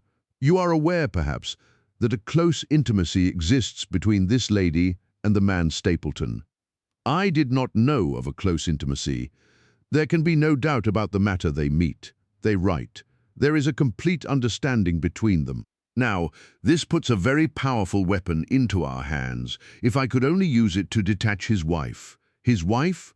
I am giving you some information now in return for all that you have given me. The lady who has passed here as Miss Stapleton is in reality his wife." "Good heavens, Holmes, are you sure of what you say? How could he have permitted Sir Henry to fall in love with her?" "Sir Henry's falling in love could do no harm to anyone except Sir Henry.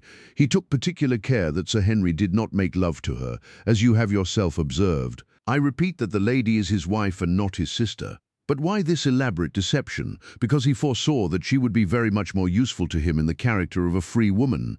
All my unspoken instincts, my vague suspicions, suddenly took shape and centered upon the naturalist.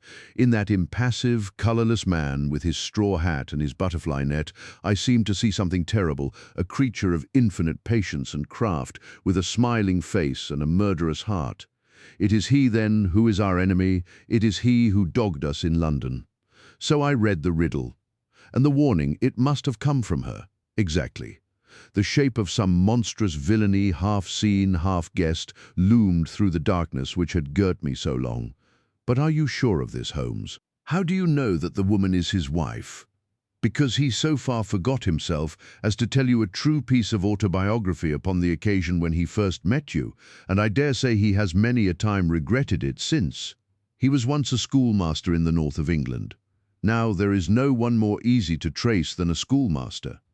There are scholastic agencies by which one may identify any man who has been in the profession. A little investigation showed me that a school had come to grief under atrocious circumstances, and that the man who had owned it, the name was different, had disappeared with his wife. The descriptions agreed. When I learned that the missing man was devoted to entomology, the identification was complete. The darkness was rising, but much was still hidden by the shadows. If this woman is in truth his wife, where does Mrs. Laura Lyons come in? I asked. That is one of the points upon which your own researches have shed a light. Your interview with the lady has cleared the situation very much. I did not know about a projected divorce between herself and her husband. In that case, regarding Stapleton as an unmarried man, she counted no doubt upon becoming his wife. And when she is undeceived, why then we may find the lady of service. It must be our first duty to see her, both of us, tomorrow. Don't you think, Watson, that you are away from your charge rather long? Your place should be at Baskerville Hall. The last red streaks had faded away in the west, and night had settled upon the moor. A few faint stars were gleaming in a violet sky. One last question, Holmes, I said as I rose. Surely there is no need of secrecy between you and me. What is the meaning of it all? What is he after? Holmes's voice sank as he answered, "It is murder, Watson, refined, cold-blooded, deliberate murder. Do not ask me for particulars. My nets are closing upon him, even as his are upon Sir Henry, and with your help he is already almost at my mercy. There is but one danger which can threaten us. It is that he should strike before we are ready to do so. Another day, 2 at the most, and I have my case complete. But until then, guard your charge as closely as ever a fond mother watched her ailing child. Your mission today has justified itself, and yet I could almost wish that you had not left his side." Hark! A terrible scream, a prolonged yell of horror and anguish, burst out of the silence of the moor. That frightful cry turned the blood to ice in my veins. "Oh, my God!" I gasped. "What is it? What does it mean?" Holmes had sprung to his feet, and I saw his dark, athletic outline at the door of the hut, his shoulders stooping, his head thrust forward, his face peering into the darkness. "Hush!" he whispered. "Hush!" The cry had been loud on account of its vehemence, but it had pealed out from somewhere far off on the shadowy plain. Now it burst upon our ears, nearer, louder, more urgent than before. "Where is it?" Holmes whispered, and I knew from the thrill of his voice that he, the man of iron, was shaken to the soul. "Where is it, Watson?" "There, I think." I pointed into the darkness. "No, there!" Again the agonized cry swept through the silent night, louder and much nearer than ever. And a new sound mingled with it, a deep, muttered rumble, musical and yet menacing, rising and falling like the low, constant murmur of the sea. "The Hound!" cried Holmes. "Come, Watson, come! Great heavens, if we are too late!" He had started running swiftly over the moor, and I had followed at his heels. But now, from somewhere among the broken ground immediately in front of us, there came one last despairing yell, and then a dull, heavy thud. We halted and listened. Not another sound broke the heavy silence of the windless night. I saw Holmes put his hand to his forehead like a man distracted. He stamped his feet upon the ground. "He has beaten us, Watson. We are too late." "No, no, surely not. Fool that I was to hold my hand. And you, Watson, see what comes of abandoning your charge. But, by heaven, if the worst has happened, we'll avenge him."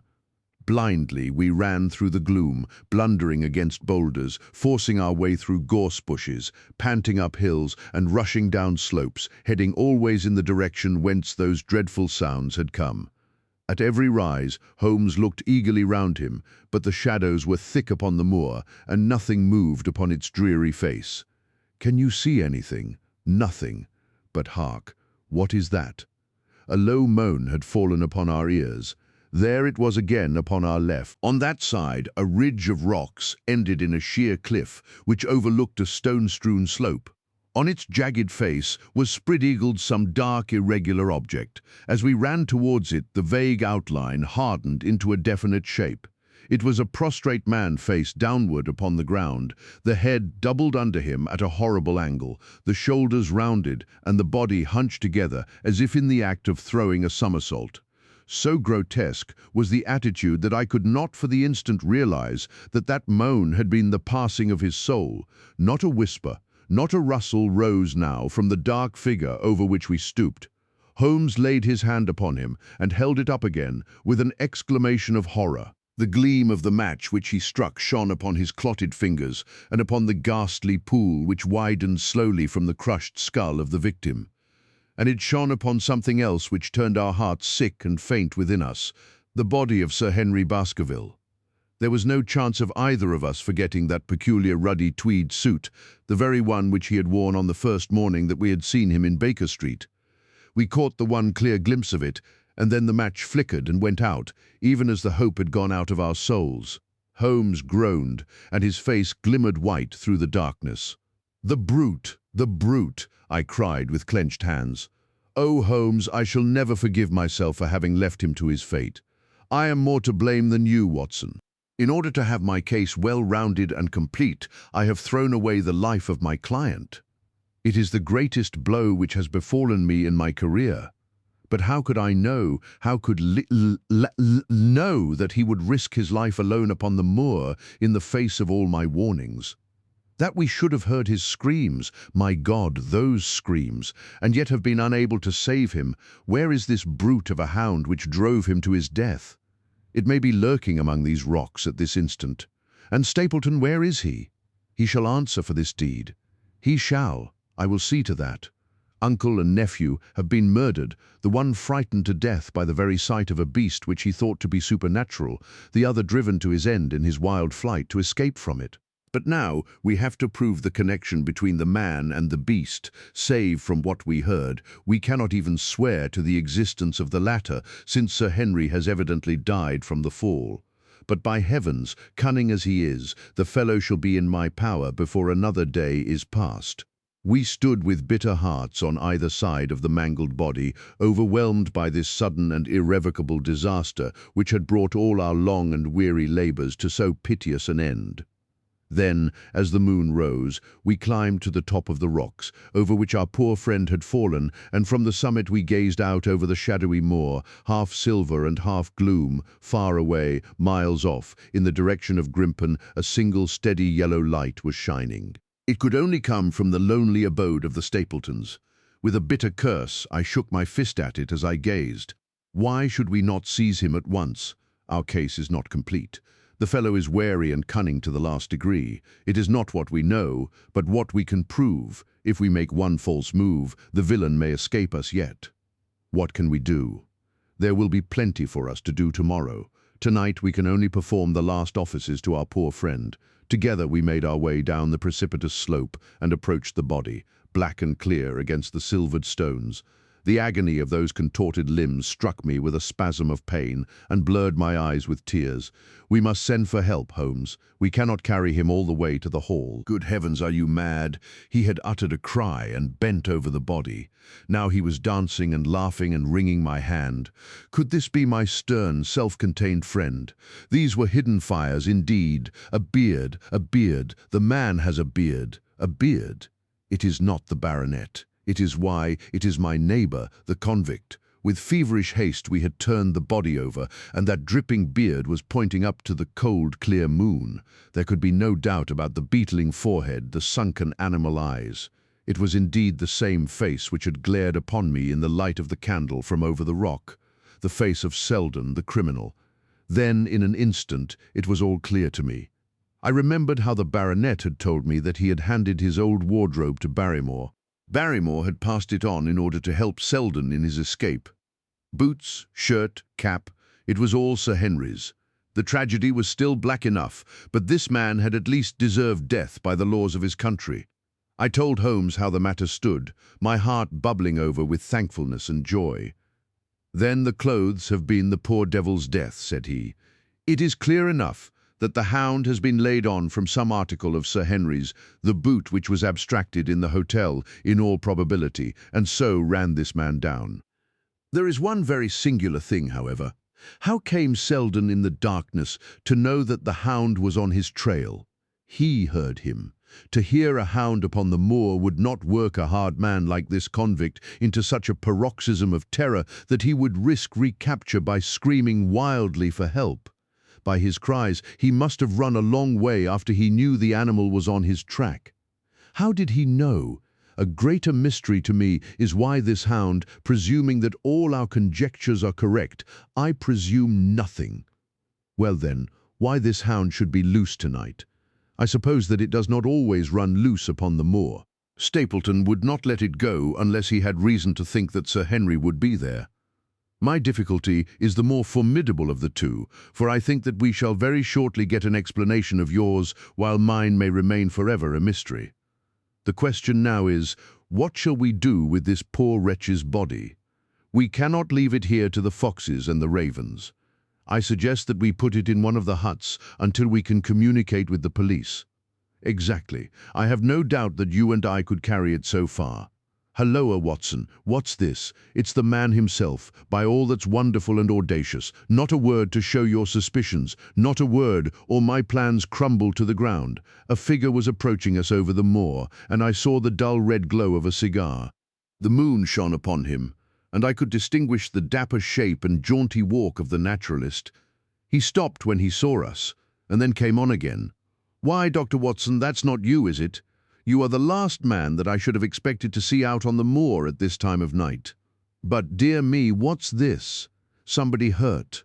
Don't tell me that it is our friend Sir Henry." He hurried past me and stooped over the dead man.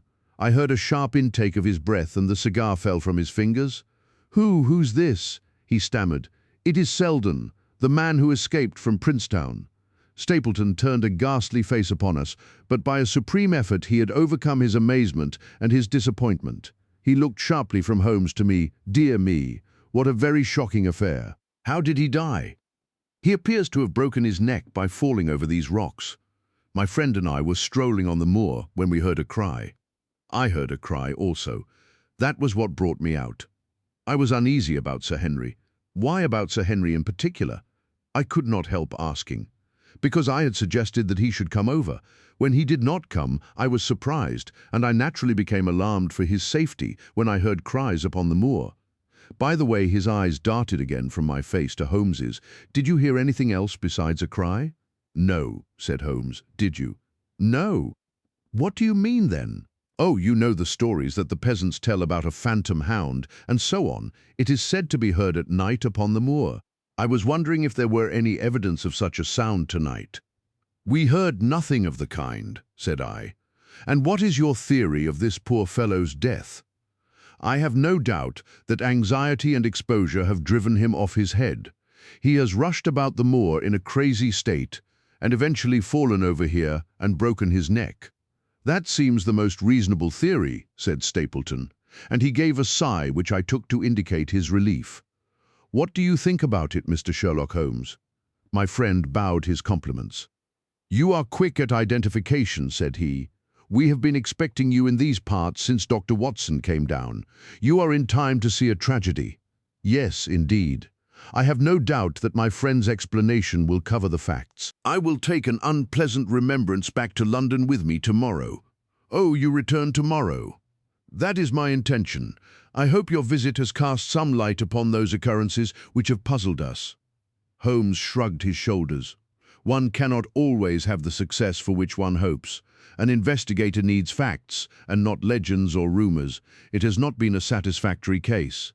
My friend spoke in his frankest and most unconcerned manner. Stapleton still looked hard at him. Then he turned to me. "I would suggest carrying this poor fellow to my house, but it would give my sister such a fright that I do not feel justified in doing it.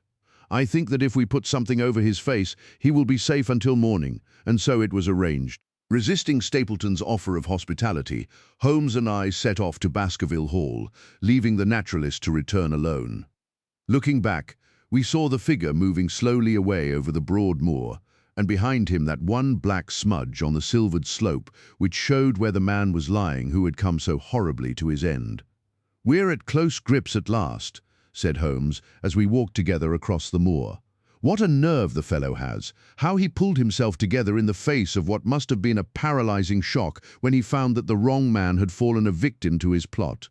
I told you in London, Watson, and I tell you now again, that we have never had a foeman more worthy of our steel. I am sorry that he has seen you, and so was I at first, but there was no getting out of it. What effect do you think it will have upon his plans now that he knows you are here? It may cause him to be more cautious, or it may drive him to desperate measures at once. Like most clever criminals, he may be too confident in his own cleverness and imagine that he has completely deceived us. Why should we not arrest him at once? My dear Watson, you were born to be a man of action. Your instinct is always to do something energetic. But supposing, for argument's sake, that we had him arrested tonight, what on earth the better off should we be for that? We could prove nothing against him. There's the devilish cunning of it. If he were acting through a human agent, we could get some evidence. But if we were to drag this great dog to the light of day, it would not help us in putting a rope round the neck of its master. Surely we have a case. Not a shadow of one, only surmise and conjecture. We should be laughed out of court if we came with such a story and such evidence. There is Sir Charles's death, found dead without a mark upon him. You and I know that he died of sheer fright, and we know also what frightened him, but how are we to get 12 stolid jurymen to know it? What signs are there of a hound? Where are the marks of its fangs? Of course, we know that a hound does not bite a dead body and that Sir Charles was dead before ever the brute overtook him. But we have to prove all this, and we are not in a position to do it. Well then, tonight? We are not much better off tonight. Again, there was no direct connection between the hound and the man's death. We never saw the hound. We heard it, but we could not prove that it was running upon this man's trail. There is a complete absence of motive. No, my dear fellow, we must reconcile ourselves to the fact that we have no case at present and that it is worth our while to run any risk in order to establish one. And how do you propose to do so? I have great hopes of what Mrs. Laura Lyons may do for us when the position of affairs is made clear to her, and I have my own plan as well. Sufficient for tomorrow is the evil thereof, but I hope before the day is past to have the upper hand at last. I could draw nothing further from him, and he walked, lost in thought, as far as the Baskerville gates. Are you coming up? Yes, I see no reason for further concealment. But one last word, Watson. Say nothing of the hound to Sir Henry. Let him think that Selden's death was as Stapleton would have us believe. He will have a better nerve for the ordeal which he will have to undergo tomorrow, when he is engaged, if I remember your reporter right, to dine with these people. And so am I. Then you must excuse yourself, and he must go alone. That will be easily arranged. And now, if we are too late for dinner, I think that we are both ready for our suppers. Chapter 13. Fixing the Nets. Sir Henry was more pleased than surprised to see Sherlock Holmes, for he had for some days been expecting that recent events would bring him down from London. He did raise his eyebrows, however, when he found that my friend had neither any luggage nor any explanations for its absence. Between us, we soon supplied his wants, and then over a belated supper we explained to the baronet as much of our experience as it seemed desirable that he should know. But first I had the unpleasant duty of breaking the news to Barrymore and his wife. To him it may have been an unmitigated relief, but she wept bitterly in her apron. To all the world he was the man of violence, half animal and half demon. But to her he always remained the little willful boy of her own girlhood, the child who had clung to her hand. Evil indeed is the man who has not one woman to mourn him. "I've been moping in the house all day since Watson went off in the morning," said the baronet. "I guess I should have some credit, for I have kept my promise. If I hadn't sworn not to go about alone, I might have had a more lively evening, for I had a message from Stapleton asking me over there." "I have no doubt that you would have had a more lively evening," said Holmes dryly. "By the way, I don't suppose you appreciate that we have been mourning over you as having broken your neck." Sir Henry opened his eyes. "How was that?" "This poor wretch was dressed in your clothes. I fear your servant who gave them to him may get into trouble with the police." "That is unlikely. There was no mark on any of them, as far as I know." That's lucky for him, in fact. It's lucky for all of you, since you are all on the wrong side of the law in this matter. I am not sure that as a conscientious detective my first duty is not to arrest the whole household. Watson's reports are most incriminating documents. But how about the case? Asked the baronet. Have you made anything out of the tangle? I don't know that Watson and I are much the wiser since we came down. I think that I shall be in a position to make the situation rather more clear to you before long. It has been an exceedingly difficult and most complicated business. There are several points upon which we still want light, but it is coming all the same. We've had one experience, as Watson has no doubt told you. We heard the hound on the moor, so I can swear that it is not all empty superstition. I had something to do with dogs when I was out west, and I know one when I hear one. If you can muzzle that one and put him on a chain, I'll be ready to swear you are the greatest detective of all time. I think I will muzzle him and chain him all right if you will give me your help. Whatever you tell me to do, I will do. Very good. And I will ask you also to do it blindly, without always asking the reason. Just as you like. If you will do this, I think the chances are that our little problem will soon be solved. I have no doubt. He stopped suddenly and stared fixedly up over my head into the air. The lamp beat upon his face, and so intent was it, and so still that it might have been that of a clear-cut classical statue, a personification of alertness and expectation. "What is it?" we both cried. I could see as he looked down that he was repressing some internal emotion. His features were still composed, but his eyes shone with amused exultation. "Excuse the admiration of a connoisseur," said he, as he waved his hand towards the line of portraits which covered the opposite wall. "Watson won't allow that I know anything of art, but that is mere jealousy, because our views upon the subject differ. Now these are a really very fine series of portraits." "Well, I'm glad to hear you say so," said Sir Henry, glancing with some surprise at my friend. "I don't pretend to know much about these things, and I'd be a better judge of a horse or a steer than of a picture. I didn't know that you found time for such things. I know what is good when I see it, and I see it now." "That's a Nella. I'll swear that lady in the blue silk over yonder and the stout gentleman with the wig ought to be a Reynolds. They are all family portraits, I presume. Everyone. Do you know the names? Barrymore has been coaching me in them, and I think I can say my lessons fairly well. Who is the gentleman with the telescope?" "That is Rear Admiral Baskerville, who served under Rodney in the West Indies. The man with the blue coat and the roll of paper is Sir William Baskerville, who was chairman of committees of the House of Commons under Pitt. And this cavalier opposite to me, the one with the black velvet and the lace? Ah, you have a right to know about him. That is the cause of all the mischief, the wicked Hugo, who started the Hound of the Baskervilles. We're not likely to forget him." I gazed with interest and some surprise upon the portrait. "Dear me," said Holmes, "he seems a quiet, meek-mannered man enough, but I dare say that there was a lurking devil in his eyes. I had pictured him as a more robust and ruffianly person." "There's no doubt about the authenticity, for the name and the date, 1647, are on the back of the canvas." Holmes said little more, but the picture of the old roisterer seemed to have a fascination for him, and his eyes were continually fixed upon it during supper. It was not until later, when Sir Henry had gone to his room, that I was able to follow the trend of his thoughts. He led me back into the banqueting hall, his bedroom candle in his hand, and he held it up against the time-stained portrait on the wall.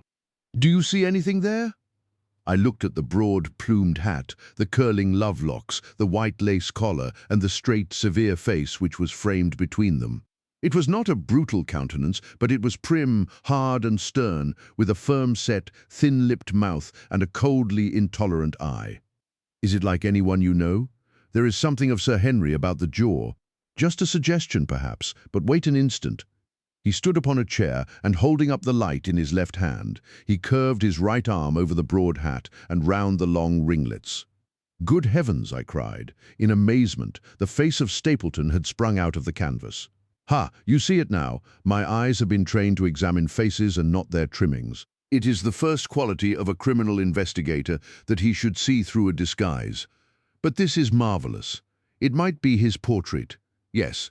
It is an interesting instance of a throwback, which appears to be both physical and spiritual. A study of family portraits is enough to convert a man to the doctrine of reincarnation. The fellow is a Baskerville, that is evident. with designs upon the succession. Exactly. This chance of the picture has supplied us with one of our most obvious missing links. We have him, Watson. We have him, and I dare swear that before tomorrow night he will be fluttering in our net as helpless as one of his own butterflies. A pin, a cork, and a card, and we add him to the Baker Street collection. He burst into one of his rare fits of laughter as he turned away from the picture. I have not heard him laugh often, and it has always boded ill to somebody. I was up betimes in the morning, but Holmes was afoot earlier still, for I saw him as I dressed, coming up the drive. Yes, we should have a full day today, he remarked, and he rubbed his hands with the joy of action. The nets are all in place, and the drag is about to begin. We'll know before the day is out whether we have caught our big, lean-jawed pike, or whether he has got through the meshes. Have you been on the moor already? I have sent a report from Grimpen to Princetown as to the death of Selden. I think I can promise that none of you will be troubled in the matter. And I have also communicated with my faithful Cartwright, who would certainly have pined away at the door of my hut, as a dog does at his master's grave, if I had not set his mind at rest about my safety. What is the next move? To see Sir Henry? Ah, here he is. Good morning, Holmes, said the baronet. You look like a general who is planning a battle with his chief of the staff. That is the exact situation. Watson was asking for orders, and so do I. Very good. You are engaged, as I understand, to dine with our friends, the Stapletons, tonight. I hope that you will come also. They are very hospitable people, and I am sure that they would be very glad to see you. I fear that Watson and I must go to London. To London? Yes, I think that we should be more useful there at the present juncture. The baronet's face perceptibly lengthened. I hope that you are going to see me through this business. The Hall and the Moor are not very pleasant places when one is alone. My dear fellow, you must trust me implicitly and do exactly what I tell you. You can tell your friends that we should have been happy to have come with you, but that urgent business required us to be in town. We hope very soon to return to Devonshire. Will you remember to give them that message? If you insist upon it, there is no alternative, I assure you. I saw by the baronet's clouded brow that he was deeply hurt by what he regarded as our desertion. When do you desire to go? He asked coldly. Immediately after breakfast. We will drive in to Coombe Tracey, but Watson will leave his things as a pledge that he will come back to you. Watson, you will send a note to Stapleton to tell him that you regret that you cannot come. I have a good mind to go to London with you, said the baronet. Why should I stay here alone? Because it is your post of duty. Because you gave me your word that you would do as you were told, and I tell you to stay. All right, then, I'll stay. One more direction. I wish you to drive to Merripit House. Send back your trap, however, and let them know that you intend to walk home. To walk across the moor. Yes, but that is the very thing which you have so often cautioned me not to do. This time you may do it with safety. If I had not every confidence in your nerve and courage, I would not suggest it, but it is essential that you should do it. Then I will do it, and as you value your life, do not go across the moor in any direction save along the straight path which leads from Merripit House to the Grimpen Road, and is your natural way home. I will do just what you say. Very good. I should be glad to get away as soon after breakfast as possible, so as to reach London in the afternoon. I was much astounded by this programme, though I remembered that Holmes had said to Stapleton on the night before that his visit would terminate next day. It had not crossed my mind, however, that he would wish me to go with him, nor could I understand how we could both be absent at a moment which he himself declared to be critical. There was nothing for it, however, but implicit obedience, so we bade goodbye to our rueful friend, and a couple of hours afterwards we were at the station of Coombe Tracey and had dispatched the trap upon its return journey. A small boy was waiting upon the platform. Any orders, sir? You will take this train to town, Cartwright. The moment you arrive, you will send a wire to Sir Henry Baskerville, in my name, to say that if he finds the pocket-book which I have dropped, he is to send it by registered post to Baker Street. Yes, sir, and ask at the station office if there is a message for me. The boy returned with a telegram, which Holmes handed to me. It ran, "Wire received. Coming down with unsigned warrant. Arrive 5:40. Lestrade. That is in answer to mine of this morning. He is the best of the professionals, I think, and we may need his assistance. Now, Watson, I think that we cannot employ our time better than by calling upon your acquaintance, Mrs. Laura Lyons. His plan of campaign was beginning to be evident. He would use the baronet in order to convince the Stapletons that we were really gone, while we should actually return at the instant when we were likely to be needed. That telegram from London, if mentioned by Sir Henry to the Stapletons, must remove the last suspicions from their minds. Already I seem to see our nets drawing closer around that lean-jawed pike. Mrs. Laura Lyons was in her office, and Sherlock Holmes opened his interview with a frankness and directness which considerably amazed her. "I am investigating the circumstances which attended the death of the late Sir Charles Baskerville," said he. "My friend here, Dr. Watson, has informed me of what you have communicated and also of what you have withheld in connection with that matter." "What have I withheld?" she asked defiantly. "You have confessed that you asked Sir Charles to be at the gate at 10 o'clock. We know that that was the place and hour of his death. You have withheld what the connection is between these events." "There is no connection. In that case, the coincidence must indeed be an extraordinary one. But I think that we shall succeed in establishing a connection after all. I wish to be perfectly frank with you, Mrs. Lyons. We regard this case as one of murder, and the evidence may implicate not only your friend Mr. Stapleton, but his wife as well." The lady sprang from her chair.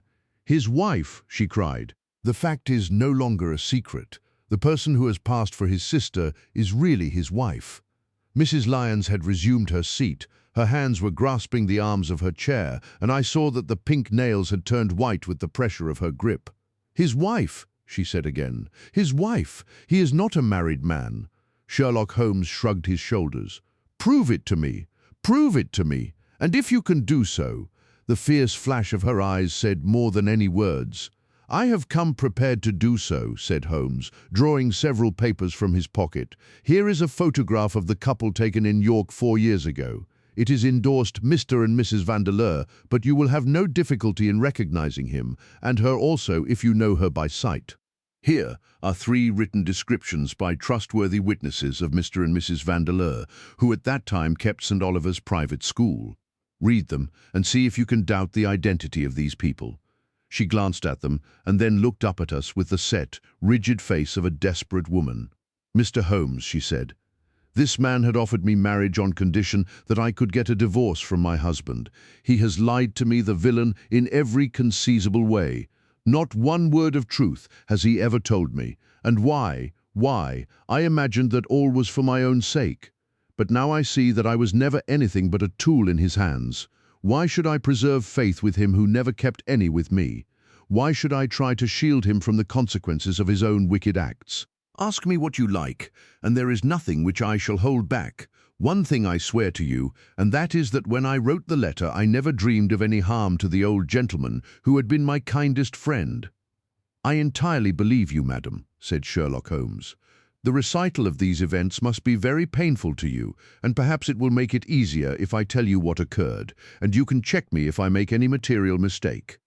The sending of this letter was suggested to you by Stapleton?"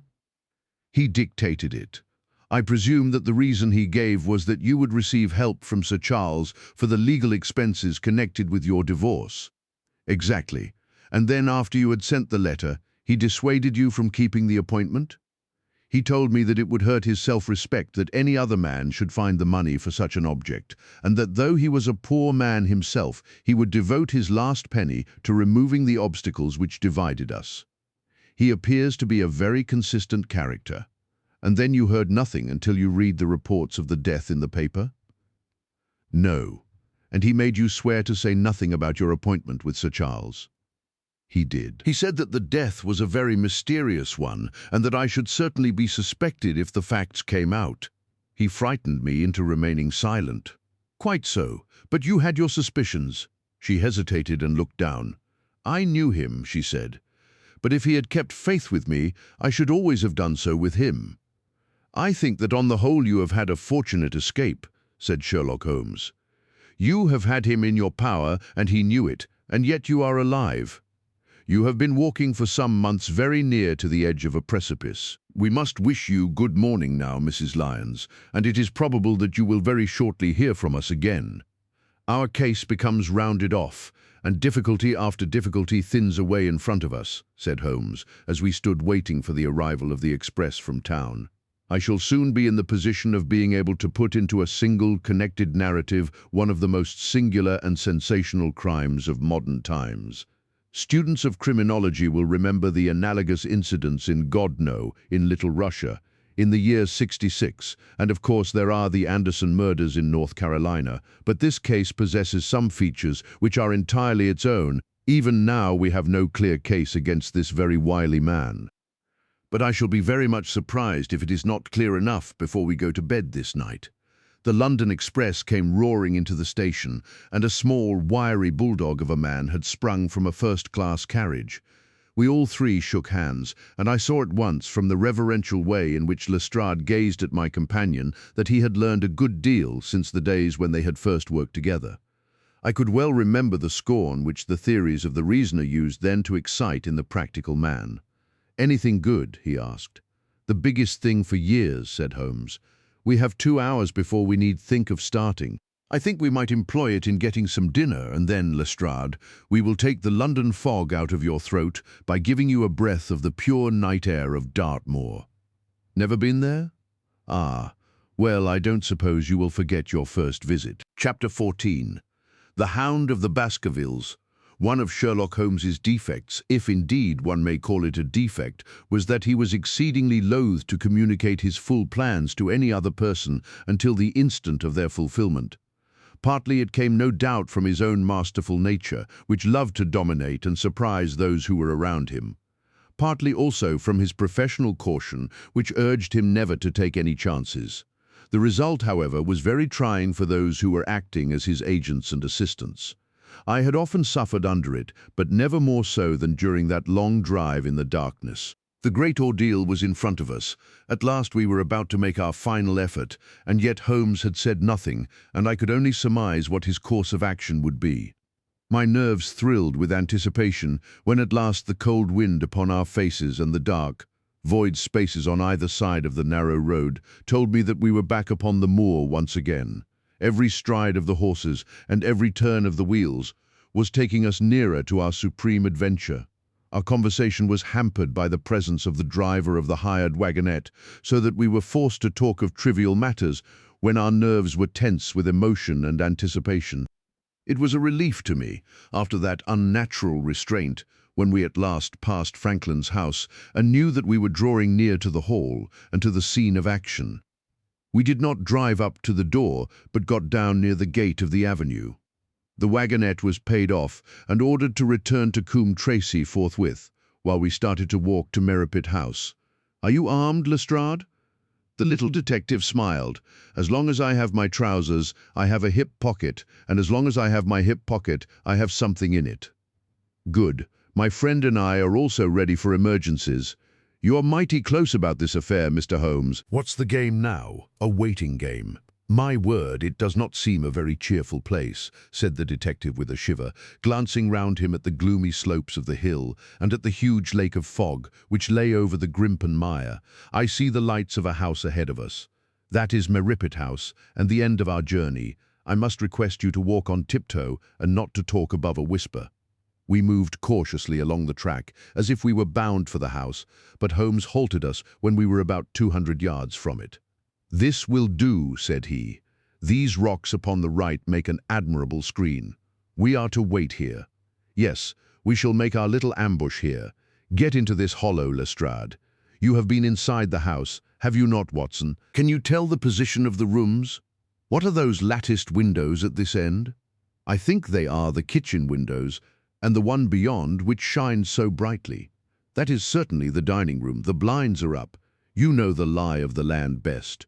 Creep forward quietly and see what they are doing, but for heaven's sake, don't let them know that they are watched." I tiptoed down the path and stooped behind the low wall which surrounded the stunted orchard. Creeping in its shadow, I reached a point whence I could look straight through the uncurtained window. There were only 2 men in the room, Sir Henry and Stapleton. They sat with their profiles towards me on either side of the round table. Both of them were smoking cigars, and coffee and wine were in front of them. Stapleton was talking with animation, but the baronet looked pale and distrait. Perhaps the thought of that lonely walk across the ill-omened moor was weighing heavily upon his mind. As I watched them, Stapleton rose and left the room, while Sir Henry filled his glass again and leaned back in his chair, puffing at his cigar. I heard the creak of a door and the crisp sound of boots upon gravel. The steps passed along the path on the other side of the wall under which I crouched. Looking over, I saw the naturalist pause at the door of an outhouse in the corner of the orchard. A key turned in a lock, and as he passed in there was a curious scuffling noise from within. He was only a minute or so inside, and then I heard the key turn once more, and he passed me and re-entered the house. I saw him rejoin his guest, and I crept quietly back to where my companions were waiting to tell them what I had seen. "You say, Watson, that the lady is not there?" Holmes asked, when I had finished my report. "No. Where can she be then, since there is no light in any other room except the kitchen? I cannot think where she is. I have said that over the great Grimpen Mire there hung a dense, white fog. It was drifting slowly in our direction, and banked itself up like a wall on that side of us, low but thick and well-defined. The moon shone on it, and it looked like a great shimmering ice field, with the heads of the distant tors as rocks borne upon its surface. Holmes's face was turned towards it, and he muttered impatiently as he watched its sluggish drift. "It's moving towards us, Watson." "Is that serious?" "Very serious indeed, the one thing upon earth which could have disarranged my plans. He can't be very long now. It is already 10 o'clock. Our success and even his life may depend upon his coming out before the fog is over the path." The night was clear and fine above us. The stars shone cold and bright, while a half-moon bathed the whole scene in a soft, uncertain light. Before us lay the dark bulk of the house, its serrated roof and bristling chimneys hard outlined against the silver-spangled sky. Broad bars of golden light from the lower windows stretched across the orchard and the moor.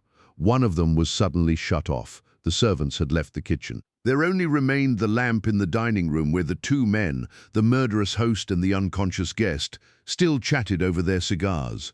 Every minute that white woolly plain which covered one half of the moor was drifting closer and closer to the house. Already the first thin wisps of it were curling across the golden square of the lighted window. The farther wall of the orchard was already invisible, and the trees were standing out of a swirl of white vapour. As we watched it, the fog wreaths came crawling round both corners of the house and rolled slowly into one dense bank, on which the upper floor and the roof floated like a strange ship upon a shadowy sea. Holmes struck his hand passionately upon the rock in front of us and stamped his feet in his impatience. "If he isn't out in a quarter of an hour, the path will be covered. In half an hour, we won't be able to see our hands in front of us. Shall we move farther back upon higher ground?"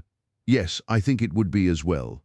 So as the fog bank flowed onward, we fell back before it, until we were half a mile from the house, and still that dense white sea, with the moon silvering its upper edge, swept slowly and inexorably on. "We are going too far," said Holmes. "We dare not take the chance of his being overtaken before he can reach us. At all costs, we must hold our ground where we are." He dropped on his knees and clapped his ear to the ground. "Thank God, I think that I hear him coming." A sound of quick steps broke the silence of the moor. Crouching among the stones, we stared intently at the silver-tipped bank in front of us. The steps grew louder, and through the fog, as through a curtain, there stepped the man whom we were awaiting. He looked round him in surprise as he emerged into the clear, starlit night. Then he came swiftly along the path, passed close to where we lay, and went on up the long slope behind us. As he walked, he glanced continually over either shoulder, like a man who is ill at ease. "Hist!" cried Holmes, and I heard the sharp click of a cocking pistol. "Look out! It's coming!" There was a thin, crisp, continuous patter from somewhere in the heart of that crawling bank. The cloud was within 50 yards of where we lay, and we glared at it, all three, uncertain what horror was about to break from the heart of it. I was at Holmes's elbow, and I glanced for an instant at his face. It was pale and exultant, his eyes shining brightly in the moonlight. But suddenly they started forward in a rigid, fixed stare, and his lips parted in amazement. At the same instant Lestrade gave a yell of terror and threw himself face downward upon the ground. I sprang to my feet, my inert hand grasping my pistol, my mind paralyzed by the dreadful shape which had sprung out upon us from the shadows of the fog. A hound it was, an enormous coal-black hound, but not such a hound as mortal eyes have ever seen. Fire burst from its open mouth, its eyes glowed with a smouldering glare, its muzzle and hackles and dewlap were outlined in flickering flame. Never in the delirious dream of a disordered brain could anything more savage, more appalling, more hellish be conceived than that dark form and savage face, which broke upon us out of the wall of fog. With long bounds, the huge black creature was leaping down the track, following hard upon the footsteps of our friend. So paralyzed were we by the apparition that we allowed him to pass before we had recovered our nerve. Then Holmes and I both fired together, and the creature gave a hideous howl which showed that one at least had hit him. He did not pause, however, but bounded onward. Far away on the path we saw Sir Henry looking back, his face white in the moonlight, his hands raised in horror, glaring helplessly at the frightful thing which was hunting him down. But that cry of pain from the hound had blown all our fears to the winds. If he was vulnerable, he was mortal, and if we could wound him, we could kill him. Never have I seen a man run as Holmes ran that night. I am reckoned fleet of foot, but he outpaced me as much as I outpaced the little professional. In front of us, as we flew up the track, we heard scream after scream from Sir Henry and the deep roar of the hound. I was in time to see the beast spring upon its victim, hurl him to the ground, and worry at his throat. But the next instant, Holmes had emptied 5 barrels of his revolver into the creature's flank. With a last howl of agony and a vicious snap in the air, it rolled upon its back, 4 feet pawing furiously, and then fell limp upon its side. I stooped, panting, and pressed my pistol to the dreadful shimmering head, but it was useless to press the trigger. The giant hound was dead. Sir Henry lay insensible where he had fallen. We tore away his collar, and Holmes breathed a prayer of gratitude when we saw that there was no sign of a wound and that the rescue had been in time. Already our friend's eyelids shivered, and he made a feeble effort to move. Lestrade thrust his brandy flask between the baronet's teeth, and 2 frightened eyes were looking up at us. "My God," he whispered. "What was it? What in heaven's name was it?" "It's dead, whatever it is," said Holmes. "We've laid the family ghost once and forever." In mere size and strength, it was a terrible creature which was lying stretched before us. It was not a pure bloodhound, and it was not a pure mastiff, but it appeared to be a combination of the two, gaunt, savage, and as large as a small lioness. Even now, in the stillness of death, the huge jaws seemed to be dripping with a bluish flame, and the small, deep-set, cruel eyes were ringed with fire. I placed my hand upon the glowing muzzle, and as I held them up, my own fingers smouldered and gleamed in the darkness. "Phosphorus," I said. "A cunning preparation of it," said Holmes, sniffing at the dead animal. "There is no smell which might have interfered with his power of scent. We owe you a deep apology, Sir Henry, for having exposed you to this fright. I was prepared for a hound, but not for such a creature as this, and the fog gave us little time to receive him. You have saved my life. Having first endangered it, are you strong enough to stand? Give me another mouthful of that brandy, and I shall be ready for anything. So, now if you will help me up, what do you propose to do? To leave you here. You are not fit for further adventures tonight. If you will wait, one or other of us will go back with you to the hall." He tried to stagger to his feet, but he was still ghastly pale and trembling in every limb. We helped him to a rock, where he sat shivering with his face buried in his hands. "We must leave you now," said Holmes. "The rest of our work must be done, and every moment is of importance. We have our case, and now we only want our man. It's 1,000 to 1 against our finding him at the house," he continued, as we retraced our steps swiftly down the path. "Those shots must have told him that the game was up. We were some distance off, and this fog may have deadened them. He followed the hound to call him off, of that you may be certain. No, he's gone by this time, but we'll search the house and make sure." The front door was open, so we rushed in and hurried from room to room to the amazement of a doddering old manservant who met us in the passage. There was no light save in the dining room, but Holmes caught up the lamp and left no corner of the house unexplored. No sign could we see of the man whom we were chasing. On the upper floor, however, one of the bedroom doors was locked. "There's someone in here," cried Lestrade. "I can hear a movement. Open this door." A faint moaning and rustling came from within. Holmes struck the door just over the lock with the flat of his foot, and it flew open. Pistol in hand, we all three rushed into the room, but there was no sign within it of that desperate and defiant villain whom we expected to see. Instead, we were faced by an object so strange and so unexpected that we stood for a moment staring at it in amazement. The room had been fashioned into a small museum, and the walls were lined by a number of glass-topped cases full of that collection of butterflies and moths, the formation of which had been the relaxation of this complex and dangerous man. In the center of this room, there was an upright beam which had been placed at some period as a support for the old worm-eaten bulk of timber which spanned the roof. To this post a figure was tied, so swathed and muffled in the sheets which had been used to secure it that one could not for the moment tell whether it was that of a man or a woman. One towel passed round the throat and was secured at the back of the pillar. Another covered the lower part of the face, and over it two dark eyes full of grief and shame, and a dreadful questioning stared back at us. In a minute we had torn off the gag, unswathed the bonds, and Mrs. Stapleton sank upon the floor in front of us. As her beautiful head fell upon her chest, I saw the clear red wheal of a whiplash across her neck. "The brute!" cried Holmes. "Here, Lestrade, your brandy bottle. Put her in the chair. She has fainted from ill usage and exhaustion." She opened her eyes again. "Is he safe?" she asked. "Has he escaped?" "He cannot escape us, madam." No, I did not mean my husband, Sir Henry." "Is he safe?" "Yes, and the Hound, it is dead." She gave a long sigh of satisfaction. Thank God! Oh, this villain! See how he has treated me." She shot her arms out from her sleeves, and we saw with horror that they were all mottled with bruises. "But this is nothing.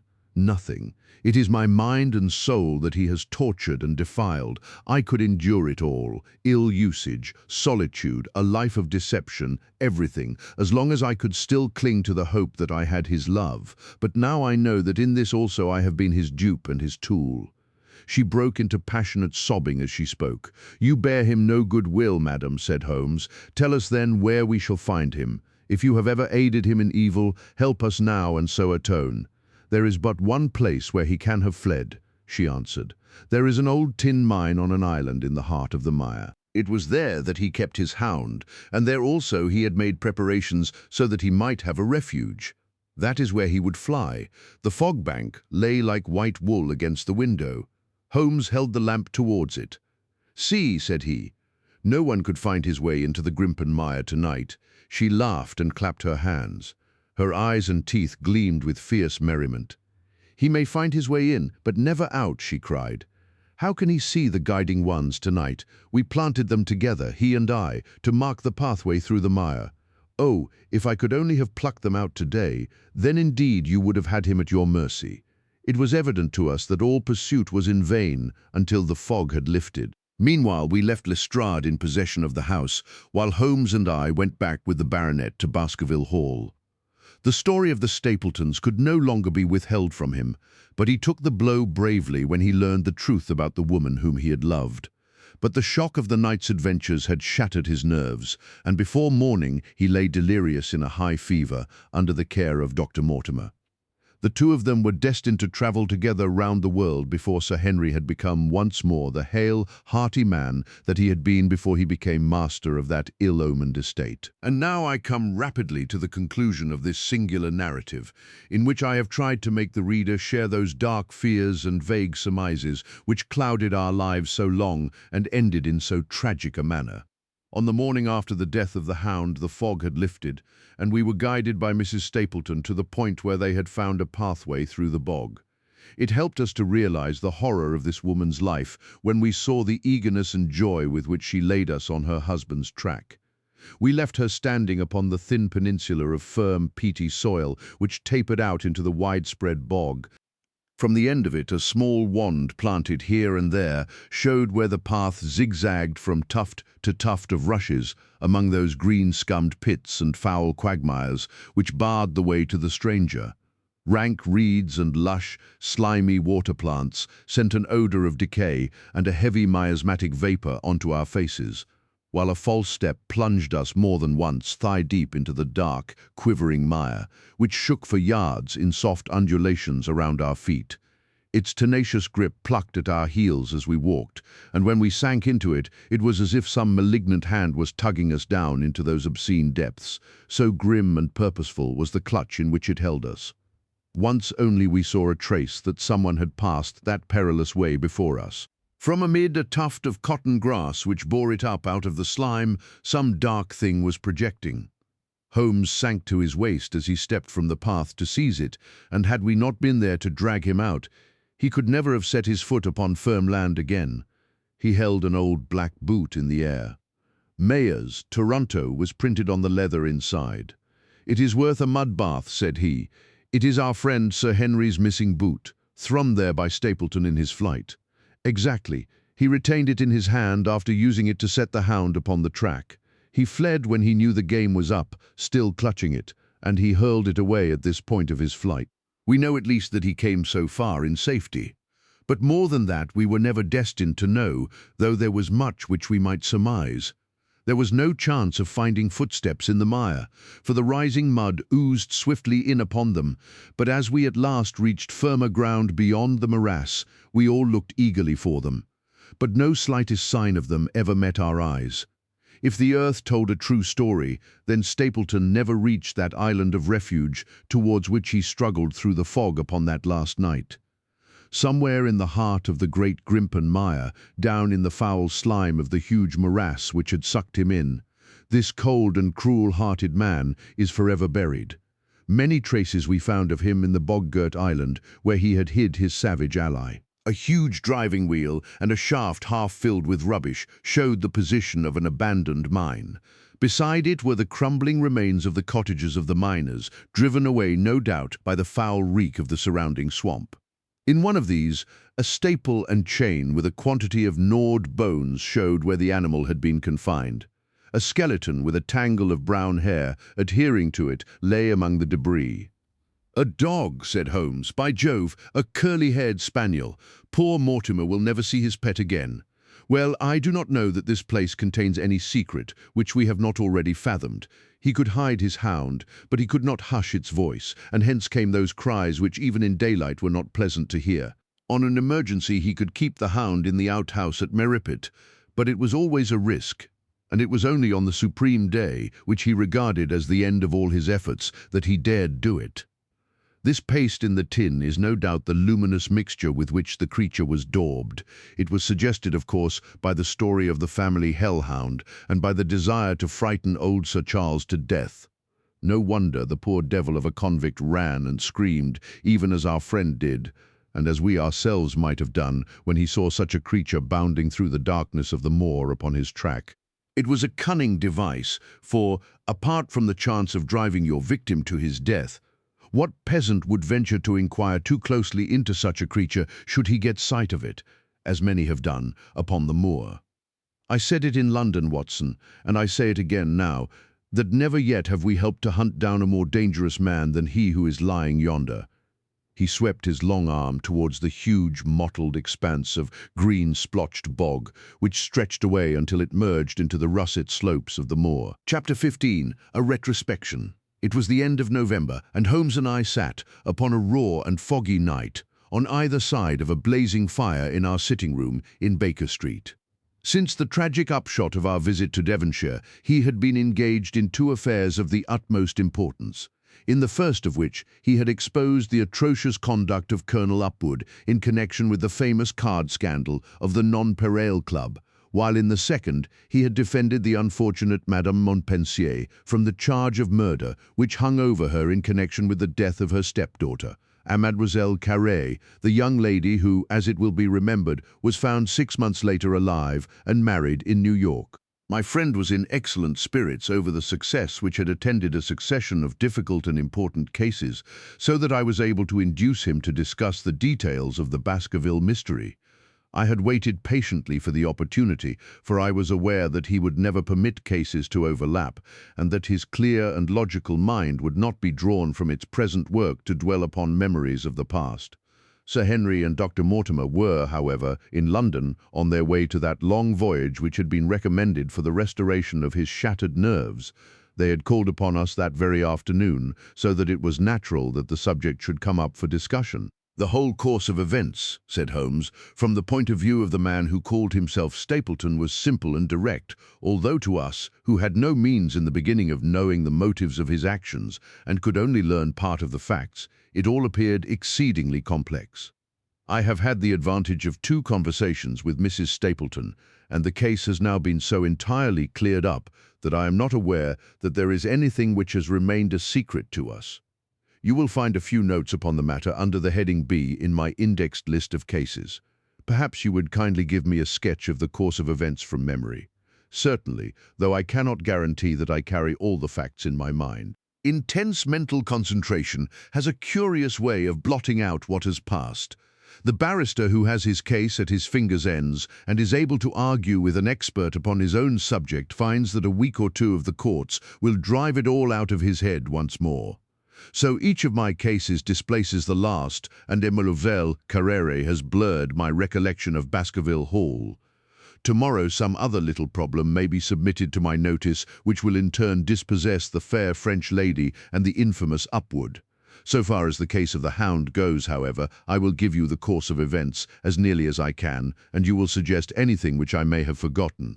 My inquiries show beyond all question that the family portrait did not lie, and that this fellow was indeed a Baskerville.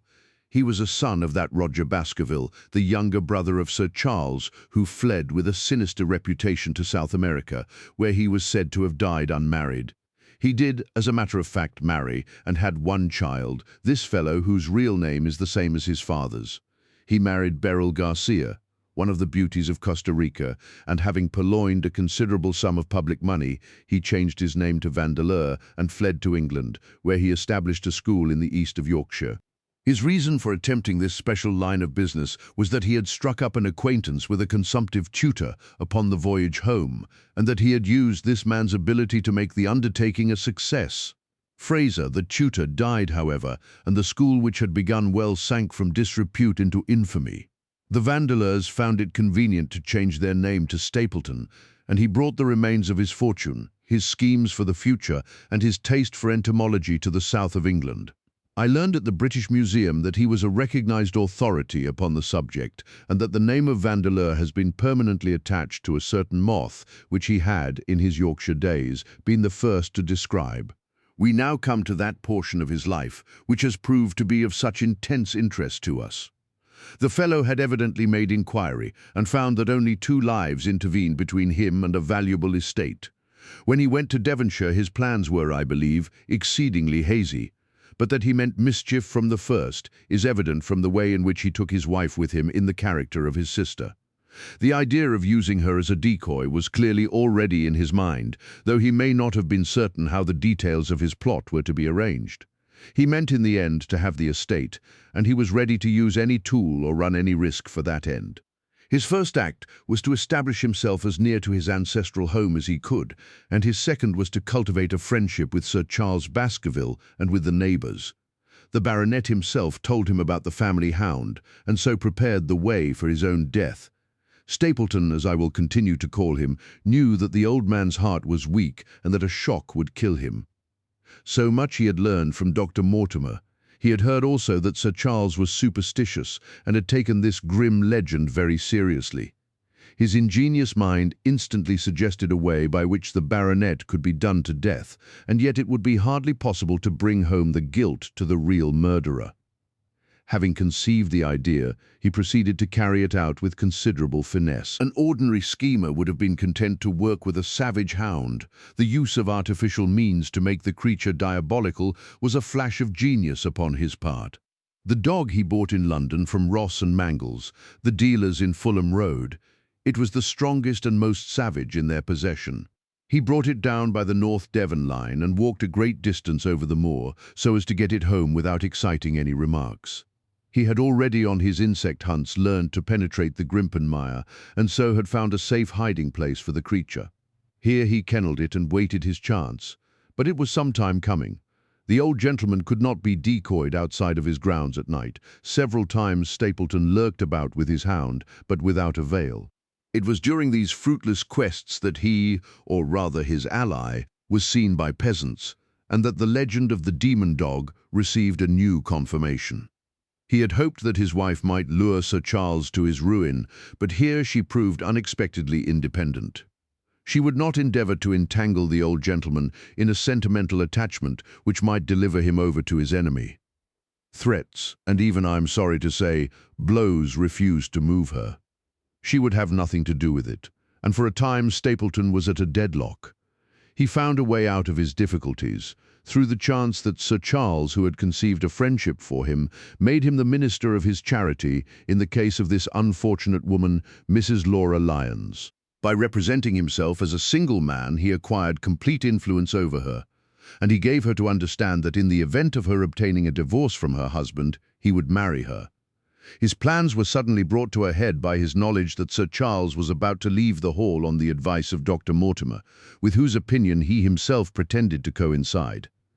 He must act at once or his victim might get beyond his power. He therefore put pressure upon Mrs. Lyons to write this letter, imploring the old man to give her an interview on the evening before his departure for London. He then, by a specious argument, prevented her from going, and so had the chance for which he had waited. Driving back in the evening from Coombe Tracey, he was in time to get his hound, to treat it with his infernal paint, and to bring the beast round to the gate at which he had reason to expect that he would find the old gentleman waiting. The dog, incited by its master, sprang over the wicket gate and pursued the unfortunate baronet, who fled screaming down the yew alley. In that gloomy tunnel it must indeed have been a dreadful sight to see that huge black creature, with its flaming jaws and blazing eyes, bounding after its victim. He fell dead at the end of the alley from heart disease and terror. The hound had kept upon the grassy border while the baronet had run down the path, so that no track but the man's was visible. On seeing him lying still, the creature had probably approached to sniff at him, but finding him dead had turned away again. It was then that it left the print which was actually observed by Dr. Mortimer. The hound was called off and hurried away to its lair in the Grimpen mire, and a mystery was left which puzzled the authorities, alarmed the countryside, and finally brought the case within the scope of our observation. So much for the death of Sir Charles Baskerville. You perceive the devilish cunning of it, for really it would be almost impossible to make a case against the real murderer. His only accomplice was one who could never give him away, and the grotesque, inconceivable nature of the device only served to make it more effective. Both of the women concerned in the case, Mrs. Stapleton and Mrs. Laura Lyons, were left with a strong suspicion against Stapleton. Mrs. Stapleton knew that he had designs upon the old man, and also of the existence of the hound. Mrs. Lyons knew neither of these things, but had been impressed by the death occurring at the time of an uncancelled appointment which was only known to him. However, both of them were under his influence, and he had nothing to fear from them. The first half of his task was successfully accomplished, but the more difficult still remained. It is possible that Stapleton did not know of the existence of an heir in Canada. In any case, he would very soon learn it from his friend Dr. Mortimer, and he was told by the latter all details about the arrival of Henry Baskerville. Stapleton's first idea was that this young stranger from Canada might possibly be done to death in London without coming down to Devonshire at all. He distrusted his wife ever since she had refused to help him in laying a trap for the old man, and he dared not leave her long out of his sight for fear he should lose his influence over her. It was for this reason that he took her to London with him. They lodged, I find, at the Mexborough Private Hotel in Craven Street, which was actually one of those called upon by my agent in search of evidence. Here he kept his wife imprisoned in her room, while he, disguised in a beard, followed Dr. Mortimer to Baker Street and afterwards to the station and to the Northumberland Hotel. His wife had some inkling of his plans, but she had such a fear of her husband, a fear founded upon brutal ill-treatment, that she dares not write to warn the man whom she knew to be in danger. If the letter should fall into Stapleton's hands, her own life would not be safe. Eventually, as we know, she adopted the expedient of cutting out the words which would form the message and addressing the letter in a disguised hand. It reached the baronet and gave him the first warning of his danger. It was very essential for Stapleton to get some article of Sir Henry's attire, so that, in case he was driven to use the dog, he might always have the means of setting him upon his track. With characteristic promptness and audacity, he set about this at once, and we cannot doubt that the boots or chambermaid of the hotel was well bribed to help him in his design. By chance, however, the first boot which was procured for him was a new one, and therefore useless for his purpose. He then had it returned and obtained another, a most instructive incident, since it proved conclusively to my mind that we were dealing with a real hound, as no other supposition could explain this anxiety to obtain an old boot and this indifference to a new one.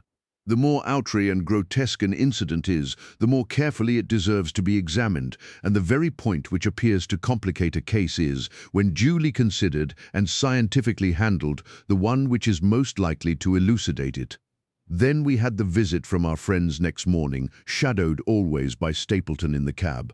From his knowledge of our rooms and of my appearance, as well as from his general conduct, I am inclined to think that Stapleton's career of crime has been by no means limited to this single Baskerville affair. It is suggestive that during the last 3 years there have been 4 considerable burglaries in the West Country, for none of which was any criminal ever arrested. The last of these, at Folkestone Court in May, was remarkable for the cold-blooded pistoling of the page, who surprised the masked and solitary burglar. I cannot doubt that Stapleton recruited his waning resources in this fashion, and that for years he has been a desperate and dangerous man. We had an example of his readiness of resource that morning when he got away from us so successfully, and also of his audacity in sending back my own name to me through the cabman. From that moment he understood that I had taken over the case in London, and that therefore there was no chance for him there. He returned to Dartmoor and awaited the arrival of the baronet. "One moment," said I. "You have no doubt described the sequence of events correctly, but there is one point which you have left unexplained. What became of the Hound when its master was in London?"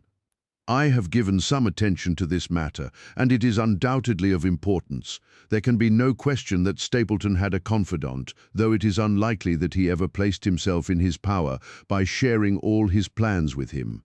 There was an old manservant at Merripit House whose name was Anthony. His connection with the Stapletons can be traced for several years, as far back as the school mastering days, so that he must have been aware that his master and mistress were really husband and wife. This man has disappeared and has escaped from the country. It is suggestive that Anthony is not a common name in England, while Antonio is so in all Spanish or Spanish-American countries. The man, like Mrs. Stapleton herself, spoke good English, but with a curious lisping accent. I have myself seen this old man cross the Grimpen Mire by the path which Stapleton had marked out. It is very probable, therefore, that in the absence of his master, it was he who cared for the Hound, though he may never have known the purpose for which the beast was used. The Stapletons then went down to Devonshire, whither they were soon followed by Sir Henry and you. One word now as to how I stood myself at that time. It may possibly recur to your memory that when I examined the paper upon which the printed words were fastened, I made a close inspection for the watermark. In doing so, I held it within a few inches of my eyes, and was conscious of a faint smell of the scent known as white jessamine. There are 75 perfumes, which it is very necessary that a criminal expert should be able to distinguish from each other, and cases have more than once, within my own experience, depended upon their prompt recognition. The scent suggested the presence of a lady, and already my thoughts began to turn towards the Stapletons.